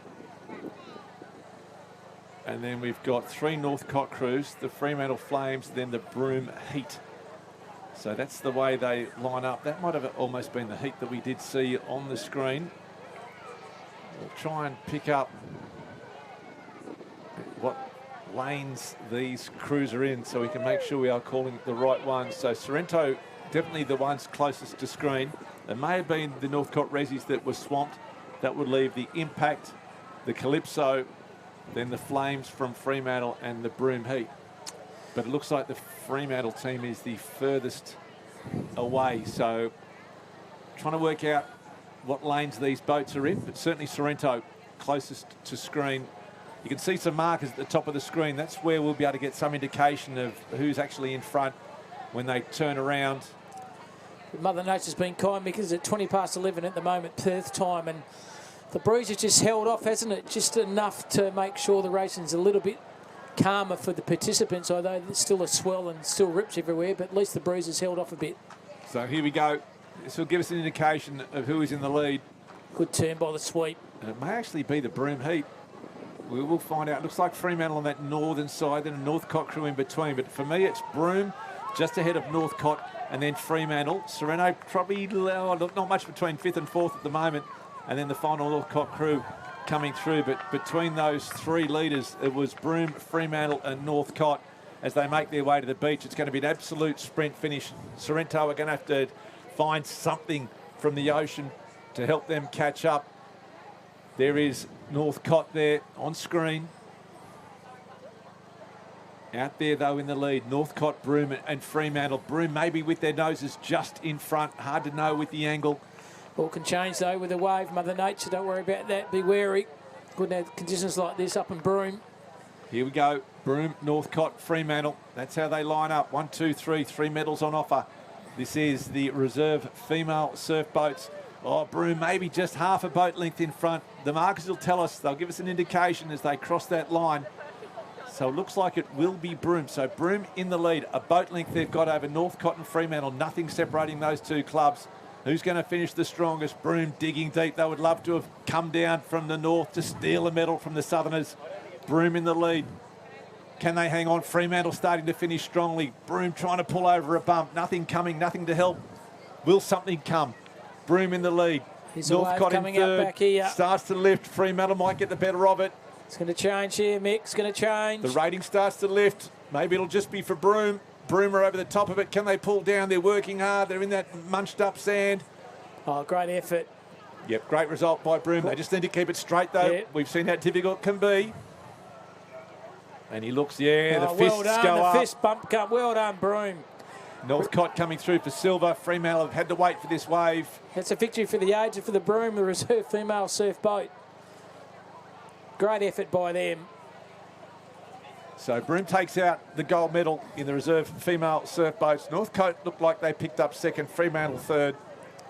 So great racing and well done to Broome. Gold medalists at the 2026 Field to Go and Play WA Surf Lifesaving Championships. Came about 1,800 kilometres away, Mick, to show the old Teddy Whitten stuck it right up, and well, they certainly did. Well done to Broome. Good victory by them. We're now calling the Open Female Ski Relay. Open Female Ski Relay to Water 2. Thank you.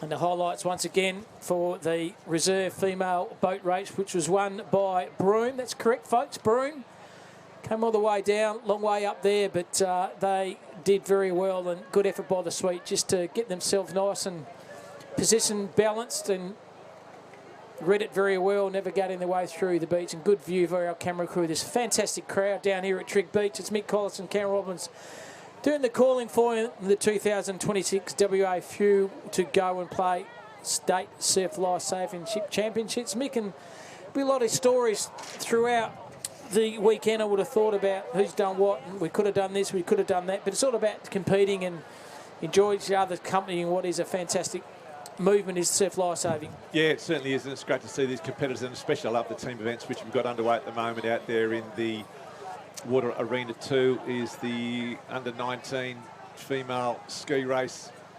Sorrento just in the lead of that one. Trig Island there as well. Sorrento, so much strength. Northcott, City of Perth there. Martha Stewart, I should say, right in amongst it. So it's pretty tight in the opening stages, or the closing stages, I should say. I think there's one to go. So it's Sorrento, Trig Island, Northcott, Sorrento, and then the City of Perth. So nothing separating these young female competitors. We've got them on screen now. Marla Stewart there from the City of Perth.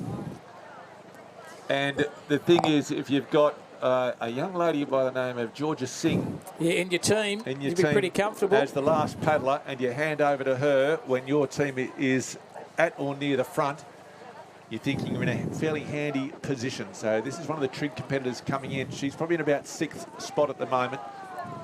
Out there in the lead was Sorrento. This is the under-19 female ski relay. So as you can see out there in the lead, it looks like it is Sorrento. Once again the swell yet. Sorrento just in front. Trig Island second, close Northcott and also Sorrento and City of Perth heading their way out to the first can, and big ship in the distance out there as well. So close here, Sorrento, Trig, Northcott, Sorrento, City of Perth. So Sorrento team of Ellen Borden, Harriet Chin and Georgia Singh, we think may be in the lead. We will try and work that out. At the moment though, on screen, Trig Island just ahead of Sorrento. So some great young female paddlers.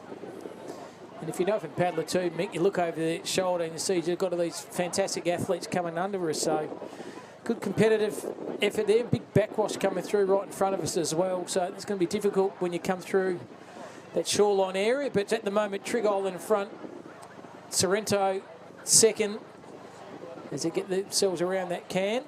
But see how they zigzag across, just try to get a bit of comfort from the sideway move of the swells here. It looks like Northcott are in 3 and Sorrento 4. So Trig Island, Sorrento, Northcott and Sorrento, that's your 1, 2, 3, 4.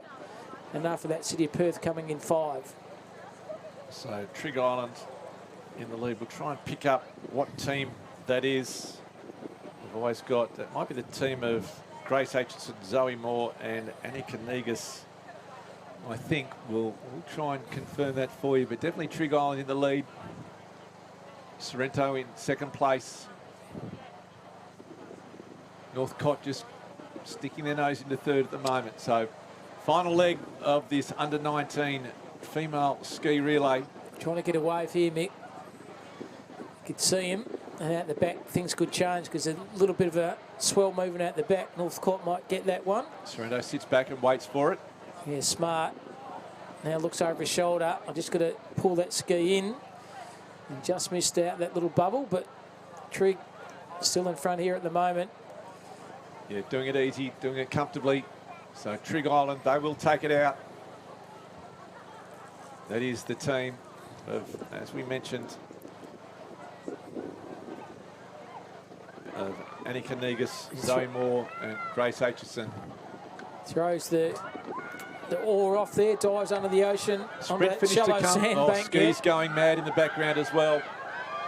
Here's the final run. Jeez, it's going to be tight. It's going to be a foot race after three. It's quickest on the sand. Trig against Sorrento. Sorrento's going to take it. On the outside, Sorrento, the power in the legs. They've come home.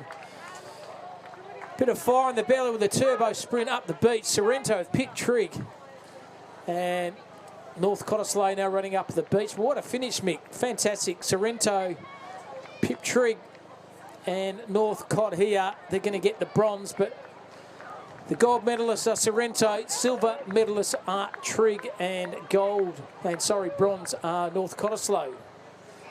Yeah, Neve Tierney again anchoring that team with Kyra and Charlotte King. Those three, a formidable group. But well done to Sorrento. I think it was the team of Harriet Chin, Georgia Singh and Ellen Borden. I think Borden it was with the sprint finish to take it out as Emily England across the line for the city of Perth. Well, the foul.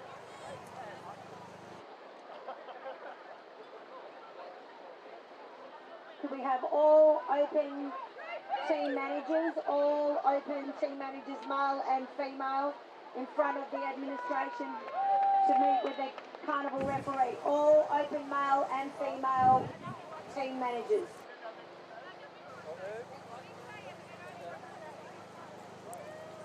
The old saying, sing a song. Well, tell you what, Mick, we've found one today. Georgia Singh figured very prominently in a lot of events. The girl originally from South Africa, now representing Sorrento, but her name is being thrown around all morning, and that's probably the reason why Sorrento earning a ton of points. Yeah, she's been great, and again, it's always you talk about you're only as strong as your weakest link, and there aren't many weak links in that Sorrento team. So on screen at the moment, it could be anything. I think it might be the it's a ski relay. I think it might be under 19 ski relay. Owen Barraclough there from Sorrento. So Northcott in the lead, Trig Island in second, Sorrento in third. Early stages just off the beach. Trig Island, Mullaloo as well. We will be crossing back to the boats shortly, but at the moment, I believe that is the under-19 ski relay. It's day 2 of the 2026 Fuel to Go and Play. One more day tomorrow. It's on the public holiday, and that'll be the 2nd of March. That's where all the big major players come out to play, Mick. So Northcott in the lead. I think that might be the team of Sasha Small, Alistair Marsden and Owen Chalner. Some great young competitors in the lead over Trig. We'll try and pick up which Trig Island team that is. The Sorrento team be tough to beat. Owen Barraclough, Tom Linehan and Jackson Tasker as well. So they'll certainly be right up amongst the medals. Although Barraclough's just been caught on the can there. He's lost a couple of positions. He's got a bit of work to do to get back to where he was. He won't like that, knowing the competitive juice which he possesses in his DNA. He'll dig deep. So Northcott in the lead, opening leg of this under-19 male single ski relay.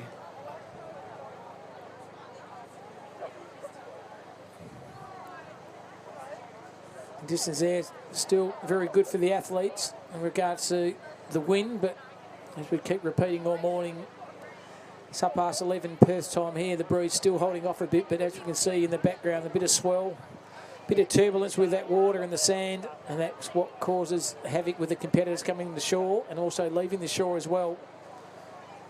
So still Northcott in front there. So Northcott, Trigg have had a good back end of this opening leg, just coming through that rip. You can just see all that water that's been chopped up and churned up.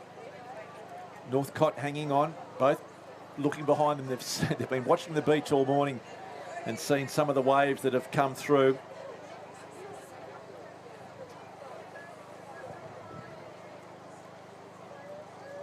Good split screen there of our camera crew. Surf boats to the right and this ski event to the left.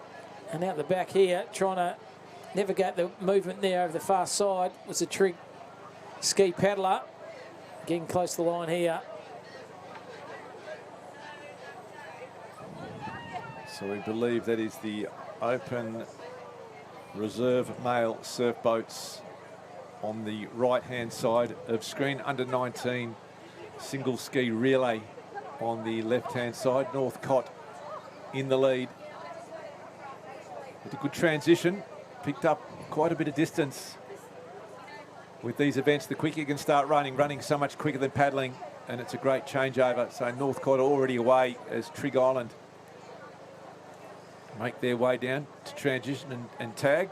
And that running aspect on the beach too, Mick, that was a difference to the last event we saw, wasn't with the Sorrento ability to run quicker on the beach than the Trigg Island athlete, and that's why so much difference between a gold and a silver is that initial final urge up the breeze, up the beach with a sprint, and that's why Sorrento got the gold, and unfortunately Trigg got the silver. There's a tag out there to Mullaloo, tag out there to Sorrento, and jump on the ski and Fremantle, yep, in and waiting for a start.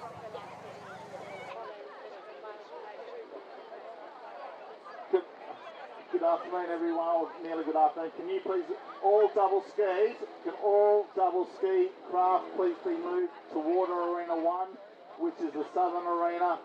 If you can start shifting all double skis to Water Arena 1, please. All double skis, Water Arena 1. Thank you. There's a starting lineup, open male surf race, the final six: City of Toddies, City of Perth, Burritos, Fremantle, Hunters, Northcott, Moose, Northcott, NC States, Northcott, and Scream and Seaman from the Secret Harbour. So 1, 2, 3 teams there for Northcott, one from City of Perth, one from Fremantle, and one from Secret Harbour. So obviously Northcott there, Mick, very well represented. Yeah, they've always been big on the boats, Northcott. Never been that bright, which is why they've had so many boat crews down there. And that's why hence the name Moose to one of their teams, no doubt, Mick. Marty Moose. So looking forward to this one. The Hot Toddies, we believe, are at the top of screen. Fremantle Burritos, second from the top. The three Northcott crews in the middle, and Secret Harbour down on this closest to camera. We believe that is how they are lining up. Out in the water on the right-hand side now, it's still the under-19 ski relay. Waiting for a start for the boats. We saw earlier some of the teams just getting swamped. So the referees will be trying to get this away cleanly so all boats can get out into some deep water as quick as they can. So different components of the boat race, Mick, isn't it? Initially get over that break area, then try to dig deep to get around the cans, and then you know when you're coming through, then you've got to navigate the waves coming into the ocean. So yeah, three little mindsets throughout the course of that boat race. Get over the initial swell lines, then paddle like the clappers as a team out to the cans, get around the cans, and then paddle in and hope you catch a wave. You don't get poleaxe on the way through. Yep, it's all about survival, getting things right. Again, we talk about getting the little things right for these boats. It's getting in cleanly, getting the timing right straight away, all putting the same amount of effort with the same amount of timing on those oars to get these big boats moving. Once again, big shout out to our RWC crew out the back and our IRBs and RWCs, just making sure our competitors are all safe. So they're volunteers, folks, give up their time like all the officials here to make sure our competitors are safe out in the ocean. So big shout out to them. Each club throughout the state donate their time to safety on the beach, and we appreciate the work you do. Now it's starting here, Mick.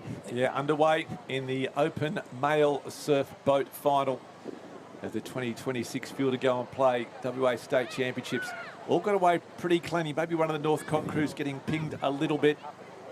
Wave here now. This might be the... Oh, one's gone. Yeah, two's gone. Backwards. So 2 races over for 2 of those. So it's down to... Well, one may recover. One's certainly gone. It might be the City of Perth Toddies, possibly the closest to the screen. We'll try and... Or possibly Secret Harbour. Hard to know. Just the glare on the caps from the drone. Northcott certainly making up those middle fields. The Fremantle Burritos, we think they are second from the top. The Toddies, as they hit the line, I think it might just be...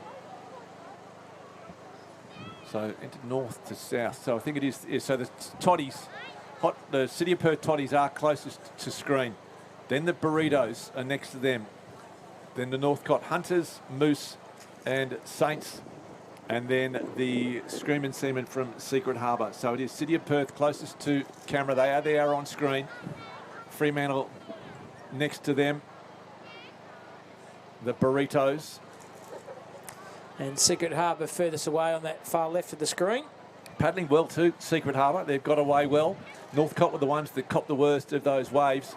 So it looks like Secret Harbour may be just ahead of Fremantle. City of Perth in third at the moment. Now, this will tell us how, when they come to this turning marker, we were able to see as the line of the camera lines up with the line of the boats, and it looks like Fremantle might turn fast. City of Perth around in second. Secret Harbour in third. The sprint will come on. Who can get around quickly? Looks like, in fact, that's Northcott. Yeah, so it's their way forward, haven't they, with the City of Perth? Yeah, the North Cottesloe team. So that might be the Hunters. So Northcott, I would say, in the lead, just ahead of the City of Perth. Secret Harbour, they would have turned in third place. Will the Hunters collect, Mick? Good band, Hunters and Collectors. Nice. They might collect the medal. Nice, Cam. That's why you are in the hot seat here with the microphone. So Northcott in the lead. City of Perth chasing hard. Secret Harbour might have just dropped off a little bit on that southern side. Northcott certainly starting to stamp some authority on this race. Powering their way through the ocean now at the moment. Northcott digging deep. All about timing, all about rhythm, all about distinct connection between the three on the boat and also... So here's Northcott and here's the City of Perth just on the very far right of screen as well. So it's all going to be about who's going to pick the wave up. City of Perth looks like they could get a little bit of a runner there to take them alongside Northcott. There's the other Northcott crews. They are further back in this race. There's the two leaders at the moment, both waiting for a wave, City of Perth and Northcott. Smart, isn't it? Here the wave comes now. Now they go. City of Perth might have the steeper side of it, but also on that northern side, it could be another Northcott crew or the Fremantle Burritos. We'll wait and see. They're all up. They're all called back. It's going to be a judge's call. 3 boats coming across the line. Can City of Perth keep it straight? No, they can't. They're gone. Northcott, they put the arms in the air. Northcott have claimed it. So Northcott have claimed it. City of Perth have recovered. I think they might have picked up either the silver or the bronze. Maybe the bronze. It's Northcott. They knew straight away, Mick. They got the arms hands went in up the air. So Northcott taking out the open male surf boat race. Well done. Yeah, terrific paddle by the Northcott crew.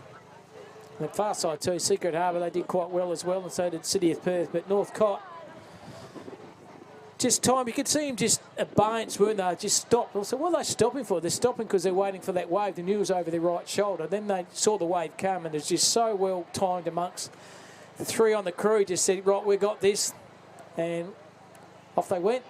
And Northcott, the City crew just had that slightly steeper wave, which just made it that little bit harder to control. Northcott had a gentler entry into the beach, and they were able to hold that boat straight and pick up the gold medal. So congratulations to Northcott, the state champions in the open male surf boat.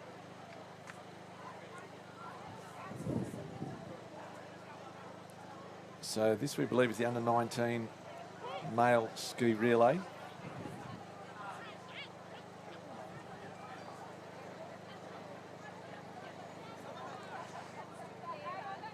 So under-19 male ski relay currently on Northcott screen. is given the big thumbs up. They've taken that They've out. taken it out. Yep, Northcott, a wide smile on his face, crossing the line there, but Northcott has won that one.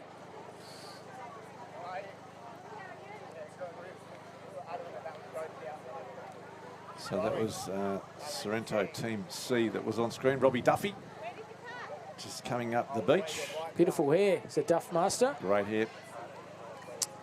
See, they'll get second. So Northcott won. Sorrento will get the silver. And looks like Trigg Island will get the bronze. But Northcott victorious. Sorrento second and Trigg Island third. And good little camaraderie amongst the competitors from the three clubs there. Yeah, I mean, the great thing about these young fellas, they'll race against each other, hopefully for the next, 5, 6, 7, 8, 9 years. So it is great. They make a lot of friends as they do race. It's one of the great things about any type of sport, but in particular surf, there is a great camaraderie, as you mentioned. Mullaloo crossing the line. So many times throughout the call, Mick, so many overturned skis and also boards, hence the conditions here at Trigg. So being very challenging for the athletes, but they've done well and manufactured their way through. One out there on Northcott paddler, just letting that wave go underneath, just manages to hang on to it. Yeah, geez, it's 3 or 4 foot wave coming through there. So Now I'd like to marshal the under-17 female board relay. Under-17 female board relay to marshalling.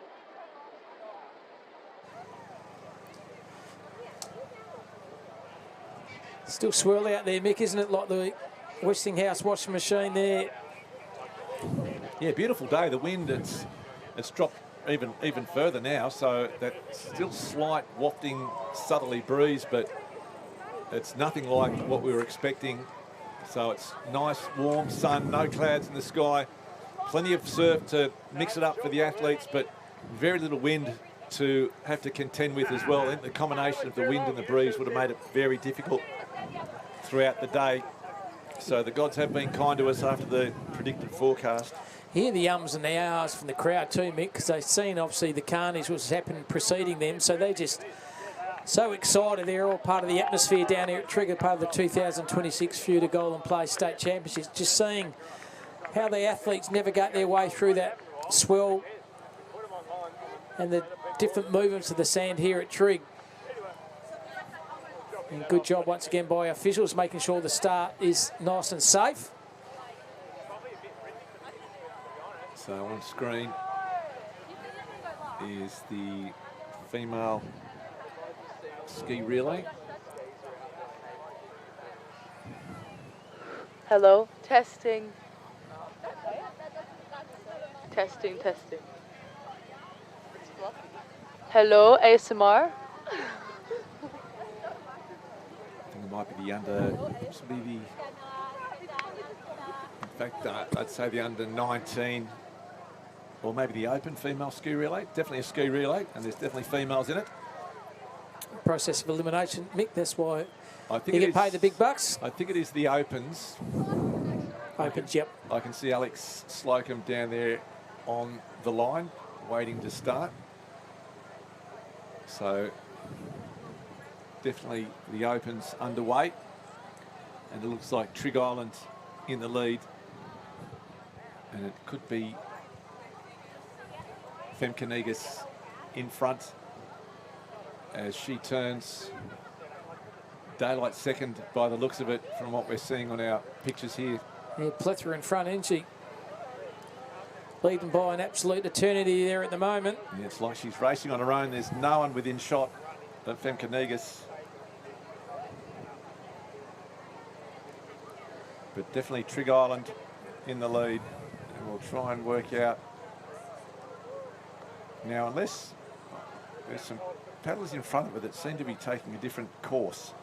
So we'll try and work out what's going on. So Sorrento Rhythm of the action there, very good. coming in.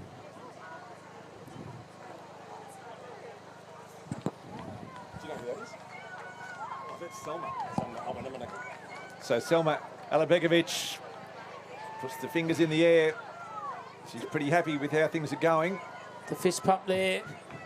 And she's pretty happy Ross because Smolan they've does the big plane. Does the taken out the gold does medal. the Jack Ginnivan plane as she mashes her way through the finishing line. And he's pumped. there's Carnage again. Over the top goes that City of Perth athlete. All the brunt of that.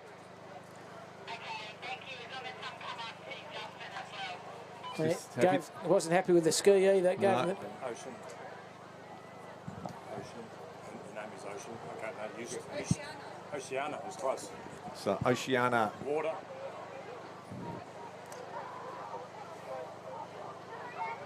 Just throws the legs over to keep the ski stable. And picks it up. No, possibly, yeah. So it looks like the City of Perth, there's a bit of excitement amongst the City of Perth crew.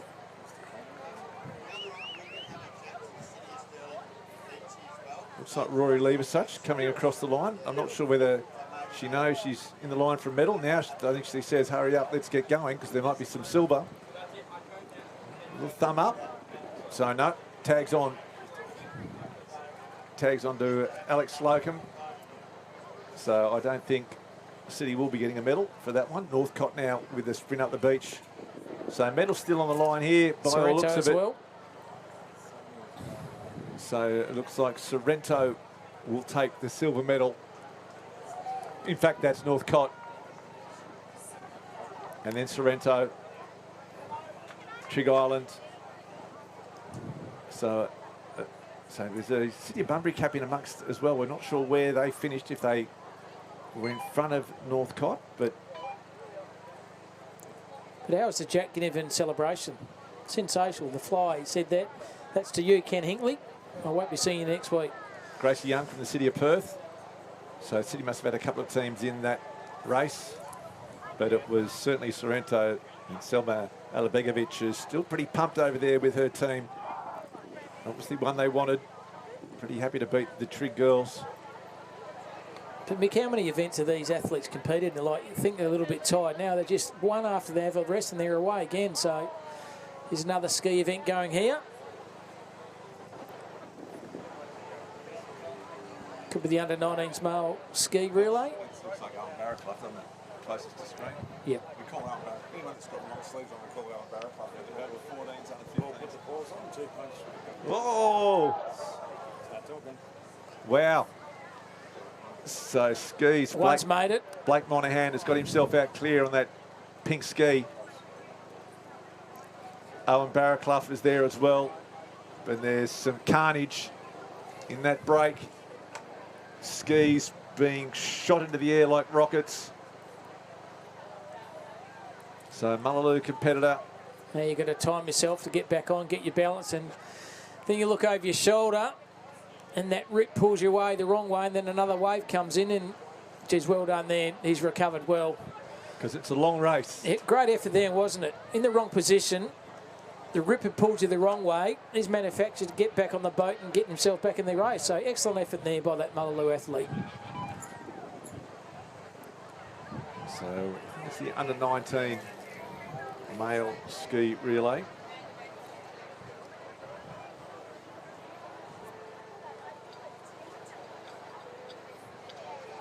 Blake Monahan, Harry Krawczyk and Ned Eldon is the team that's in the lead through Blake Monahan at the moment.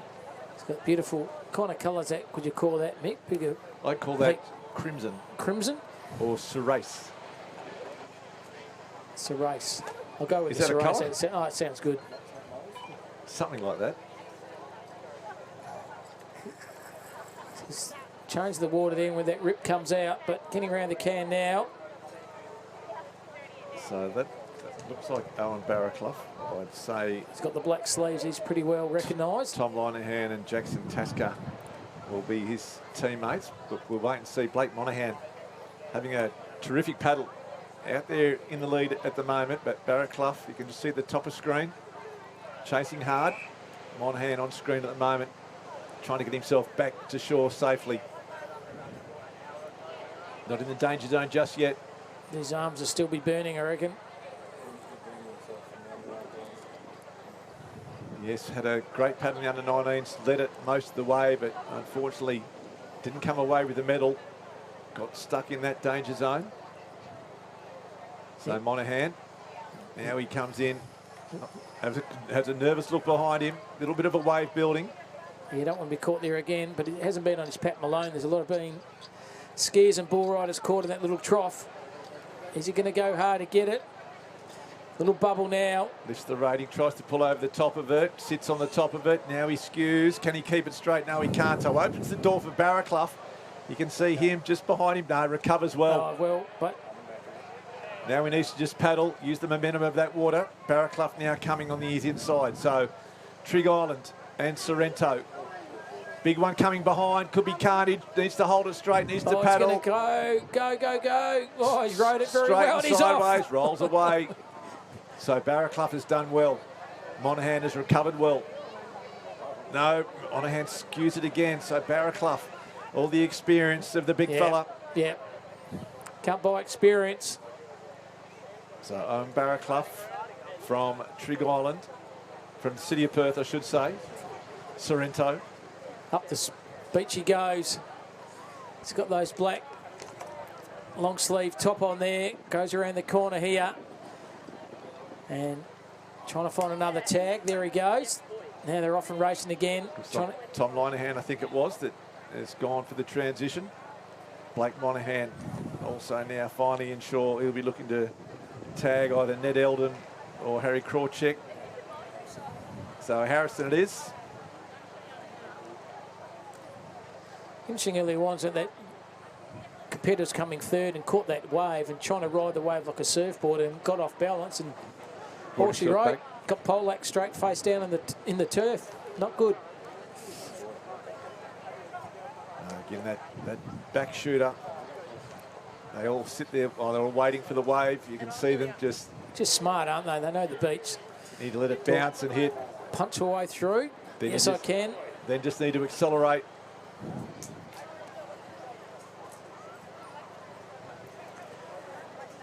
And you've got your teammates there trying to urge you on as well, as you're going to make sure you hang in there and get yourself over this break here at Trig and then go hard out the other way. Here's the swell line coming again. So Harrison from Trig, he's been caught in no man's land. He's going to get knocked again here, so it's going to make it very hard for Trig. We talk about the luck of the surf.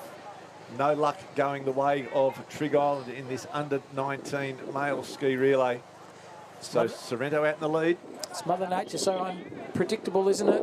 I think you're okay.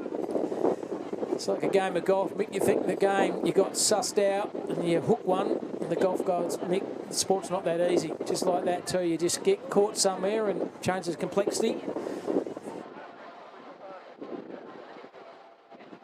We now have a marshalling call for the under-19 female board relay. Under-19 female board relay in water 2. So Sorrento in the lead. Northcott in second place. The team of Owen Challoner, Alistair Marsden and Sasha Small. Three really good paddlers. Sorrento just trying to hang on. Tom Linehan, I think it is. In the last 5 minutes too, Mick, the breezes starting to pick up. Breezes starting to change, I reckon, starting to turn here. Yeah, you just see those flags, the white caps starting to appear in the ocean. It was always predicted to come in. At least it's held off Perth time here. It's right on 12 o'clock here, midday in Perth. So the breezes change. It's going to make it a bit more difficult and challenging for the competitors. But be up for the challenge. So here we go. Sorrento in the lead. Under-19 male ski relay.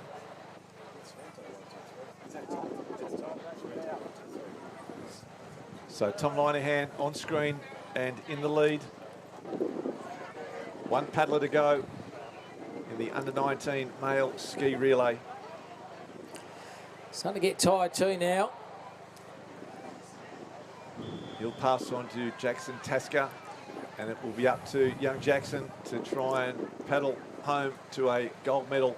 Jackson, man. Is he up for the challenge? For his team, we can see how tricky it can be, though, coming in and out, so nothing's certain yet. Too early to put the glasses down. As we've seen before, in many races, things can change. So Tommy Linehan. He's just paddling. He's trying to get ahead of that wave here at the moment. Lifts the rating. Yep. It's at hard hours of paddling in the gym and also out in the ocean. So Sorrento in the lead. Tasker there waiting to go. Barraclough takes the craft off his teammate. Linehan, great transition too. Every step counts. Running so much quicker than paddling. Increasing the lead at every step. Open female double ski, open female double ski. You need to move down to water area 1 for your event. Open female double ski to water area 1, please. As the chase pack now comes in, Northcott hanging on to second place. Owen Challoner, Alistair Marston and Sasha Small. And then Sorrento in third place. So sprint up the beach here to Northcott. Hotly on a pursuit on their heels. There's another Sorrento team. Great transition by the Sorrento paddler. Certainly was. So in the meantime, Sorrento with Tasker, he's had probably a good minute head start. Anything can change, Mick. You get Poleax in a wave, and the Perth sitting second has got a silver, might get a gold. We'll try and see if he's got out clean or not. Motherloo tag there. It's the final paddler for them. It's under 19 male ski relay final here. And get caught in an area there. You just go backwards in. It's like a washing machine. Now you've got to whack your way through. Duffy having to work hard. Gets himself out though. But right out in the lead is a Sorrento paddler.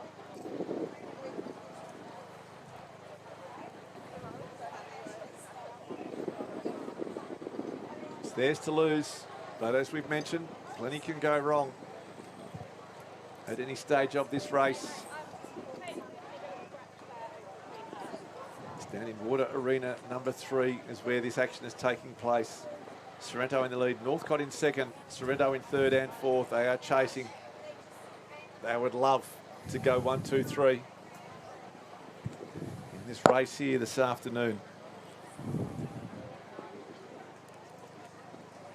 There's the difference. You can see it now. He's about to hit the apex can to turn. And in the meantime, Northcott's still heading out. So that's a very handy lead, isn't it? Yep. By Sorrento, doing it easily here at the moment. But as we've said, you can't get ahead of yourself anything until they are back safely on the sand here at Trig Beach. Northcott paddling well, increasing the distance between second and third. So the battle on for the minor medals between the two Sorrento teams. The front runners will need to get it right though as they approach the danger zone here at Trig Beach. So that's second place on screen, the Northcott paddler. That's third and fourth. That's where the battle for the medals will be. Sorrento is clearly in the lead, so we're looking at second, third and fourth on screen at the moment. Now third and fourth as the Northcott paddler just drifts off to the right.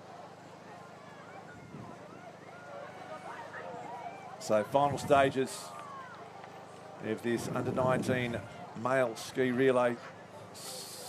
Northcott in second, Sorrento in third and in fourth, and also Sorrento in first place. We'll see if we can see them coming into the beach. Screen there, there's a bit of a rip forming there, Mick, and that's where that trough develops, and that's where I've seen a lot of competitors end up on the backside. So it looks like Tasker is just about making his way into the beach on that very right-hand side of screen. You can just see his head there in amongst the foam. He's negotiated the break well, and he's going to paddle his team home to a gold medal.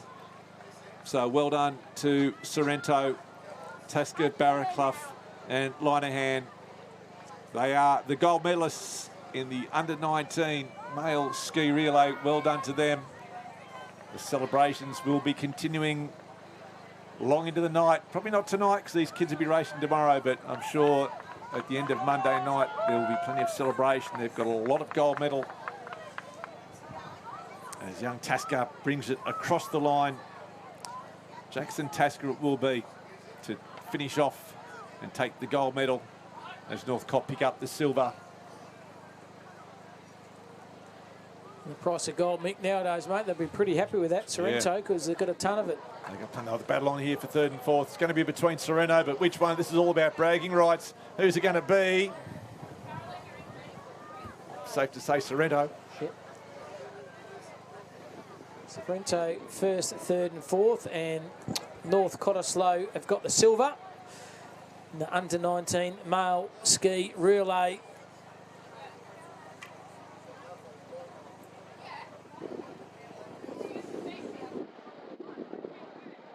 Final marshalling call for the open female double ski. The open female double ski. Final marshalling call, please. Water area 1, you need to report to now.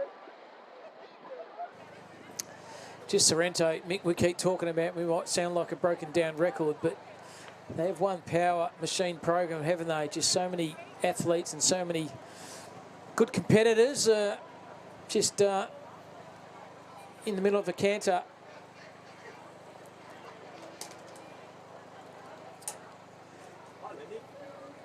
This is live at day 2 of the 2026 Fuel to Go and Play Surf Life Saving Championships at Trigg Surf Life Saving Club.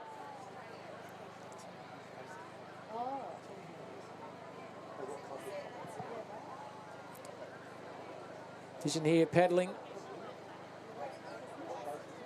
She's got babies. She's wearing babies. She's got bums.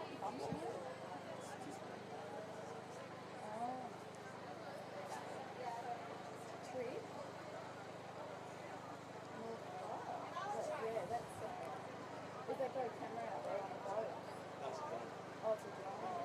So in front there at the moment, looks like North Cottesloe paddling pretty well. Trigg now second, maybe third as well, getting around the can there. I think this is under 17 female ski relay final. On the hands and knees now, jumps onto the knees, does the North Cottesloe competitor. And digging the arms in very deep there to navigate that sideway movement of the swell here at Trigg, but North Cottesloe couple in front at the first stage of the under 17 female ski relay here. So it's North Cottesloe extending their lead. But things do change. There's a bit of swell and movement happening there.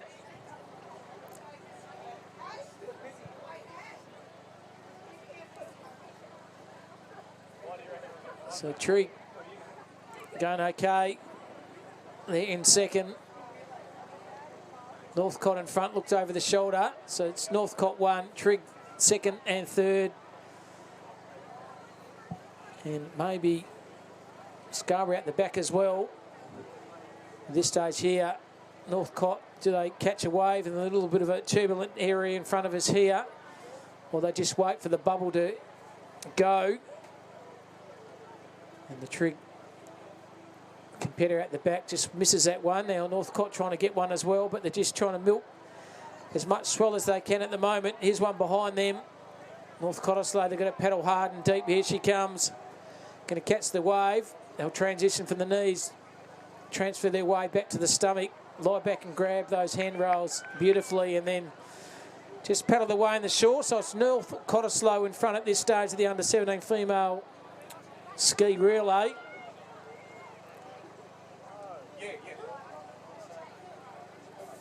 And Trigg now second. But Northcote riding it very well into shore here. Takes the board off, disembarks. Little sprint up the beach, and then the opportunity here to tag her fellow teammate there for North Cottesloe. Good hard run. Yeah, Sky McCaffrey doing a great job on the transition there. Certainly did. Now they're out again here. And big set coming out the back here. It's going to change things out the back. Geez, a big 3 or 4 foot swell coming through at the moment. They missed that wave, but North Cottesloe in front. Out here, the competitors here, just a big trough of carnage going to happen here, Mick. Look at that, whang, straight over the fours they go. Right on the head. Right on the Swede. Doesn't matter, North Cott just trying to manufacture the swell very well here. They jump on the back, then they jump forward, and then they transition the weight to get over the bubble, and that's what they've done. This is a final call for the open female double skis. You need to report to water area 1 now. A final call for the open female double skis. You need to report to water area 1 immediately, otherwise you will miss your event.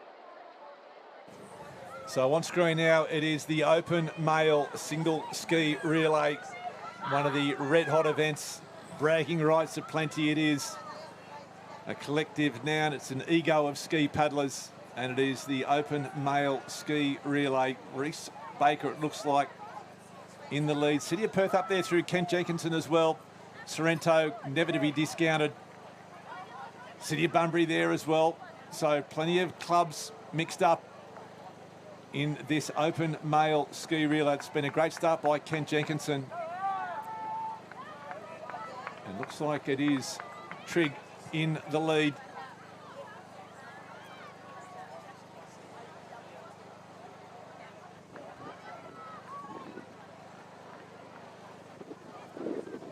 So open ski relay. We think it might be the final. We'll try and check. So it is the Trigg are going to be in the first into the water. We'll see just the intensity. Will give us some indication of what it is. So Reece Baker, The veteran. running hard as he comes through. Plenty of carnage. Lots of experienced ski paddlers having all sorts of trouble negotiating this break coming in and out. So Trigg in the lead. Looks like North Cottesloe there in second place. That's Jules Frednay, in fact, or Ethan Jackson it might be. So Ethan Jackson there from the City of Perth, they're in fourth. City of Bunbury in third. Nice transition onto Travis England for the City of Perth. Kent Jenkinson now must have had a bit of trouble coming in. He was paddling extremely well into that break. So the City of Perth, probably the B team, they would call themselves. And don't we love it with these teams when the supposed A team gets knocked off by the supposed B team. They all class themselves as the A team, but so it is Trigg Island out in the lead. Nothing like competitive juices amongst the team and the club you represent, Mick. Nothing wrong with that. So that City of Perth team that was with Ethan Jackson, Jules Frednay and Travis England. They're just ahead of Charlie Hewitt, Harry Hewitt and Kent Jenkinson. So the two Hewitts, we know they can paddle. So they'll be trying to get City of Perth back into this team. Big punch through the wave, ducks the head, punches through. Hard to hold and they can't. And that's plenty of experience being bumped off there on their home beach. That was a heavy wave. Just couldn't get their noses through. But how quick are they back on their skis and paddling again? Yeah, had to duck the head and really try and punch through, just not able to get through it. A lot of water, a lot of weight, but it just takes that little bit of pressure off the leaders without that chase pack coming quite as frantically as it would have been. And the heart goes in your mouth, doesn't it, when you know there's a wave coming. I'll take the punt, I'm going to go through it, punch through it, but unfortunately when the water fills up, the boat tips over, you've got to start again. That's happening again twice and pushes away, put yourself back. At this level, these guys, they'll try and back themselves against any sort of wave. Normally they can punch through, but that was a particularly heavy wave. So that's Travis England there on that yellow ski with the yellow vest. He's from the City of Perth. He's in third place at the moment, off the back of a great transition and paddle there from Ethan Jackson, who led off on the City of Perth's second team.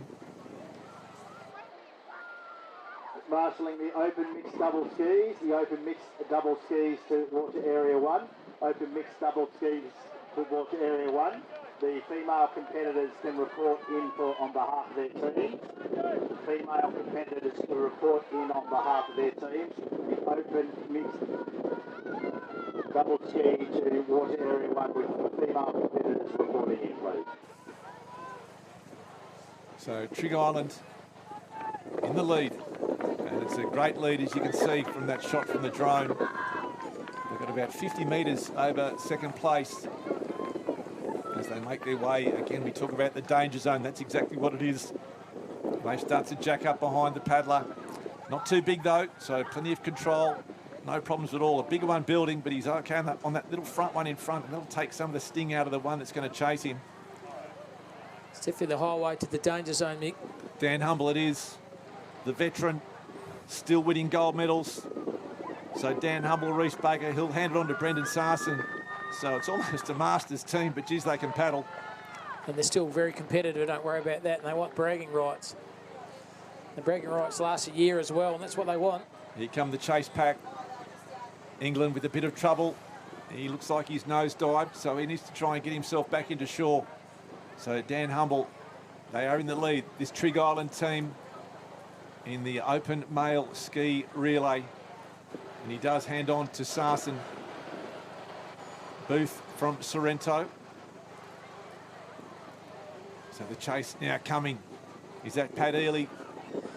He's Pat Ely. He'll make up ground too, Mix. It's not all over yet for the Sorrento side. And Trig maybe look over the shoulder. They know they've got Pat Ely right close up their backside. So still not over. City of Perth coming through, and also North Cottesloe as well. Travis England there from the City of Perth. So they're still in it as well. So City of Perth will be handing that on. So away they go. Jules Fredenay had a great individual ski paddle, Fredenay. Got his new ski, new boss. And it is Sarson trying to hang on to a lead. He's got a fast finishing Patrick Ely, the world champion, hot on his heels. Psychologically, when you're competing against Mick, you're one step behind the game. You know you've got a world champion close coming right over your shoulder. Yeah, oh look, it just means you switch on. You just don't relax at any stage of the race. You know you can't make a mistake, which is some of these competitors are doing. They're finding out the tough way when they're being knocked off their skis or losing them as they come back in. So this is the final leg of this open male single ski relay. Jules Fredenay there on screen for the City of Perth. They're currently in fourth. You can see the 2 leaders just about to turn that right-hand can before they make their way to the apex. So race on in this open male ski final. Final call, repeat final call for the open mixed double ski. We need the female team member to report in. Female team member to report in for the open mixed double ski. That is to water 1 immediately, please. So this is 3rd and 4th on screen. Northcott and the City of Perth. Jules Fredenay out in front, though, is Brendan Sarson from Trig Island, being chased by Patrick Ely, the world champion, the reigning single ski champion as well. So it's a quality field.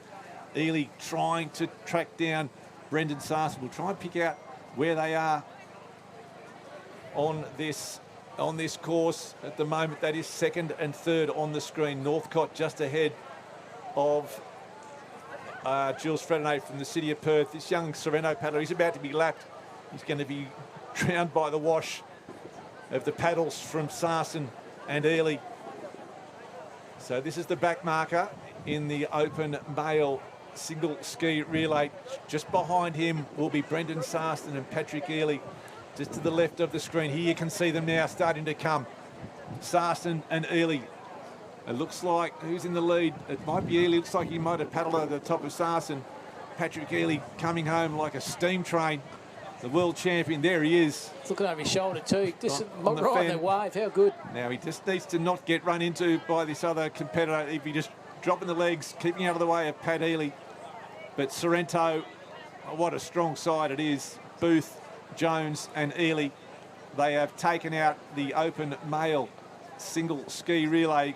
Courageous paddle by Baker, Humble and also Brendan Sarson, but it will be Sorrento. Too good, too strong. And Patrick Ely adds to his collection of gold. It is gold, gold, gold for Paddy Ely today, having an outstanding tournament and plenty more for him still to come with all the finals tomorrow, the reigning Ironman, the reigning ski champion and the reigning board paddler. Well, you picked it well, Mick, didn't you? You was sitting second on that final ski leg, but you said, Trigg, be wary of one Pat Ely, and certainly read it well, Mick. Mickey just came from the clouds and just, that's why he's the world champion. Just so well, wasn't he? Strong paddling. But, you know, hats off to this team. Brendan Sarson coming up the beach. Brendan, again, a multiple state champion, gold medalist over 10 years ago.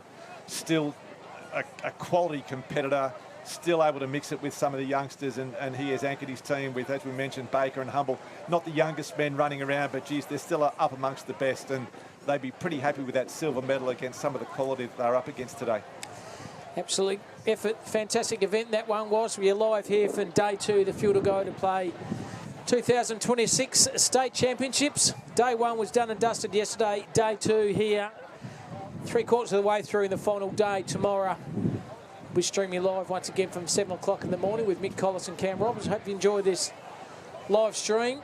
Still got a few more events to happen in Water Arena 2 and 3 at the moment, but still trying to compete and finish the race as you do, which is fantastic for these athletes. Jules Frednay just coming across the line. Harry Hewitt had a great paddle to get his team back ahead of the other City of Perth crew.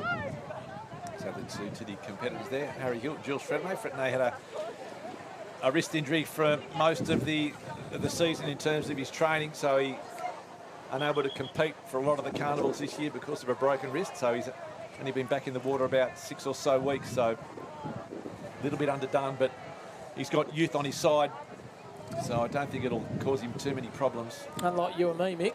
Oh, yeah. We're It's in all turned sorts out of trouble. washing machine out there at the moment, Mick, aren't the White Caps have come very strong here. The Southwest, the Doctors kick right in. Yeah, we knew it was coming. It did hold off for probably longer than we thought. It's been great conditions all morning, and tomorrow we should be set for an absolute sensational day of racing. Finals day tomorrow.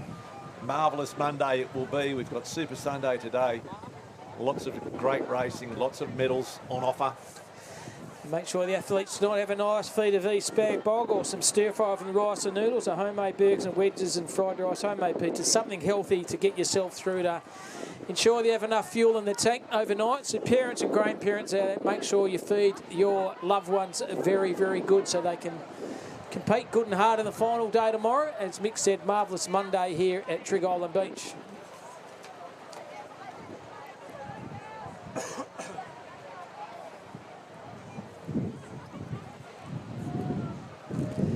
A good view for our camera crew. Once again, the live stream seeing a good crowd. It's been consistent all morning.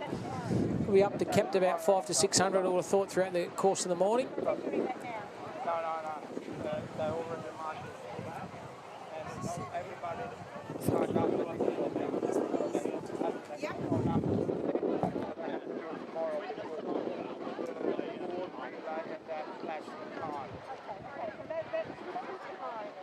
I don't know what they decided on.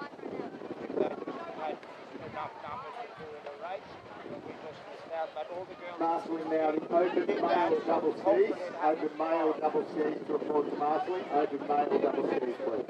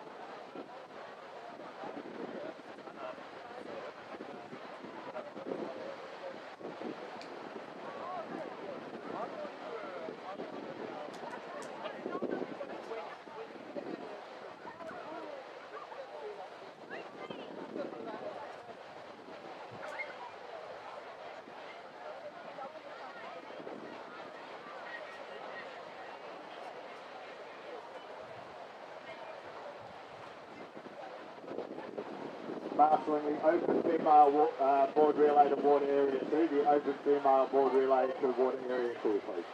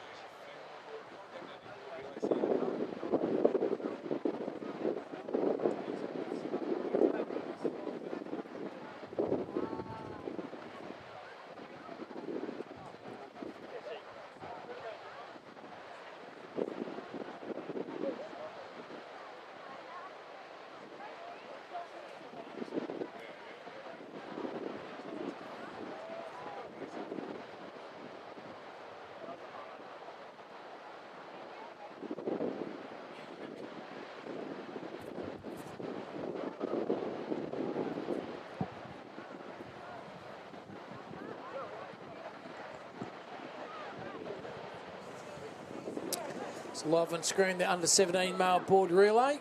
As we've seen, once again, a lot of swell, and the breeze has picked up. As you can see, good vision there for our camera crew here. And Sorrento, Trigg, called those clubs so many times before. Nice transition by the young Trigg competitor. Young Duffy there from Sorrento in second place.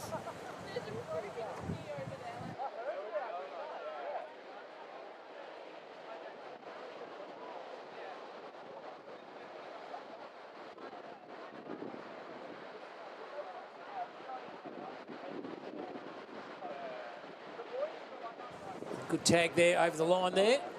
Jumping up once again, very close there. 1, 2, 3, 4. Pick up the board, punch through the surf, and head out to the first can. This is the under-17 male board relay. Important points for the team and also the individual as well. See that, just the rip and the swell just pulling you backwards. That's where you get frustrated, because you're getting no memento, but you just got to hang in there and they'll soon subside and get the opportunity to have a clear run at it. And exactly what's happened here at the moment. Sure, that cap out the front there, but be a Trigg clap or a City of Perth cap.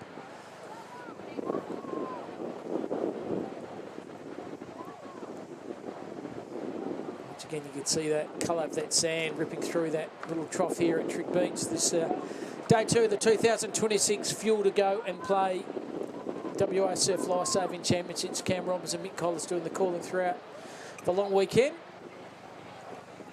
Yeah, it's a pretty tight bunch in the lead group in this under-17 male board relay. Again, a great chance for these young fellas to work with their teammates that they normally race against, to race with, and at the end of the day, celebrate, hopefully, a medal of some colour. So it is Trigg out in the lead at the moment. We're now marshalling the open male board relay, the open male board relay in water 3. Marshalling the open male board relay, water 3.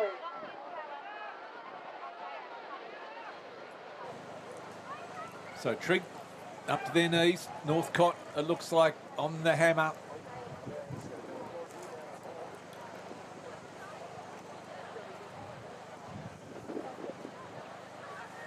So Trigg Island in the lead in the opening leg of this under-17 male board relay. Northcott there in second place. Could be Mullaloo in third. We'll be able to pick it up as they come a little bit closer into shore. Definitely Trigg in front as they pass the swim cans into the danger zone. Not a whole lot coming behind them. Northcott staying on the knees. Trigg competitors having a look behind. He's opened the door. He's done well, though. He was never going to out paddle that way, but he's done well to wait for it. But credit to Northcott, able to pull over the top of that one as well. So 2 competitors on the wave at the end of the first leg. Northcott up against Trigg in this under-17 board relay final. And it's all about the angle and the line to the beach and who can transition the best. And here we go. Trigg Island up and running. Putting distance on. Good sprint on the beach too, bit of power on the legs. Yeah, it's the great way to do it. You look at that line, they were both on that same wave together, and all of a sudden he's given his teammate about a 20-metre lead. So a great transition by Trigg. Good insight to the viewers too, Mick. You said not only the physical aspects of the event, but the mental timing, holding back, waiting for that wave to come, and not only the aspect of being fit, but you've got to be switched on and tuned to the conditions in which you're competing in. Yeah, you've certainly got to think, and I think the transition is such an underrated part of racing. I don't think, I mean, they do train for it, but it's not something that people, I mean, the good guys spend a lot of time on it, but a lot of the younger paddlers, they don't think the transition is that important. They just think it's just a bit of you paddle hard and then you coast up and then transition, but the transition is still part of the race. Your race isn't over until you've touched your teammate to tag him, to let him go. So if you don't transition hard, you're just giving the opposition an advantage. So you've got to get off that board and just sprint as hard as you can. You can see it here on the right of screen. Some of these, the big Sorrento kid having a really good transition and reducing that distance. here. Obviously, in the background too, the breeze picking up in the monitors here. We knew it was coming. It came in about 12 o'clock, about half an hour ago, and it's going to make it more difficult. The southwester with that swell movement pushing you up against, but these two in the pack well in command at the moment. Yeah, just some smart paddling. The Trig competitor, if you can sit right on the tail of the person in front, he just gets dragged along. I think it's about an 80% effort to do 100% of the work, so it's really well worth doing, and it's like the DRS we see in the Formula Ones. You're just using the drag to get pulled along, and then when you do get the chance, you just pull out to the left or right and then try and put the hammer down. So the Northcott paddler will be working a little bit harder than the Trig competitor at the moment. Northcott competitor setting the pace, but the Trig competitor able to save a little bit of energy. You see him now get to his knees and then try and explode for the trip back to the beach. Now he pulls away to give himself some space. Use the runs to get away. Trig on the far left, and just, yeah, like you said, Mick, using that little bit of run, just a little 1%ers there to get themselves across the line here. So he's had a bit of a rest on the way out. He's paddling smart. This is a final call, a final marshalling call for the open male double ski to Water Arena 1. Final call for the open male double ski, Water Arena 1. Oh, look how ugly that water is there, Cam. It is the washing machine. There's waves from the side, waves from the front, waves from behind. Who can handle it the best? It looks like Trig on their home turf. So Trig Island in the lead in this under-17 board relay. One to go, one leg to go. There's been nothing separating them. Again, it'll come down to the transition. How much lead can you give your team in a tight race? That's what you need to work on. Sideway movement there at the swell, isn't it? Just as you say, that moving washing machine of that sand turns to yellow. And the final leg here now, so important. The critical last tag of the race here. So Trig in the lead, Northcott there. In fact, that's Trig as well. So we're not sure what's going on, whether he's just been off screen or he's been lapped. So that might be it, I think. So Trig Island. That was the third race, the third leg, I should say. So yeah, very strong. Here comes Cottesloe now. Sorry, North Cottesloe second. Looking over the shoulder. They know they got the silver, but the gold goes to Trig. Yep, so Trig doing it comfortably. Northcott will pick up the silver. Mullaloo third. That is the under-17 male board relay. For local knowledge, once again, Trig, Mick, with that tricky whirlpool rip area in front of us here, they knew that was coming, and just the ability to hold back, to time your run with a wave, and then strategically place yourself at the back of the board and paddle yourself in. And that's why Trig won the gold. Excellent effort by them.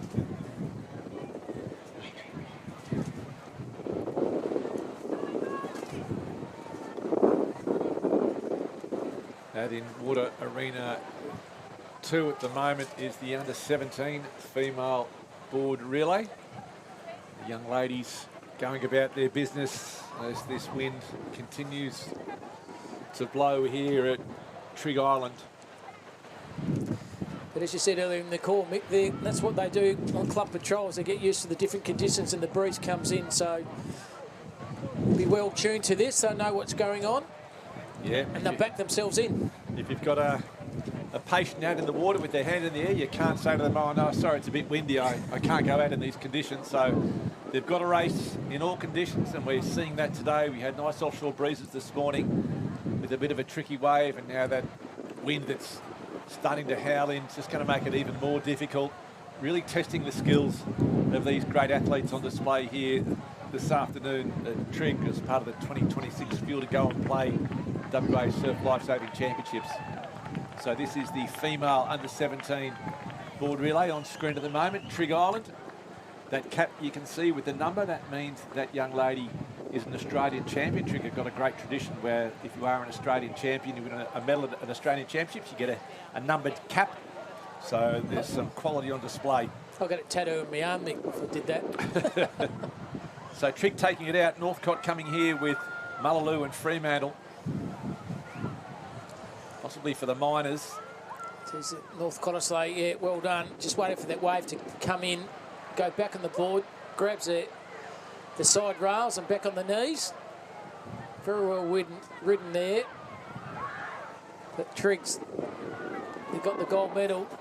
Northcott riding this wave all the way into shore, getting urged on her teammates there, can jump and navigate. Off the board she goes. And a quick sprint up the beach right in front of us. So Northcott are slow. They'll get the silver. Trigg Island the gold. So Trigg, Northcott, and might be Trigg also going to get the bronze medal as well, or it might be Mullaloo's the ladder.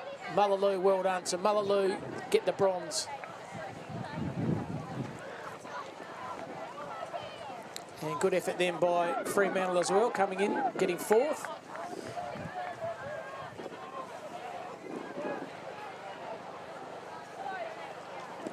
So under 17 female board relay, the gold goes to the Trigg Island Surf Lifesaving Club. In a canter in the end.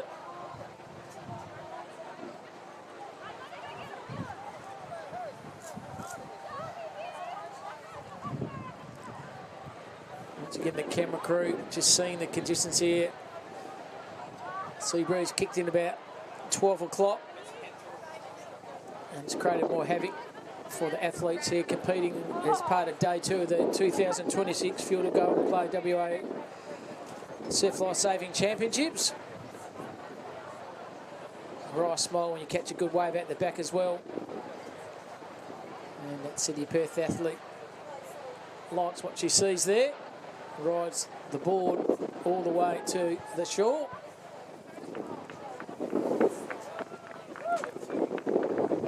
That team, once again, of Annika Negus, Willie Cock and Senna Howard just dominating that under-19 division.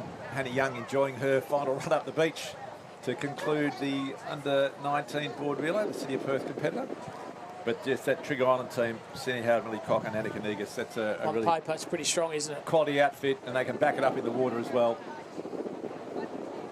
They'll be sick of posing for photos by the end of this weekend. Yeah, we'll need to manage by the end of the day, Mick, to make sure everything's honky-dory. And out in the water, this looks like it might be the open male board relay, quite possibly. Try and work out. See a City of Perth competitor down at the bottom of a screen. Northcott, Trigg. So under 19, we think it is. So is that sideward move? Look at that, the balance. Give over those waves and pushing sideways with a strong southwesterly breeze as well.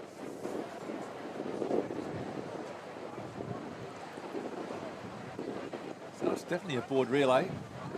We think it's under 19s, coming from the northern end.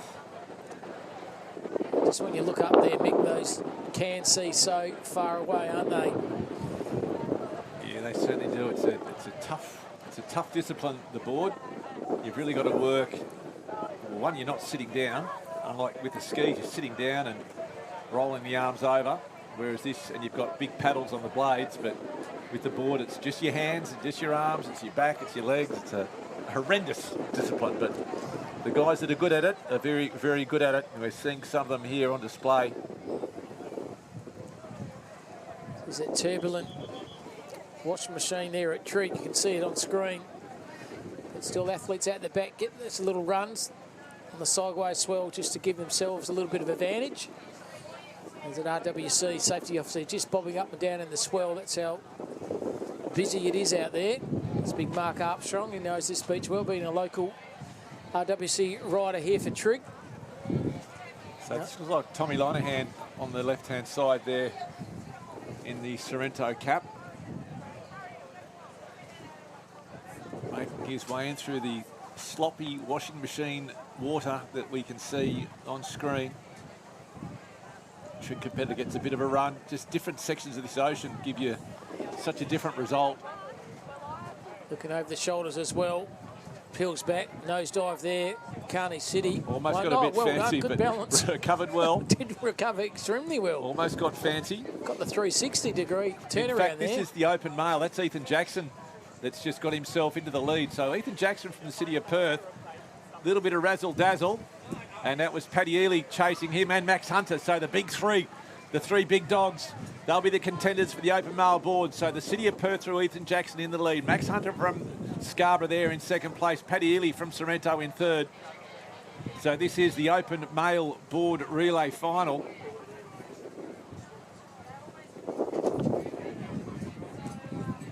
And the trig competitors, just Sorrento running across this bank. Tricky conditions we talked about.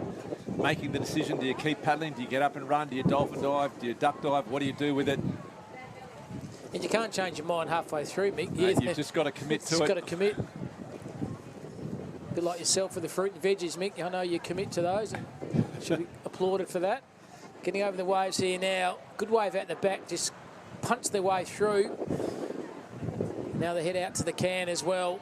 Hands and knees, arms pumping. So that's either Jack Blom or Jules Fredonnet from the City of Perth. The team with that Maxi Hunter came through. We left Billy Hawkes and Kelton Mulvey, the veteran. For Trig Island surf coaches. And then Paddy Ely's team. He's got Brody Lee and Devon Carron. So again, some real quality paddlers on display here this afternoon. So Jackson Blom was in the sand yesterday doing the sprint. Now he's doing the port as well. Yeah, Jackson Blom he's just on the right-hand side of screen. You could just see him lying down. He's just off screen now. There he is back in line. So Sorrento in the lead, just ahead of Trig and the City of Perth there in third place. Jackson Blom it is for the City of Perth. For the Sorrento paddler, it might be Brody Lee. We'll try and pick it up as we get a little bit closer in. And for Trig Island, the team that Max Hunter had that great run, it could be Billy Hawkes. I don't think it's Kelton Mulvey. Do you reckon he give much instructions, Maxi Hunter, from his dad, do you reckon, course of his career? Yeah, quite possibly. Well, they don't come much better than Big Jezza. Yeah, great fella. Good physio too, young Jez. And at the back, see that Rottnest Ferry chising their way to Rottnest in this very blusterous conditions down here at Trig. Cam Roberts and Mick Collis doing the calling for you today. Really tough conditions for these paddlers, especially the board. They're so tippy. So it's good skills by these paddlers as they make their way in. I think it is Billy Hawkes there for Trig Island. And for that Sorrento team, well anchored there by Pat Ely. I think that might be Brody Lee. We will find out as he gets to his feet. It's not an under-19 male board row on the screen, it's the open. Certainly is the open male. So Billy Hawkes coming in. Might be Devon Carron. He's in prime form at the moment, Devon Carron. So we'll try and see. So it's neck and neck between Trig and Sorrento. City of Perth just off screen at the moment. Jackson Blom. He'll be handing over to Jules Fredonnet. So here we go, the foot race for the final time for these competitors. Looking for the transition. Sprint up the lines. It is Devon Carron. So Devon Carron and Billy Hawkes, they will pass on to Kelton Mulvey and Brody Lee. So you've got the veteran Mulvey, a former Open State gold medalist in this discipline. Brody Lee, one of the rising stars. So Kelton Mulvey with all the experience in the world up against the young buck in Brody Lee. And then the transition across to one of the other young bucks, Jules Fredonnet, loves to chase. He paddles angry. Old man Mark Mulvey could paddle as well too, Mick. Oh, so now here we go. There's been an open the door for Fredonnet, you can see. Mulvey and Brody Lee both been held up. You can see there, Jules Fredonnet in fourth spot, just paddling against the tide at the moment. Looks like Barraclough might be there for Sorrento as well. Barraclough just having a bit of a spill now. Jules Fredonnet gets those legs and arms pumping. The little Frenchman represented France at the World Championships. He's got himself up into second. So Jules Fredonnet, Brody Lee, Kelton Mulvey, Owen Barraclough. We think that's the top four in this final leg of the Open Male Board Relay Final. It's going to be a beauty. At the moment, it looks like that is Brody Lee in the lead. Jules Fredonnet there in second place. Kelton Mulvey has dropped back to third. Mulvey trying to get up onto Jules Fredonnet. He got pushed back with that entry in the deep marcation over the line, didn't he, for that beach break there, and just got themselves through. Bit of trouble. So here we go. final leg of the open male board relay. And it is Jules Fredenay applying all sorts of pressure to Brody Lee. Jules Fredenay, we mentioned he's had a disrupted off-season because of injury. He's going to take the inside line here on Brody Lee. Jules Fredenay, the Frenchman, gets in front of him. Here we go. What a finish this is going to be. Jules Fredenay, half a board length in front. Brody Lee just decides to sit back now, do a bit of wash riding around the cans, and they'll turn for home. They'll both be on their knees, and the sprint will be on. Kelton Mulvey not out of it yet, just coming into vision. And Owen Barraclough as well there from Sorrento. Our marshalling the under 17 female surf teams, under 17 female surf teams. So here we go, final stages of the open male board relay final. Jules Fredenay, he's put a good lead over Sorrento. Brody Lee is in second place. Jules Fredenay from the City of Perth in first. Brody Lee from Sorrento in second. Kelton Mulvey there from Trigg Island in third. It is City over Sorrento, over Trigg. Fredenay pins the ears back, milks the most of the ocean. Brody Lee trying to chase something down as well. The chasers are coming, Mulvey and Barraclough. Barraclough now pushing hard. Fredenay, though, in the lead. It's an unexpected gold medal for the City of Perth team if they can hang on to it. Here we go. Waves coming. Brody Lee with some momentum. Jules Fredenay, can he milk this one to the ocean? No, he can't. It just goes sideways. This one might do it for him. He's got it. Fredenay's onto it. Oh, but so's Brody Lee as well. It's going to double up. You'll both get over it. Oh, it's going to be a foot race. So Brody Lee and Jules Fredenay, they're two good mates, two great competitors. It's going to be a sprint finish for the gold medal. Brody Lee starts to extend the lead. Fredenay fights back as only he can. Fredenay gets to his feet first. It's a race. Fredenay against Lee. Sorrento against the City of Perth. Brody Lee with the inside line. Brody Lee against Jules Fredenay. It is Sorrento against the City of Perth. Brody Lee in the lead. I think he might hang on. Yes, he will. Yes. What a race. Well called there, Mick. Great race. Brody Lee from Sorrento hangs on to take the gold medal. Jules Fredenay, the silver. Owen Barraclough there for the bronze medal. And Kelton Mulvey from Trigg Island. But a great race. Jules Fredenay, he went in fourth. He got himself to the lead. But hats off to Brody Lee. He just got that wave just when he needed it. Got the momentum and then won the foot race. Up the race to the beach. Mick, the difference is he got the double barrel wave, didn't he? You got two forming the one. The two forming the one, he just got over the taken in the end. It's all a matter of timing, luck and opportunity. Yeah, Jules Fredenay had about 15 metres on him, but just the wave that Jules Fredenay got just didn't eventuate. And then Brody Lee, just the luck of the ocean, had a bit more power behind it, lifted him up. They hit the beach. They hit the beach at the same time.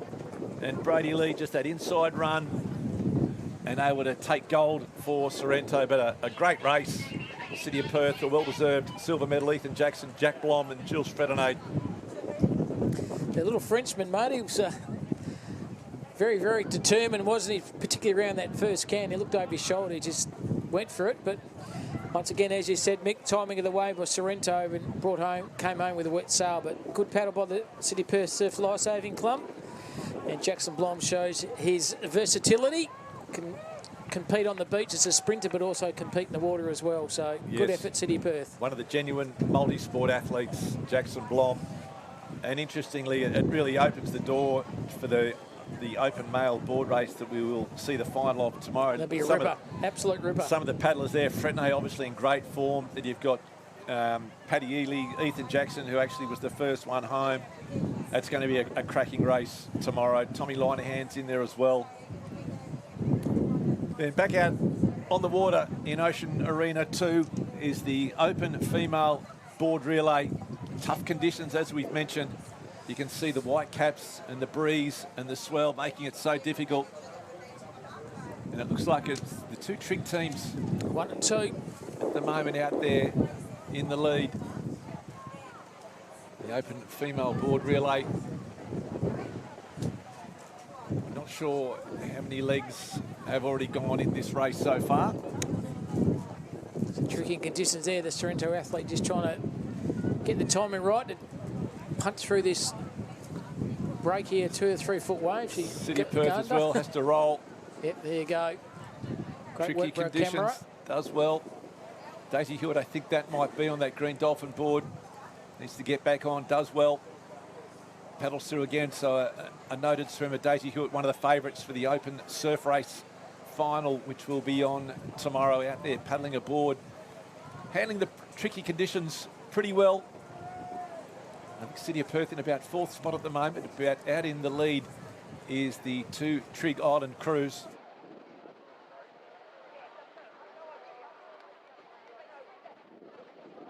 We have a marshalling call for the under-17 male surf teams. The under-17 male surf teams, if you could marshal at Water Arena 3. Neck and neck of the 2 Trig crews there, Mick. Yeah, and that says a lot about the depth of Trig, that it's really daylight third, and you've got 2 Trig teams, so basically six paddlers from Trig, you know, up amongst the best 6 in the state. So it's a great result for them. So this again is bragging rights between these 2 teams. One would be considered an A team, one a B team, or one might be a red and one might be a green, but there'd certainly be a favoured team amongst them. And side by side each other. What are they saying there to each other? Let's just wait for a little run of the wave. That's what they're doing at the moment. So Trig Island, Open Female Board Relay. So getting ready to hand on to their next paddler. Catching the wave in very nicely there, all the way into shore. The fellow teammates on shore to guide themselves through onto the beach. They'll grab their board and they'll let their competitor run up the beach. But it's Trig 1, Trig 2, comfortably well in command, aren't they? Daylight between the others at the moment. Yeah, looking very comfortable, Trig. So heading on to, looks like Femke Negus. Works her way across the bank.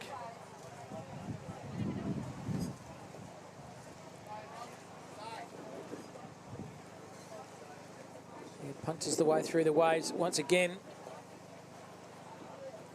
All takes skill, perseverance, and also surf IQ, and that's what they all got here at the moment. The Trig, the local girls, they know their backyard. This is where they're being brought up. So Annika Negus, Femke Negus, and Sienna Howard is one of the teams, and we think it might be the team of Grace Aitchison, Sammy Brigden, and Zoe Moore is the team that's in the lead at the moment. Talent all over that, Mickey, at both sides. Yeah, look, that's a real couple of quality lineups. Yeah. And the 3rd Trig team, you know, Oceana Eustace, Eva Hawkes, and Marley Hansen again. So some good paddlers, and then they've got a 4th team with Alicia Beanie, Macy Boisvert, and Millie Cox. So quality right across Trig, 4 teams, all 4 quality too. But there can only be one winner, and 3 medals up for grabs this afternoon. There's Trig once again. Good work from our drone camera crew at the moment. Well in command at the moment. Trig 1 and 2. Going around that board with the IRB crew there, just keeping an eye on them. Their safety as they've done all morning. Big shout out to them. And disembark once again on the beach. But getting back to the cans now, it's Trig 1 and Trig 2. Cast a tablecloth over the rest at the moment. As we see the way just milking that side wave movement, little waves out there. You could ride those in as you get them, and that's exactly what happened then. But Trig 1, Trig 2 well in command at the moment. Just sitting off each other. And now the hard paddle into shore they go. And amongst that embankment there, and the trough and the swell, paddling strong, laying on the board, getting themselves very balanced at the moment. It's like they're going to lap that competitor there, but very, very strong. The Trig crew here.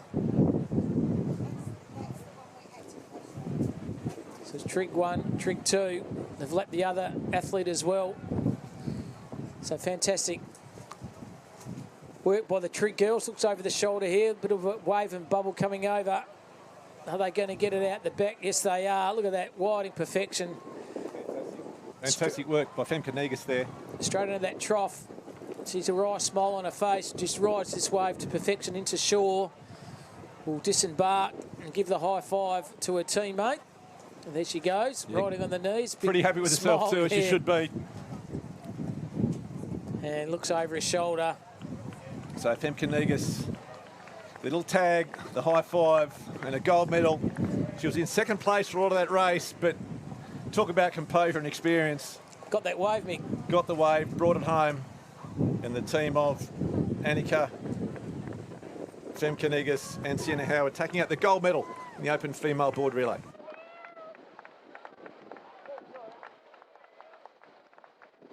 Under 17 male surf teams, under 17 male surf teams to marshalling, please.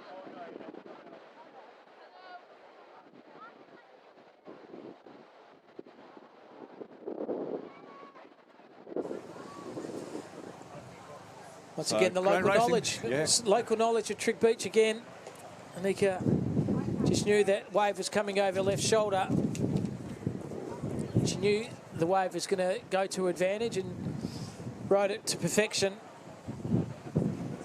And I think they might go, they've gone 1-2. Are they going to go 1-2-3?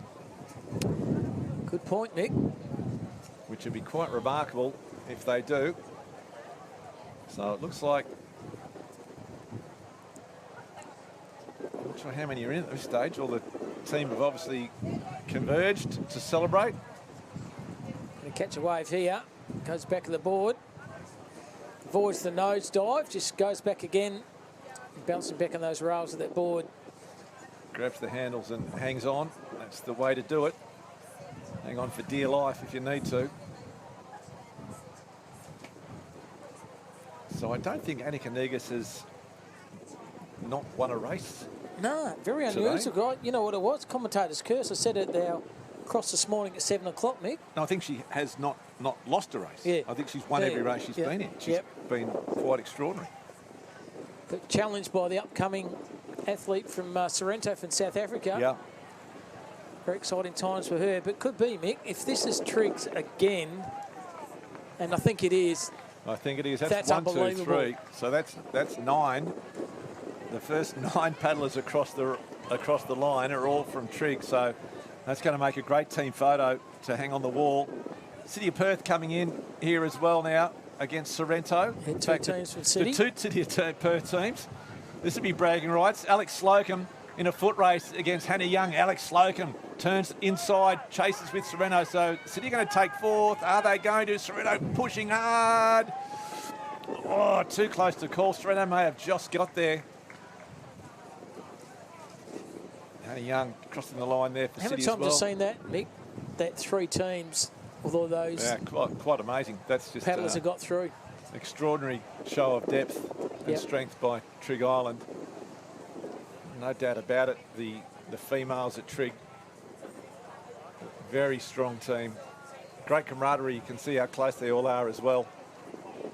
Yeah, they train well together too.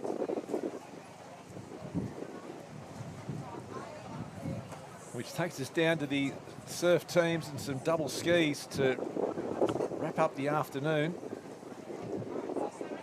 And it's been a great day of racing.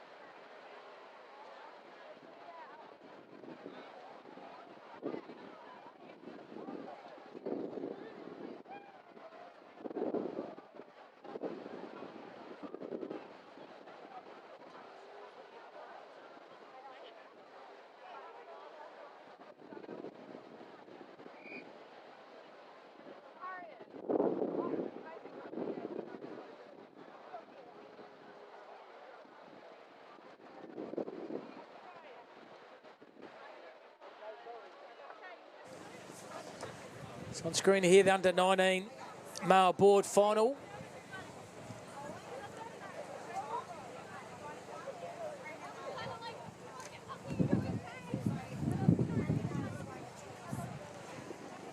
And closing conditions here now for the 2026 Fuel to Go and Play Day 2 here from Trigg Island Surf Lifesaving Club. A hype of activity started at 7 o'clock this morning. One more day tomorrow. Had a day yesterday on the beach, got a day on the water. And Sorrento here, the one fairly convincingly there. They might even get the Quinella as well, Sorrento. Mick just keeps topping me up with the zucchinis and the carrots. So the Quinella once again go to Sorrento Surf Lifesaving Club. We get the gold and the silver in the under-19s male board final.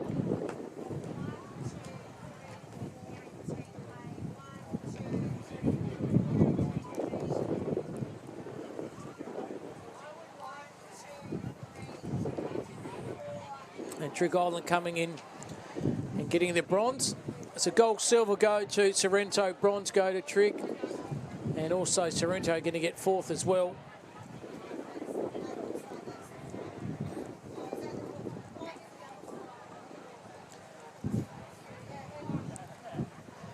So unusual, isn't it, that Sorrento get 1-2, then Trigg get 1-2. That's what we've been calling just about all day between those two respective clubs. Very strong in the water discipline of the Surf Lifesaving Championships over this long weekend in March, WA. They're a power, aren't they? Now marshalling the under-19 female surf teams, under-19 female surf teams in water 2.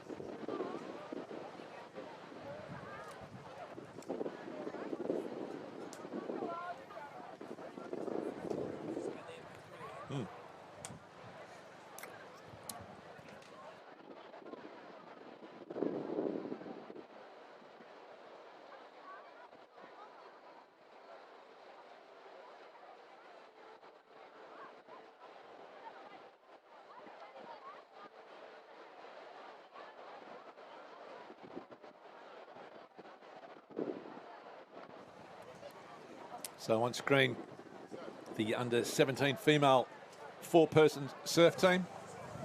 We've spoken about the first swimmer across the line will get 1 point, second will get 2, third will get 3. The aim is to get all your swimmers across the line for the smallest amount of points possible. And that team will win the gold medal as the surf team's champion for 2026. Lots of tactics. You can see some of the swimmers that were on that northern side running to the south because of the drift that we have seen. So that strong southerly breeze and that southerly drift, they've taken the punt. They have run south to get across that bank and then let the swell and the winds blow them back towards the can. They don't want to be stuck on this right-hand side and have to swim directly into that swell. So we'll wait and see how it pans out for them. It's always a risk, often a calculated one, and often it's just because someone else is doing it, so you think you might do it as well. So we'll wait and see how it works out. But at the moment, it's just a sea of heads out there in the water trying to negotiate that washing machine that we have spoken about so often today. Scarborough competitor just diving under. And as they make their way out towards the first of the cans, pretty tough to see who's who. And with the mixture of teams, it's hard to know which competitor is, whether they're in the A's, the B's or the C team. So it's a bit of a lottery until they get themselves back onto terra firma and line up behind those flags and the officials can do their thing.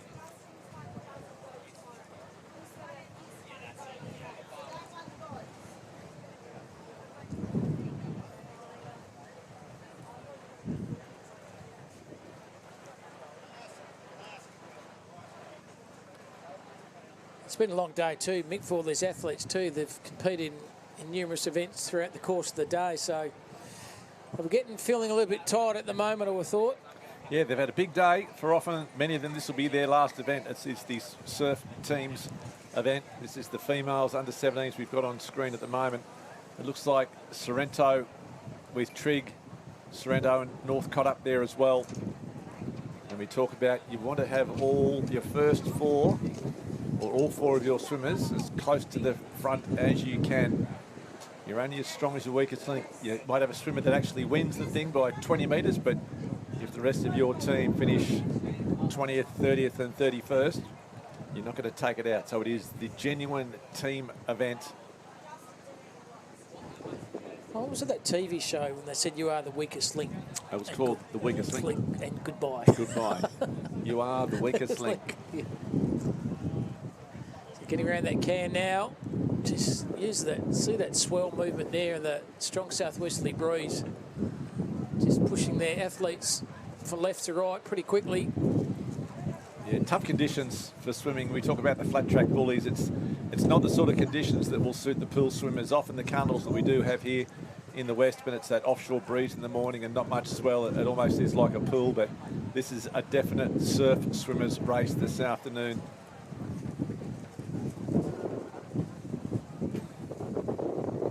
Looking forward to the under 19s and the open females, and similarly the open male surf swim race. Ollie Brown, we've seen what good form he is in. Harry Hewitt, Charlie Hewitt, Ethan Jackson, a real expert in the surf. So that'll be an absolute beauty as well.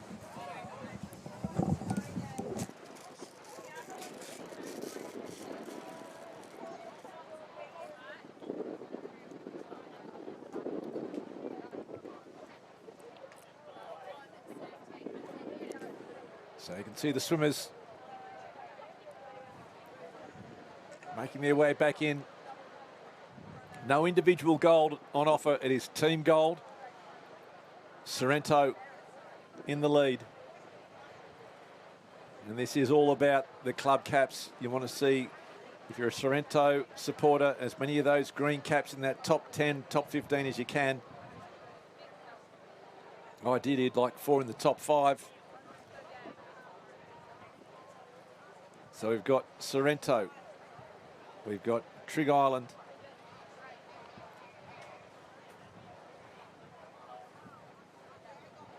Northcott, a second Sorrento cap.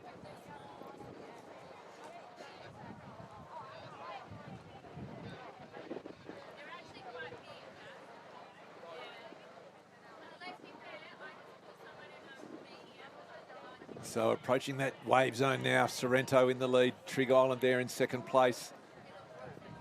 Northcott.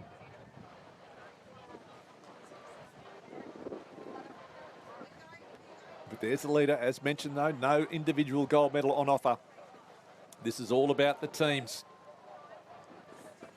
She'll be looking to see where her teammates are. Turns around, bit of backstroke, tries to catch the wave. Gets a bit of a reprieve, gets a few extra metres in front. Still not out of trouble. This second wave might help her. Now it sits up. And that'll take her through. That's a great show of skills. So Sorrento are in position number 1.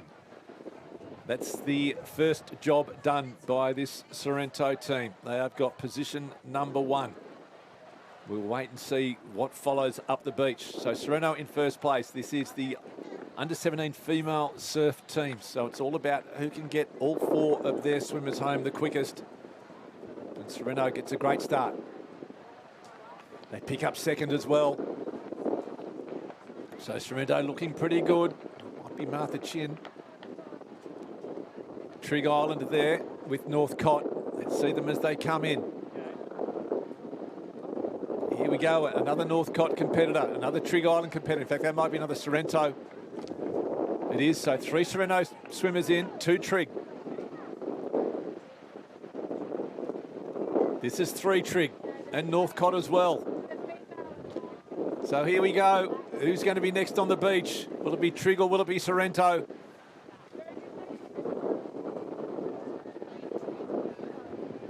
Looks like it's Scarborough, so this race still open. Mullaloo, it's still open. Looking for a Trig or a Sorrento. It's a Trig competitor. Will that be enough? Are they all from the same team? That's the question. Trig with a spare now and another spare, so you'd think Trig might be home. Mullaloo.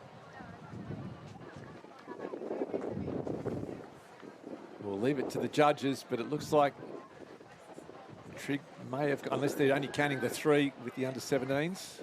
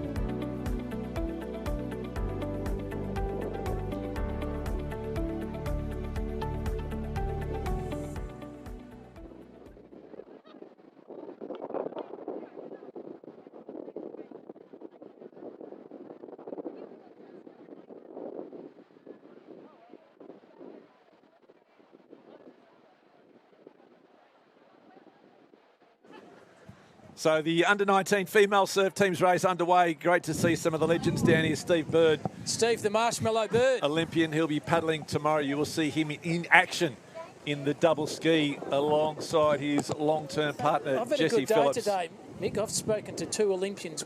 Yourself the last 2 days, and Steve as well. Yep, you're in rare air. We call that, Cam, rare air. So under-19 female surf teams underway. Caps in front. Looks Great like, to see Cottesloe. Cottesloe, yeah, and performing quite well under Out there. in the lead. Once again, the good work in the RWC crew by Mark Armstrong and the Trig Surf Lifesaving Club. But yeah, Cottesloe going quite well there. Sometimes get confused with the colours of the Cottesloe and the Mullaloo colours and the yellow, black and the white, but very close out the front at the minute. This is the under-19 female surf teams. As Mick explained, very critical, important are the points to each respective teams and the clubs. As we keep saying, tricky conditions down here at Trig. This is day 2 of the 2026 Surf WA Fuel to Go and Championships. And the big kahuna, the big day tomorrow, the final. That's on the Sunday, a long weekend in Perth, Western Australia. And once again, you have the tones, the Dulcet tones of Mick Collis and myself, Cam Robbins, calling the final day, what has been a fantastic 2026 Surf Life Saving Championships. And we're looking at the under-19 female surf teams on the screen as we speak. And it's looked like, Cottesloe out in front, closely followed by Sorrento. North Cottesloe as well, pretty hotly pumped at the front. But Cottesloe edging their way around to that first can. And then that difficult, great vision by our camera crew. So Cottesloe, Sorrento, North Cottesloe 2, 3 and 4 there, and Sorrento 5. It could be Kate Rigol possibly out the front, or Charlie Slipinska, 2 really high-quality swimmers. There's a second Cottesloe cap just coming past under the screen, so not much separating those 2. But as you can see, it's tough swimming out there. How bumpy that is. Every stroke, their chests are coming out of the water just because of the swell.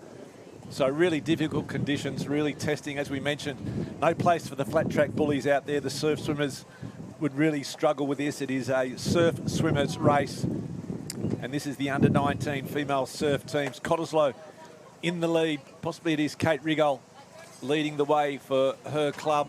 Sorrento sitting right on her shoulder as well.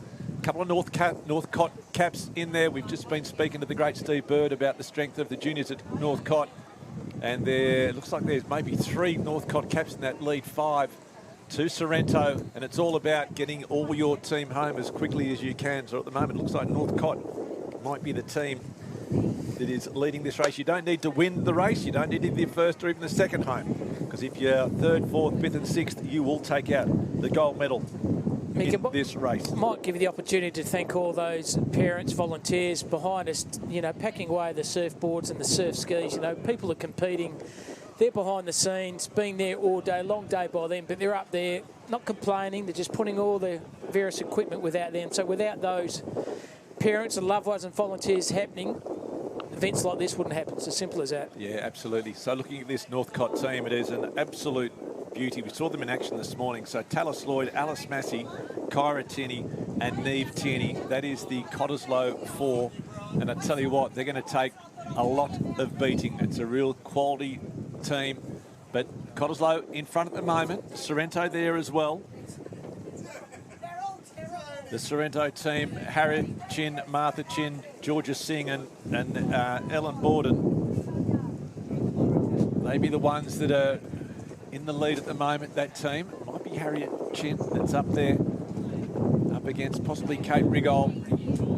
And then possibly the Tierneys from Northcott or Lloyd. All about getting your team home and across that line as quick as you can. So closing stages of the under-19 female surf teams race. And just thinking once again, Mick, a lot of these competitors, it's not their first race. They've actually competed in probably number 4 or 5. So still ability to maintain their fitness and their strength and the mental capacity to compete in an event like this and conditions like this, a big shout out to them as well.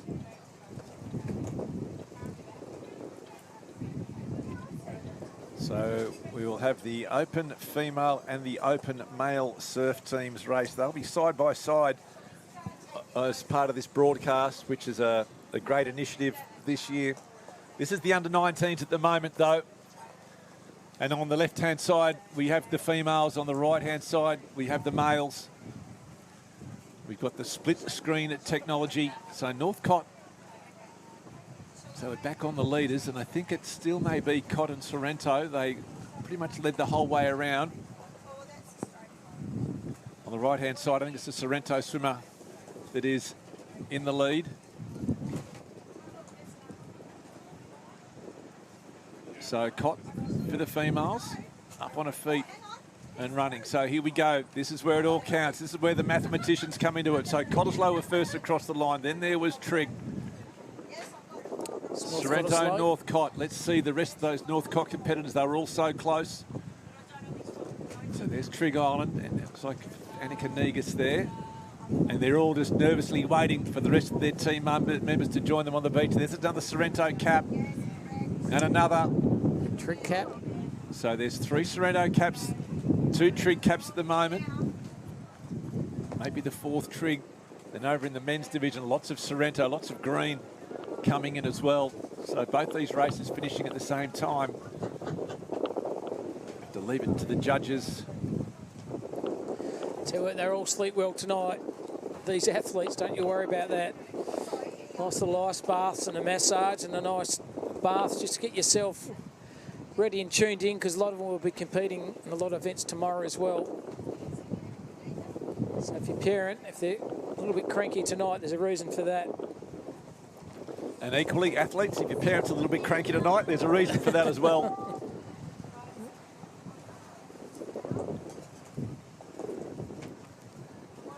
So, last 2 races about to get underway. Once the maths has been done, it'll be the open female and the open male.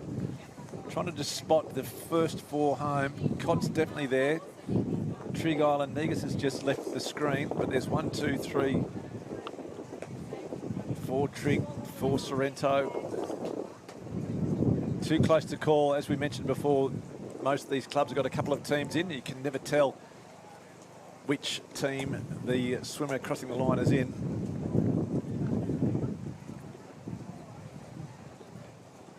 So the open male and open female surf teams to go. Have a quick look at who we've got coming up in these races. City of Perth, the red team as they call it, with Charlie and Harry Hewitt, Ethan Jackson and Ty O'Toole. They'll have the battle against Jackson Blom, Bay Bruce, Jules Frenet and Ken Jenkinson. So the City of Perth, they'll be looking for a medal in this one. Mullaloo Gold, Lockie Bean, Oliver Brown, Paddy Campbell and Kyle Lee. That's a quality side as well. Kyle Lee, the known ocean long distance open water swimmer. See how he goes with the sprints this afternoon. The North Cottesloe team too. Archie Davis, Eddie Davis, Taj Dorrington and Adam Sudlow. That's a high quality team. Brody Lee, Devon Karen, Marcus Booth and Paddy Ely. You said all those names before the call throughout the day too, Mick. All those well recognised and etched in WA surf life-saving history too, I would have thought. Yeah, and then you look at, you've got the Trigg Island, the Trigg Red with a guy called Hayden Hedling. Then you go Maxie Hunter, Callan Smith, Jake Smith. So Jake the Snake. There's some outstanding talent. Captain of Australia in the pool rescue. On display out here this afternoon. It's going to be a beauty. And then the youngster, the other Sorrento team, Owen Barraclough, Tommy Linehan, Donica Murphy and Lucas Wilson. So any mixture of these teams could get across the line to take out this championship today. And then looking at the open female teams that are going to be on. City of Perth with a couple of teams. Probably the favourite would be the Daisy Hewitt, Alex Slocum, Leah Vanden Adel and Hannah Young. They'll be tough to beat. Backing up in the Opens is the Cott team of Charlie Skablinska, Kate Rigol, Sienna Carey and Edie Jackson.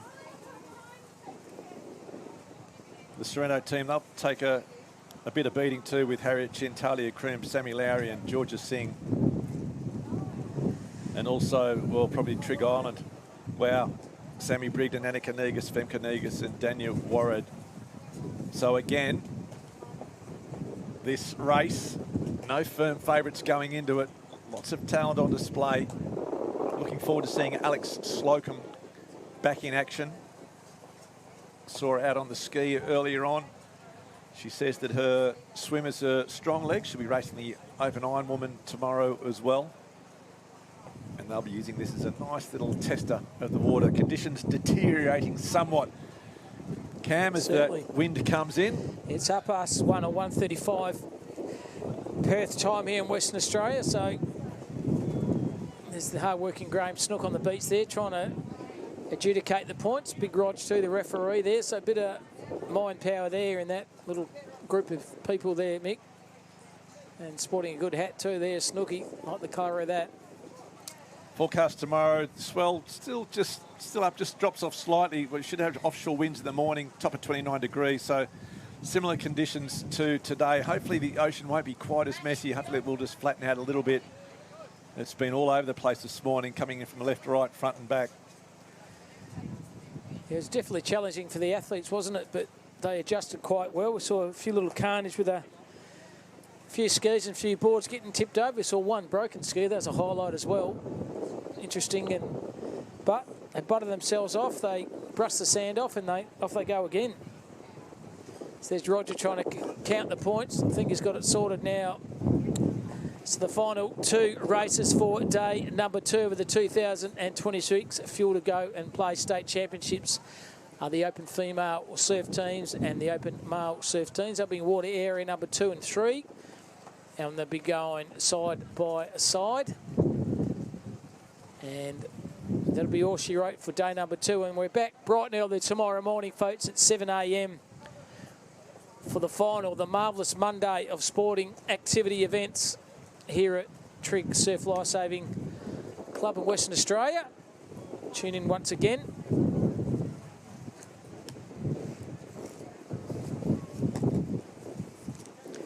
If we hear that movement of the wind behind us, very, very strong at the moment.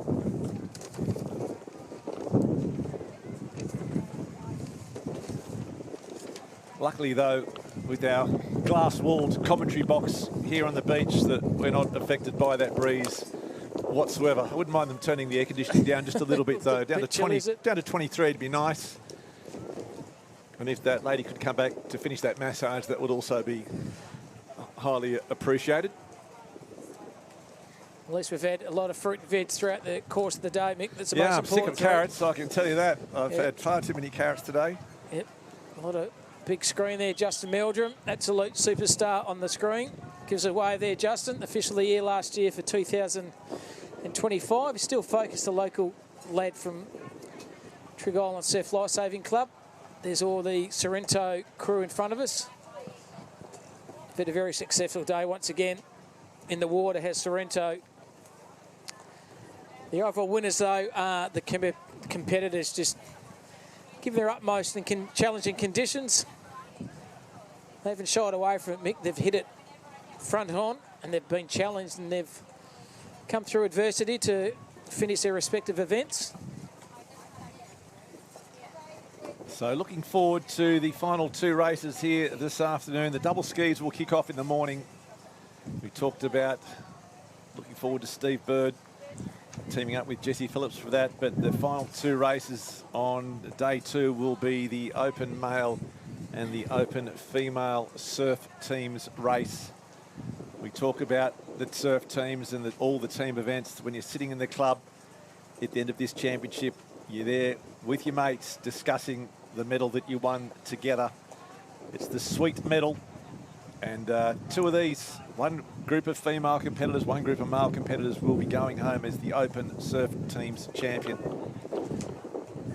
We'll try and have them both on screen, depending on which one starts first. The females are milling around, getting ready to start. males in a similar position up the northern end in Arena 3.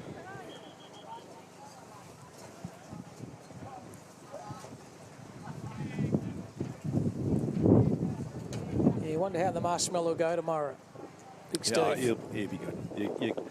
You don't lose quality. No. He reckons he's not very fit at the moment, but you just don't lose quality in that guy. And the muscle memory that he would have, I'm sure he could get himself around a set of cans once. Exactly. If he has to back up 4 or 5 times, it might start to sting a bit. But I just think for one race, him and Jesse Phillips, we saw them win the gold medal at the Aussies here in Perth a couple of years ago, and they paddle so well together. It's not something that you ever lose. They'll get back on that ski and it'll just absolutely click. Now on screen at the moment, that was some of the male competitors getting ready. Kelton Mulvey, Ethan Jackson was there from the city of Perth. Paddy Ely as well from Sorrento. They're getting set to there in front of us for the females. And then yes, the females on screen. City of Bunbury, good to see them competing. Daisy Hewitt, probably the favourite for the open female surf teams or surf swim, so she'll be looking to get a good swim under her belt and lead this pack home.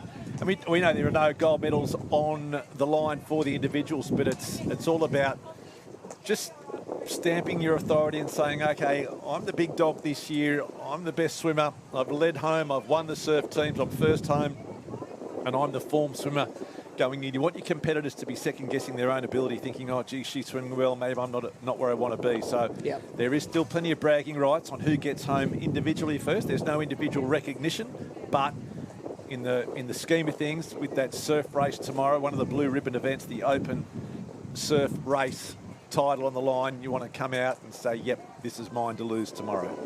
There's a mental aspect too, Mick, who you're competing against as well. You don't want to get that person above your shoulders, being your head mentally. You've got to be mentally strong as well. Yep. So waiting for a start here. Daisy Hewitt, second from the left in the City of Perth cap. Alex Slocum there from the City of Perth as well. Strong swimmer, really starting to hit a stride. And of course, some of the great competitors that we have discussed.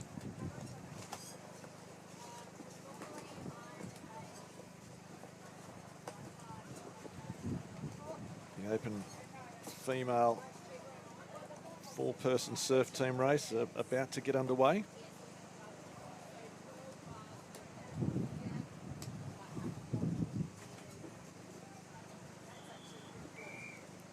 So a full start. That's not good.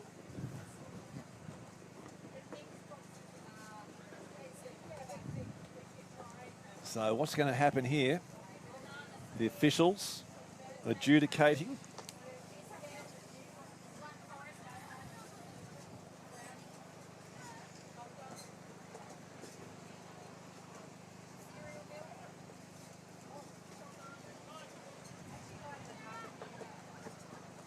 Calling across Roger. He's the officiating numero number 1. We saw plenty of the beach sprinters yesterday breaking and being disqualified. So if you break in a team's event, what happens? Does the team go? It seems harsh, doesn't it? The team goes, so the team will go. So that's really harsh. If one competitor breaks, the entire team is disqualified. What are the judges going to call? Oh, they've called out Northcott. Devastating news for Northcott. But the rules are the rules. That's what they are. They all know the rules. Wow, and it looks like it was one of the favourites as well. Let's have a look. Poppy Finnecane, Paige Leslie, Tyler Richards, Kyra Tierney. So that's the Northcott team. They are gone. Gone ski. Wow. That's tough. So the men are underway. The females are about to get underway. So 2 races running concurrently here to conclude day 2. The females in front of us. Daisy Hewitt on that left-hand side. Probably one of the prime spots with this southerly breeze coming in. Negus there using the legs across the bank. Alex Slocum as well. Got the legs up, pumping, running across that bank. Strong swimmer, great competitor, really starting to find some form. Daisy Hewitt, as I mentioned, one of the favourites, looking to get away and get a good start in this swim.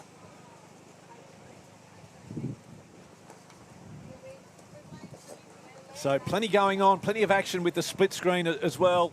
With the men on the right-hand side, we'll try and pick up some caps as they make their way out through the surf. The females just getting in the water and getting underway. Just look at the swell, the trough here, Mick. Just the banks and the strong southwest breeze and a lot of rips. Tough conditions for all these swimmers. Hard to really pick up anyone with so much turbulence and the swells. We can see them every sort of 10 seconds when they pop up above a wave from the beach. So out in the water, it is a bit of a lottery at the moment. We'll try and identify some of the caps. So the open female surf on the left and the males on the right. And I say good luck to you, Cam Robbins. Trying to pick one that out, Mick. Tell me who is in the lead. It's just arms, it is heads, it is white caps, it is swell at the moment. So the men are around the can, so they've turned the apex, they're on their way back in. So we'll see if we can get a shot from the front to try and pick up some of the caps there. The female's still heading out towards the turning can. Again, it's first four home, that's what you want. Bit of a wave coming now from the men. So that is Daisy Hewitt on the left-hand side in that City of Perth cap. She is out the front of this swim. Try to see who is on the southern side of her. Just Daisy Hewitt got that very distinctive stroke, very long, lean athlete, and has a stroke to match. So she'll turn first. So the City of Perth in the lead. Looks like just ahead, possibly of a Sorrento cap. Might be Harriet Chin. She's been swimming extremely well today, but Daisy Hewitt certainly leading the females as the males now start to come in. It looks like it might be possibly a Sorrento cap for the males coming in. Hard yards too, Mick, isn't it, with that spray going through those goggles, try to concentrate on where you're going. It's very difficult conditions for the athletes, but so hats off to them. Daisy Hewitt in the lead for the City of Perth in the females. In the males, someone's got a wave. It might actually be Brodie Lee. He swims extremely well in the surf. He's been in good touch. He's had a couple of wins during the year. Hard to tell. We'll wait and see when he touches the ground. We'll try and identify who that first swimmer is. Very strong. Looks over his no, it's shoulders. Oliver Brown it'll be. The Brown dog. Yeah, Ollie Brown from Mullaloo. Probably shouldn't have even had to second guess that one. Just, we talk about stamping your authority on an event. Ollie Brown in scintillating form, and he just saunters up the beach. So Ollie Brown from Mullaloo takes first place for the men. It's got what he's got behind him now. That's the question that needs to be asked.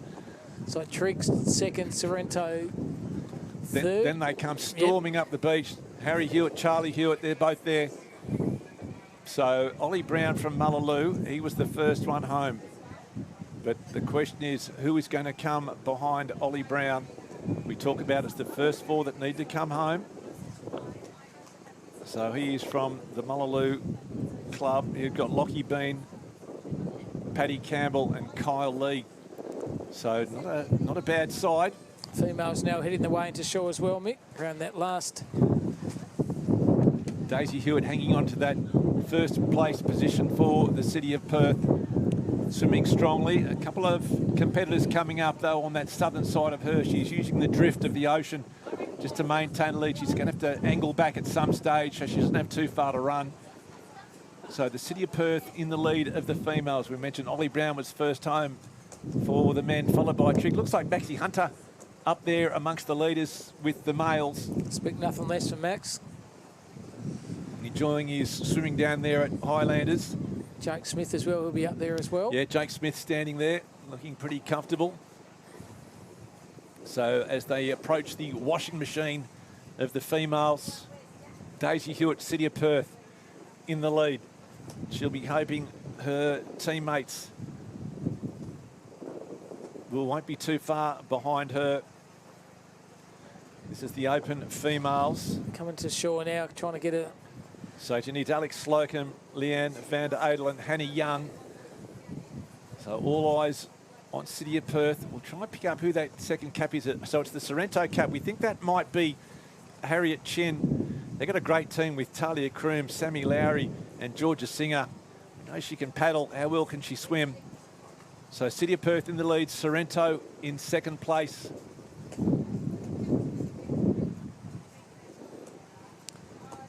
Pushed pushed away with a little bit of rip area too coming in the shore as well. Unfortunately, Northcott knocked out. They were disqualified. Yeah, Oh, wave out the back back. marker coming for Chin, I think it may be. So City of Perth, you can't even see the competitors. It is so washy. There's Daisy Hewitt, an arm just appears. Trying to get on that bank to stand up to catch a bit of a push off the wave. Wave coming for it, doubles up, hits her in the back of the head, gives her a bit of a push. Starts swimming once again. So, as we've mentioned, it doesn't matter if you come first, it's who comes behind you. Wave coming now for some of the back marchers. Daisy Hewitt stands up. She'll be able to ride this one to the beach. So it's a nice swim for Daisy Hewitt and a nice bit of confidence for her as well going into the open female swim tomorrow. So Daisy Hewitt won it last year. There she looking is. to go back to back. So Hewitt will stand first. So City of Perth, they've got their first swimmer home. Great result. Great swim by Daisy Hewitt. Certainly was. Now we'll wait and see who comes up the beach after her. So City of Perth 1. Looking for number 2. And a convincing win by Hewitt. Certainly was. Waiting for them to come up. Now they do start to come. So it looks like the in fact, Cottesloe competitor, possibly Kate Rigol. Then Sorrento. Yep. Maybe Talia Kroom. City of Bunbury there, then Harriet Chin from Sorrento. So 2 Sorrento caps home. Annika Negus there for Trigg Island. Another Sorrento cap coming home, so that's 3 Sorrento. Now 2 Trigg.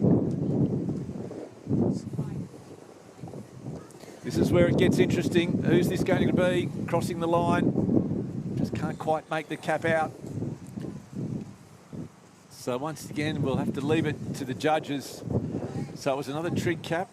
It's like Mullaloo or Cottesloe, I think. So it's a Cott came second, then Sorrento, City of Bunbury, then Sorrento, Trigg. Trigg may have got the first 4 home. So Cottesloe as well. I think Trigg, oh look, Annika Negus there, trying to cheer her teammates home. They're probably loving to go 1-2, the Trigg teams. So the judges will be working it out. They'll go along the line once all the swimmers are home.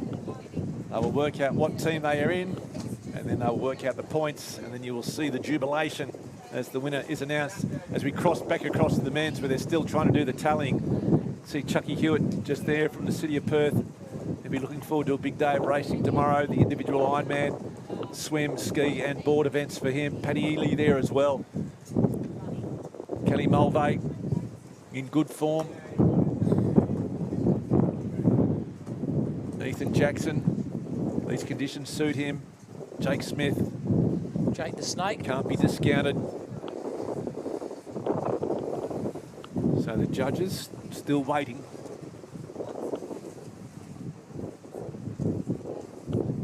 Who doesn't love a little bit of suspense at a surf carnival? All the athletes want to do, Mick, is dry themselves, get a nice bottle of water and a rehydrate, carrot. and a carrot, and the celery and the zucchini. So all the athletes, you can see that the women, they're just trying to count off who's who and where they've come from. Remind me of what you're eating today, that famous dish your wife cooked, that zucchini slice the other week, Mick. Sensational. Yes, 9 out of 10. Can cook. She's a ripper. What a keeper she is. Only human, Mick, have married to a guy like you, mate. Yeah, that's right. Got to keep her on her toes. I tell her I've got plenty of options. Still counting those numbers up, aren't they? Both of them.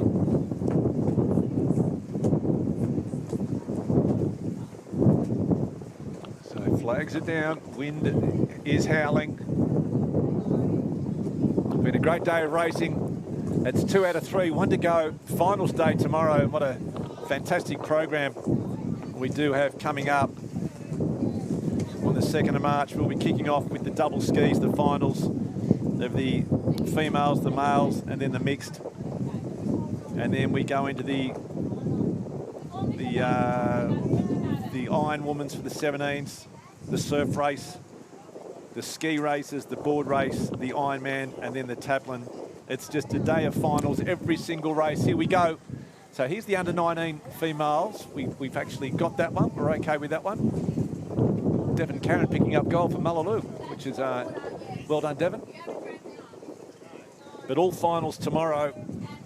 Action gets underway at about 8 o'clock, I think it will be, the action tomorrow. Marshalling at 7:45. You're going to have a sleep in tomorrow, Mick. I know you're here about 5:45 this morning, mate, so you can have a sleep in and get a nice cooked breakfast from the lovely wife, mate, and you can get yourself down here, I reckon, about just after 7, 7:15.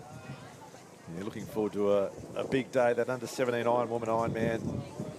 In the surf races, as mentioned, the skis, the boards, the iron, and then the taplin to bring it home. So just waiting. First event, 7:15 tomorrow. The mixed taplin will kick off at 7:15 tomorrow morning. So Cam will be here by then. We'll be at 7:15, mate. Man, look, you're always organised, Mick. You're always early, and I like people are early. I hate people are late. Yeah, don't like rushing. No. Still waiting for the call here. Big Roger the Dodger, the official there, he's just trying to count his fingers on his hands to make sure it does reconcile. And again, that mixed taplin that gets underway at 7:15 in the morning, the 6-person. Again, a great event, a great addition to the calendar, because you just don't know who's going to win depending on whether you put the males first or the females first.